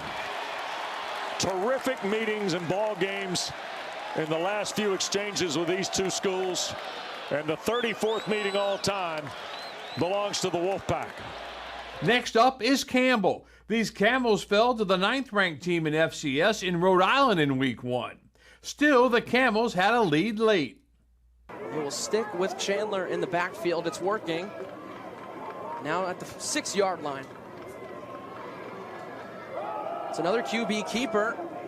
He breaks down inside the 1. Did he get across? Campbell is coached by Braxton Harris, who is in his 2nd year in Buies Creek. Harris has this scouting report on the Pirates. I think it's a game that ECU wants to play fast, and they want to push the ball down the field vertically in that spot. And then defensively, they swarmed at the game. We've got to be able to get a first down offensively. The goal is every series to get a first down. If we're able to do that, we're able to keep the ball in our hands and then hopefully get opportunities to create explosive plays down the field when those opportunities present themselves. And then, defensively, I think we got to eliminate the explosive. If you go back and you look at our game last week, we gave up 5 explosive plays. If you take away 3 of those or, 2 of those, the outcome's a different ball game. And so we've got to be able to do those 2 things. And I hope that's the way the ball game works out. I know that staff and Coach Harrell over there, they got different ideas on how it works out. But for us, that's what we got to do. We got to focus on us. And we got to focus on what we do, and we got to focus on our execution. As for East Carolina, Blake Harrell knows his club can't overlook these Camels. The Pirates are big favorites, but Harrell says his team has to just worry about itself. We got to go clean up our mistakes from last week, and we got to get ready to play the game the way the Pirates play the game and do it the right way. And if we'll do that and take care of us, that's more what it's about. And I think it is every single week, and that's what we've made our focus about, whether we were playing week 1, week 2, spring ball, whatever it may be, is how we go approach the game, how we play it, and how we do things. Campbell leads the all-time series with East Carolina 3-2. The series dates way back to 1933 when East Carolina won 6-0. In 37 and 38, the Pirates fell 7-6. East Carolina also lost in 1939 before winning the only matchup in the modern era, 49-10, in 2022. With the Papa John's Pirate Preview, I'm Brian Bailey. BB, with our Papa John's Pirate Preview, Pirate fans, Papa John's is the MVP move for game day or any day. Place your order online, papajohns.com. Sign up for Papa Rewards. Papa John's, better ingredients, better pizza. Go Pirates. Let's get another quick New Blue ECU report. On Friday, there was a groundbreaking ceremony for the Dick and Sarah Bennett baseball facility over at Clark LeClaire Stadium. And Jonathan Ellerby talked to Cliff Godwin and ECU Athletics Director John Gilbert. We played the Godwin interview on Pirate Radio Live yesterday. If we have time, we'll hit that today before we leave. But wanted to get to the John Gilbert interview one-on-one with Ellerby from Friday. John, congratulations. Another groundbreaking for you here today. Yeah, pretty exciting. 2 in a couple months' time. And I think it speaks to, our Pirate Club donors that have invested in both the Isley Indoor and then the baseball, Dick and Sarah Bennett baseball expansion. It's a historical day for ECU, and I'm just really excited to be a part of it. What are you hoping this new footprint does over at the baseball complex to improve this program? Well, it's really twofold. One, I think it's going to provide us an additional space for coaches and players. At the end of the day, you want to attract really good baseball players. And we think when they come in and see what we're doing underneath the building, they're really going to be excited and, enhance their chances to come to ECU and compete. Above and outside the building, we're going to have about 100 new additional seats. There's also going to be a pavilion porch type area that will be a premium space for baseball fans. So excited twofold on that. Clark LeClaire has one of the best environments in college baseball. How do you feel that this will, you'll have to go through some growing pains, I guess, this season. What's the timeline for this project? Well, it's a 14-month build time. So we are going to go through growing pains. We're gonna lose some parking places, and our coaches and our team are going to be in portable trailers. But I know, where there's progress, there's a little pain, and I think we can get through it to have the type of facility we're looking for. How is the project at the indoor for practice for football coming along? Going really well. Hamill Builders will manage both projects. They are working round the clock. I'm really excited where it is. They've done a lot of drainage and dirt work. And if you walk over and kind of stand next to it, you really can see the development. So excited about where that project is. You've fundraised a lot of money recently for buildings. Now you kind of feel like a general manager, contractor of watching all these projects come out of ground. Well, I think our next is making sure we continue to push the Purple and Gold Society to help, fund, player acquisition and get more players to come to ECU. Exciting weekend, home opener. What are you hoping for the Pirates this weekend and for the fans? Well, first I'm hoping for a win. I feel good about where Coach Harrell and the team are right now. Obviously, we got a team from Eastern North Carolina coming in Campbell. I know they'll bring quite a few fans with them. We've got a great student tailgate tomorrow with the DJ.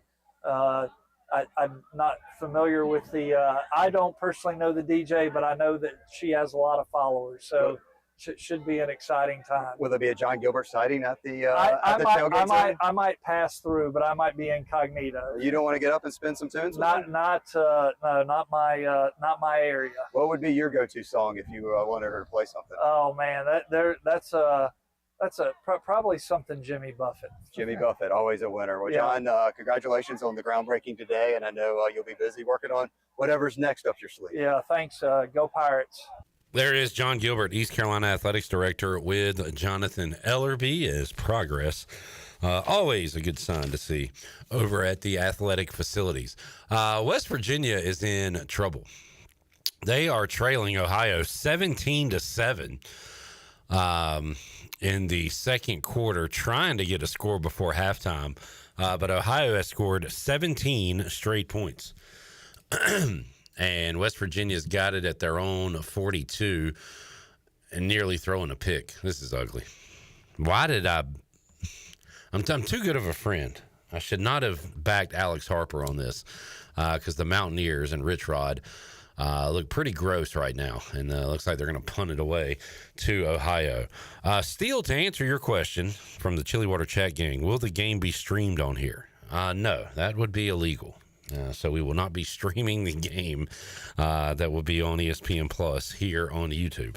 But good luck finding it, or just go watch it on ESPN Plus. Let's take a break. We'll come back. Try to check in with Brian North.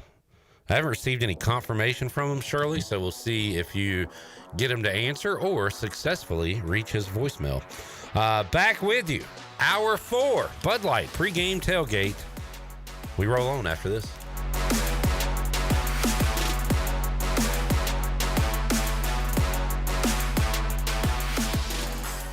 At U.S. Cellular, you can get $1,000 off any phone with no trade-in, so you don't have to haggle at self-checkout. $10.99. I'll give you $7. $10.99. $8. Calling for assistance. Get $1,000 off any phone with no trade-in, and we'll pay off your current contract when you switch. U.S. Cellular, built for us. Terms apply. Visit uscellular.com for details. This is Brandon Tate, owner and operator of Atlantic Wireless, an authorized agent for U.S. Cellular since 1997. Visit atlanticwireless.com to find the store near you. We go beyond the call. Greenville Motor Company and Greenville Auto World, two names that are synonymous with top quality sales and service in Pitt County for over 47 years. And Brian Cook joins us now. And Brian, talk about your philosophy when it comes to previously owned cars, trucks, SUVs, even hybrids now. Yeah, we're going to shop all over the Southeast, trying to keep a good mix of inventory. And from there, we want to offer a top quality product to use through warranties and finance that we can provide. Try us, trust us at driveherenow.com. Michaels & Gateway Cosmetic and Family Dentistry has been Greenville's premier dental practice for over 40 years. I am Dr. Chris Gateway, and our mission at Michaels & Gateway is to provide exceptional dental care with compassion, integrity, and innovation, ensuring every patient leaves with a healthy, confident smile. Doctors Michaels & Gateway are committed to providing an outstanding patient experience with every visit. Not only do we offer all your dental needs under one roof, in most cases, we can take care of those needs on the same day. Bring your smile to us at Michaels & Gateway Cosmetic and Family Dentistry. Homeowners can face many challenges throughout this season,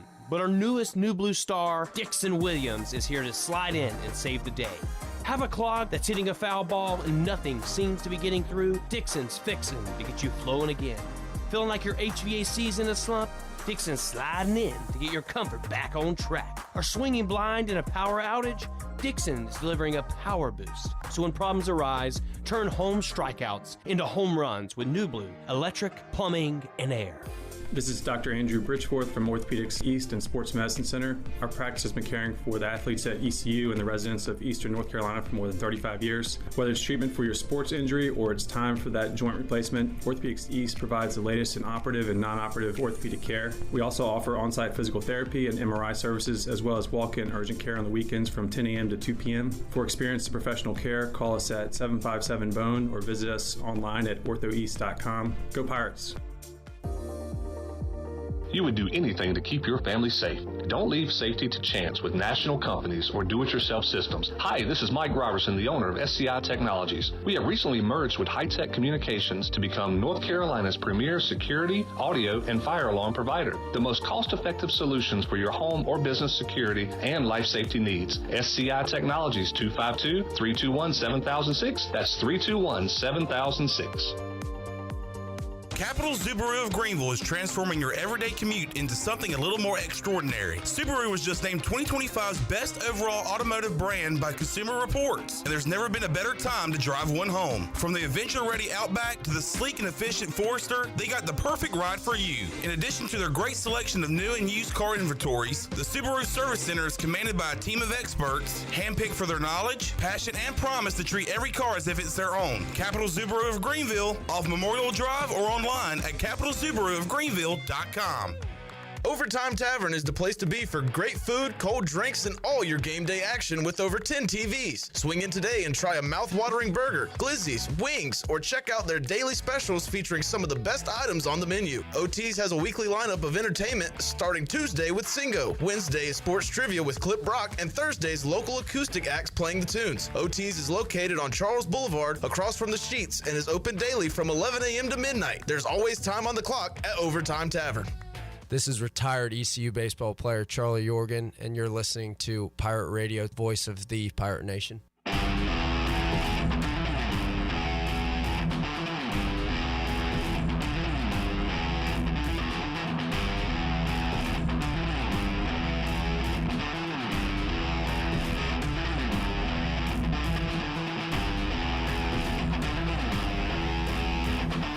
You're listening to the Bud Light Pregame Tailgate on Pirate Radio. Now, back to the show. Welcome back. The Pirate Radio app is here. Download in your Apple or Google store today for your all-access pass to everything Pirate Nation. Live 24/7 streaming, exclusive coverage, on-demand podcasts and interviews, and more. Stay connected and stream the Pirate Radio app wherever you go in your vehicle with Apple CarPlay and Android Auto. Download the Pirate Radio app today. Powered by Flatlands Jessup Insurance and Carolina Caliber, the voice of the Pirate Nation is now in the palm of your hand. Now let's head back into the Bud Light Pregame Tailgate. Here is your host, Clip Rock. I've made a huge mistake. Uh-oh, what'd you do? Wake Forest putting it on Western Carolina right now. 21-3 is that score. They just scored a touchdown, but I believe they called it back. But Wake all over Western Carolina right now. So that pick not going well. We'll see what else goes on with right now. Kansas and Mizzou are playing, and Missouri is driving that game tied in the third quarter. We go out to the Turner Home Team Live Line and talk to Brian North, WCTI 12, who joins us. What's up, North? Chat with Chris Haymeyer in the radio booth. Is that allowed? Oh, and here comes the fast man, Macy O'Donnell. It's a big old good old time here in the Campbell radio booth. Good deal, North. How are they feeding folks these days? We haven't done a press box food update in a while with you. Chris Haymeyer's got a really old-looking cheeseburger on his desk, and so that was being served. Cheeseburgers in there. Can I get a shout out to you guys? Oh yeah, sorry, we're doing meat stuff. So it looks like cheeseburgers, which is typical for the first meal in the press box of the ECU. All right. What I call one AA meal, you know. Maybe they'll break out the good stuff for BYU in a couple weeks. Correct. Correct. Yeah. When the church rolls in, that'll be the big meal that comes up. Brian, are you overlooking the stadium? Anything going on inside the stadium, or are people still getting their last-minute tailgating in? I'd say about 10,000 in the seats right now, probably. How you doing? About 10,000 here. You know, tailgate looks good, but not the greatest tailgate crowd I've ever seen coming in. So hot weather is, I think, going to maybe keep some people away. Maybe when the sun goes down, some people will roll in. North line at 29.5, 30 points. What kind of game are you expecting today? Yeah, take it. I'd take it. I think ECU's offense will try to get really tuned up here. I think they'll be able to throw the ball pretty well, and that'll open up the running game, and I think they really want to see what they have from the running backs. I don't think points will be a problem today. Look, Campbell is, when they changed coaches from Mike Minner, I thought Mike Minner did a great job. I'm still waiting for this new coach to kind of see what his game plan is, how they're going to develop, but I haven't been super impressed with them so far. So I think this is not only a winnable game, but a game to really get yourself right for the rest of the season. Brian North joining us, Pirates on the road at Coastal, and then it's BYU to wrap up the non-conference slate. So need to get a little momentum, need to get a little offense clicking today. Feel good about yourselves, put on a show for the fans, and give them something to get excited about. How about NC State does it again, Brian? Backs against the wall defensively. They get a stop late, just like they did against ECU. This time, an interception in the end zone, and they knock off Virginia to get to 2-0. You know, the one thing that kind of from the ECU perspective I was looking at is UVA's passing all over them. And that caused me to worry, all right, why couldn't ECU do that? I know Hauser got going in the second half, put up some good numbers, and obviously NC State's defense has got to go to work, but you wondered why maybe they didn't go right at them early on with that passing game. But there's some holes in that NC State defense, but look now, 2-0, and it doesn't matter how you win as long as you win, right? That's what Ruff always used to say. Just win by one, and you'll take it. And again, we always overlook this defense for ECU because they're supposed to be the weak link, but giving up 24 last week, State scores 35 today, and then talked about it with Holton Ahlers. This is a good confidence game for ECU. A good opportunity for this defense to get even more confident today, Brian. Yeah, you would hope so, and I had the chance to experiment some more. I'm in the elevator now. If I lose you, it's because my voice is going. So, but no, I think it's a great opportunity for the ECU defense to continue to work on their schemes and get guys in great place and really fly around to the ball. And boy, of all the great stuff with the Town Bank Tower, the elevator upgrade was huge, Brian. Oh, well, I kept the signal the whole time. Yeah. Go with my accordance plan of cutting you off like I thought I was. All right, North. Well, we'll let you get to it. Where are you headed? To the field? Yeah, I'm going to the field. I'm hanging out for the first quarter. Then I'm expecting to be able to comfortably leave and get home in time for bath night, which is my turn to make sure the two terrorists don't kill themselves during bath time. Yeah, football season does not get in the way of fatherhood for Brian North. So enjoy that. North, appreciate you, man. Have fun out there. All right. Thank you, Clipper. Have fun. Appreciate you. There he is, Brian North, joining us on the Turner Home Team Live Line. All right, Nick. Well, we got a little time here because really all we got left to do is our fantasy picks. But let's hit the Cliff Godwin interview. No, you're not Nick. You're Shirley. With Ellerby. I was going to throw a curveball at Nick. He'll handle the video, him and Avery. Avery, great job. Nick, great job today, by the way, as we've had another successful addition to this point of the Bud Light pregame tailgate. Shirley, let's hit Cliff Godwin with Ellerby from Friday. Coach, historic day for ECU baseball. What does this announcement mean to you today? It's surreal. You know, we've been working at this for a long time, and COVID set us back a little bit, but donors continue to step up, and with inflation and everything else. And I'm just so thankful for a bunch of selfless donors that pour into our program. I'm thankful for our players, our coaches, the fans for the past 11 seasons specifically that have continued to support us at such a high level. And it is an awesome, awesome day. When you hear the donors get up here and talk, they all bragged about you, about your leadership and you being selfless. So what does that mean for you when you hear those people that are investing in you in this program? Yeah, I say this not because I have personally invested. I say this to our players now with rev share and NIL stuff, but you give to places that mean a lot to you. And in the spring of '96, when I made the decision to come to East Carolina, I had no idea the impact this place was going to have on me in a positive way. And it's about the people. This facility is going to make us better because the players are going to get better amenities and the training room is going to be better, all that stuff. But the people that have invested here as players, as coaches, as fans, as supporters, that's what makes East Carolina. Is there one thing that excites you the most about this building? just a new area for donors to sit, more people in the stands, just a better venue and a better facility for our player development. Coach, you mentioned you got married in July. That's exciting. Congratulations. And you're having a ceremony in December? That's right. That really wasn't planned, but Bree and I got married July 18th at the detention center here in Greenville, which I wouldn't recommend that, but I wanted to do it the right way, and Bree was moving down, and Bree agreed with that, and we're going to get married, a ceremony, I should say, we're already married, but ceremony December 6th, so we're super fired up. And Bree's a Pirate too. She was a pole vaulter here and coached here for 9 years, but she's got the biggest heart of any person I know. Congratulations on the big day. I saw you using a lot of shovel time over here. How much time do you spend with a shovel normally other than today? Since I've been the head baseball coach, not much, but back in the day when I was working on the farm, a lot. well, congratulations on today, and we'll see you again next week where we talk about a few more things. Yeah, thanks, Ellery.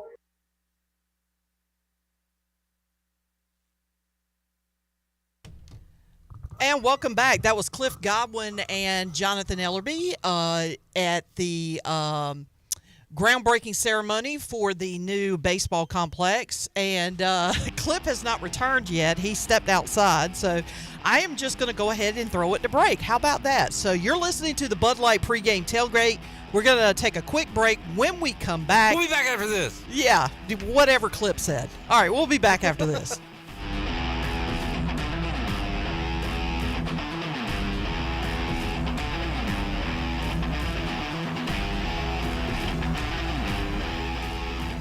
Jeff Stein here at Brown & Wood Buick GMC, home of the lifetime powertrain warranty. For Cadillac, we got the XT5, plenty in stock, $5,000 off. For Mazda, we have the Mazda 3, 2.9%, the CX-70, $440 a month lease special, the CX-50, $339 a month with only $29.95 down. We've also got Tom Brown's favorite tagline, 4 brands, 3 generations, 2 rooftops, and 1 goal to make sure you leave a happy customer. This is proud ECU alumni David Price of David Price Construction. As a leading general contracting firm, we specialize in commercial construction and renovation. Whether it's updating your office space, renovating your restaurant, or building a new retail store, our team at David Price Construction is ready to assist. We are committed to delivering quality, value, and customer satisfaction across all of our projects. So give us a call at 919-820-3612 or find us online at davidpriceconstruction.com. Go Pirates! The stifling heat of summer, the bitter cold of winter. What do they have in common? The extreme temperatures of both force your home's heating and cooling system to work overtime to keep you comfortable. And that can cost you a lot of money. Fortunately, your neighbors at Greenville Utilities have several ways you can save energy. And that means saving you money on your utility bills. Just go to GUC.com and look for ways to save. That's GUC.com. One of the biggest advantages of working with a local insurance agency like Flatlands Jessup is our independence. Unlike the cavemen and khaki wearers at national agencies, we shop multiple insurance carriers under one roof to save you time and truly find the best coverage for you. We don't charge a consulting fee. You can get help from the local award-winning team without paying a penny more than you would if you enrolled yourself. Convenience, cost savings, customer service, that's a win. Flatlands Jessup, your whole world covered. Country Mart has been locally owned and operated for over 40 years and is your premier country store serving the best cheese biscuits and country food around. Country Mart is open every day and has 2 locations in Bethel on Highway 11 and in Stokes on Highway 903. Both Country Mart locations are top-of-the-line fuel stations serving Shell gas, including 93 ethanol-free high-octane gas, which is the best for all you boat owners. Country Mart, fueling you up with great food in your engines with great gasoline. Go Pirates. Yeah.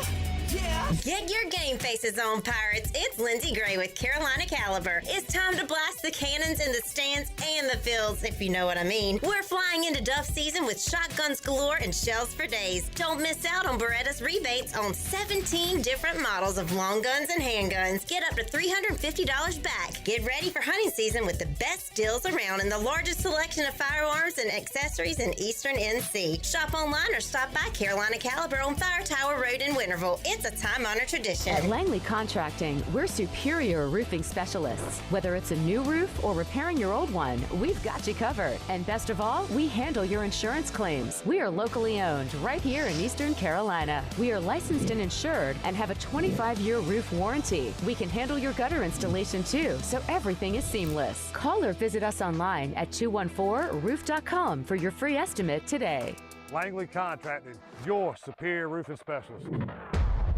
Eastern North Carolina, it's your guy, Roger Harris. I train to be the best on the field, but even more, it's about being my best for them. I know my joints won't heal on their own. Arthritis, it's coming, unless I stop it. Prevention beats pain. QC Kinetics use your body's own power to heal, rebuild, and restore. No surgery, no drugs, no downtime. Don't wait until pain sidelines you from the game of life. QC Kinetics, regenerative medicine, real results. Call now to schedule your free consultation. 252-645-6458. This is Andre Allison, the first receiver to catch for 1,000 in ECU history. You're listening to Pirate Radio, the voice of Pirate Nation.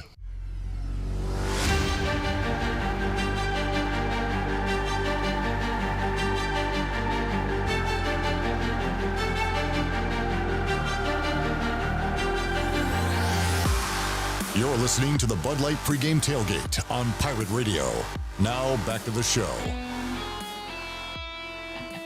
Now with the Pirate Radio scoreboard, here's Shirley Rhodes. All right, Wake now has extended their lead. It's 21-0 in the second quarter over Western Carolina. Cincinnati has a 21-3 lead over Bowling Green at halftime. Tennessee beating up on East Tennessee State. 48-7 is that score in the second quarter. At the half is Colorado 17, Delaware 7. Ole Miss is hanging on to a 14-13 lead over Kentucky in the second quarter. Kansas and Missouri went into the locker room with a 21-all halftime lead, or excuse me, that is the score, 21-all. Georgia Tech has a 21-6 lead over Gardner-Webb in the second quarter. Ohio State leads Grambling 35-0. It's Oregon 34, Oklahoma State 3. And Florida leads USF 9-3, and I just realized I had been reading all the wrong scores. So let me go back and fix that real quick. Let's start all over. Wake leads Western Carolina 21-3. It's Colorado 24, Delaware 7. Tennessee leads East Tennessee State 48-10. It's Ohio State 42, Grambling 0. Ohio leads West Virginia 17-7 at the half. It's Ole Miss 17, Kentucky 13 at the half. Kansas and Missouri still tied at 21 in the third quarter. That is your Buccaneer Music Hall scoreboard, brought to you by The Buck. Kick off your week on Mondays with sports trivia with our very own Clip Brock, including Monday Night Football as well. They have live bands every Friday and Saturday. Sunday Fun Day is back. Jersey giveaways every NFL Sunday. Check out The Buck on socials for up-to-date schedules, and we'll see you at The Buck. Now let's head back to the Bud Light pregame tailgate. Here's your host, Clip Brock. I suck. You go. All right. USF kicks a field goal as halftime in Gainesville, 9-6. So South Florida's got to be feeling pretty good about themselves right now. Down just 3 in the swamp. You've got Kansas got a first down, Jalen Daniels, but he stepped out of bounds on the review, so we got to see where they spot that ball. So could be a field goal upcoming, could be fourth and short, still might be a first down. We'll see where they spot it, but it is 21-all, Kansas and Mizzou. Navy was threatening, and Navy, see if they put it in the end zone, threatening against UAB, and now the score's disappeared. So we will have that for you momentarily. Man, West Virginia's still down 10. That's at halftime. Fresno State, watch out for the Valley Boys, up on Oregon State in Corvallis, 20-15 is that score right now as we look around the nation. All right, we got to get our fantasy picks. So last week, Jackson won because he had Anthony Smith.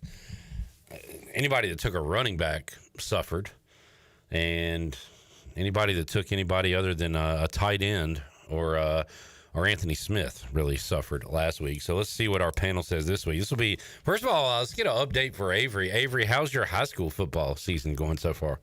We're 1-2 right now. We lost a game last night that we shouldn't have lost, but still sticking with you. Yep. How are your numbers? I've got one reception for about 30 yards. Man, that's a good average. Yep. Good deal. You're playing for Southside? Yep. All right, Southside. All right, Avery, we'll let you pick first today. We're just going point per reception, fantasy league stats. You can pick anybody but Caden Hauser as your fantasy selection. So who do you want? I'm going to go with Petaway. Needs a bounce back. Yep.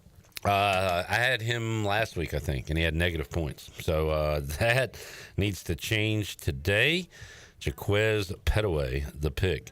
Nick, who do you got? I'm gonna return to the land, and I believe I only lost by 0.1 last week. So I'm gonna go back, and I want to see the dance. Show me Marlon Gunn. Marlon Gunn.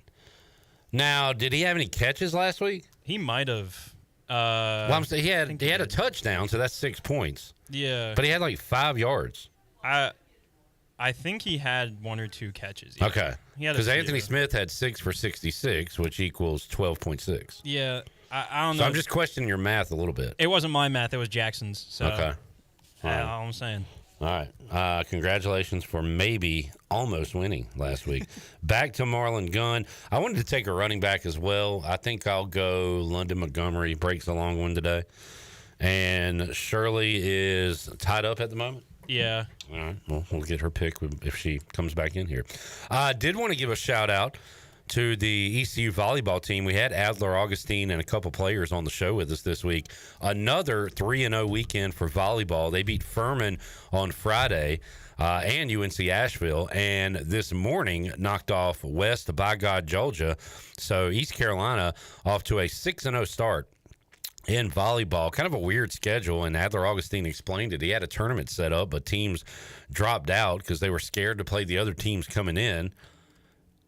He didn't say the team name, but I heard it was Virginia Tech. The Tribe Invitational up next for ECU volleyball as they take on William and Mary and Liberty. And then finally home Tuesday, September 16th for Wake Forest. So hoping to continue those wins, and we need to get a Pirate football victory on the board today. Mountaineers are driving. Need a score. And that quarterback draw is not going to work, but they have it at the 20-yard line, down 17-7. All right, Nick, do you know how to wrap up this show? If not, we'll stall. I love a good stall. What's your prediction for ECU, Campbell? Anything to cover the spread. So you're going Pirates by 30+? I would like that a lot, yes.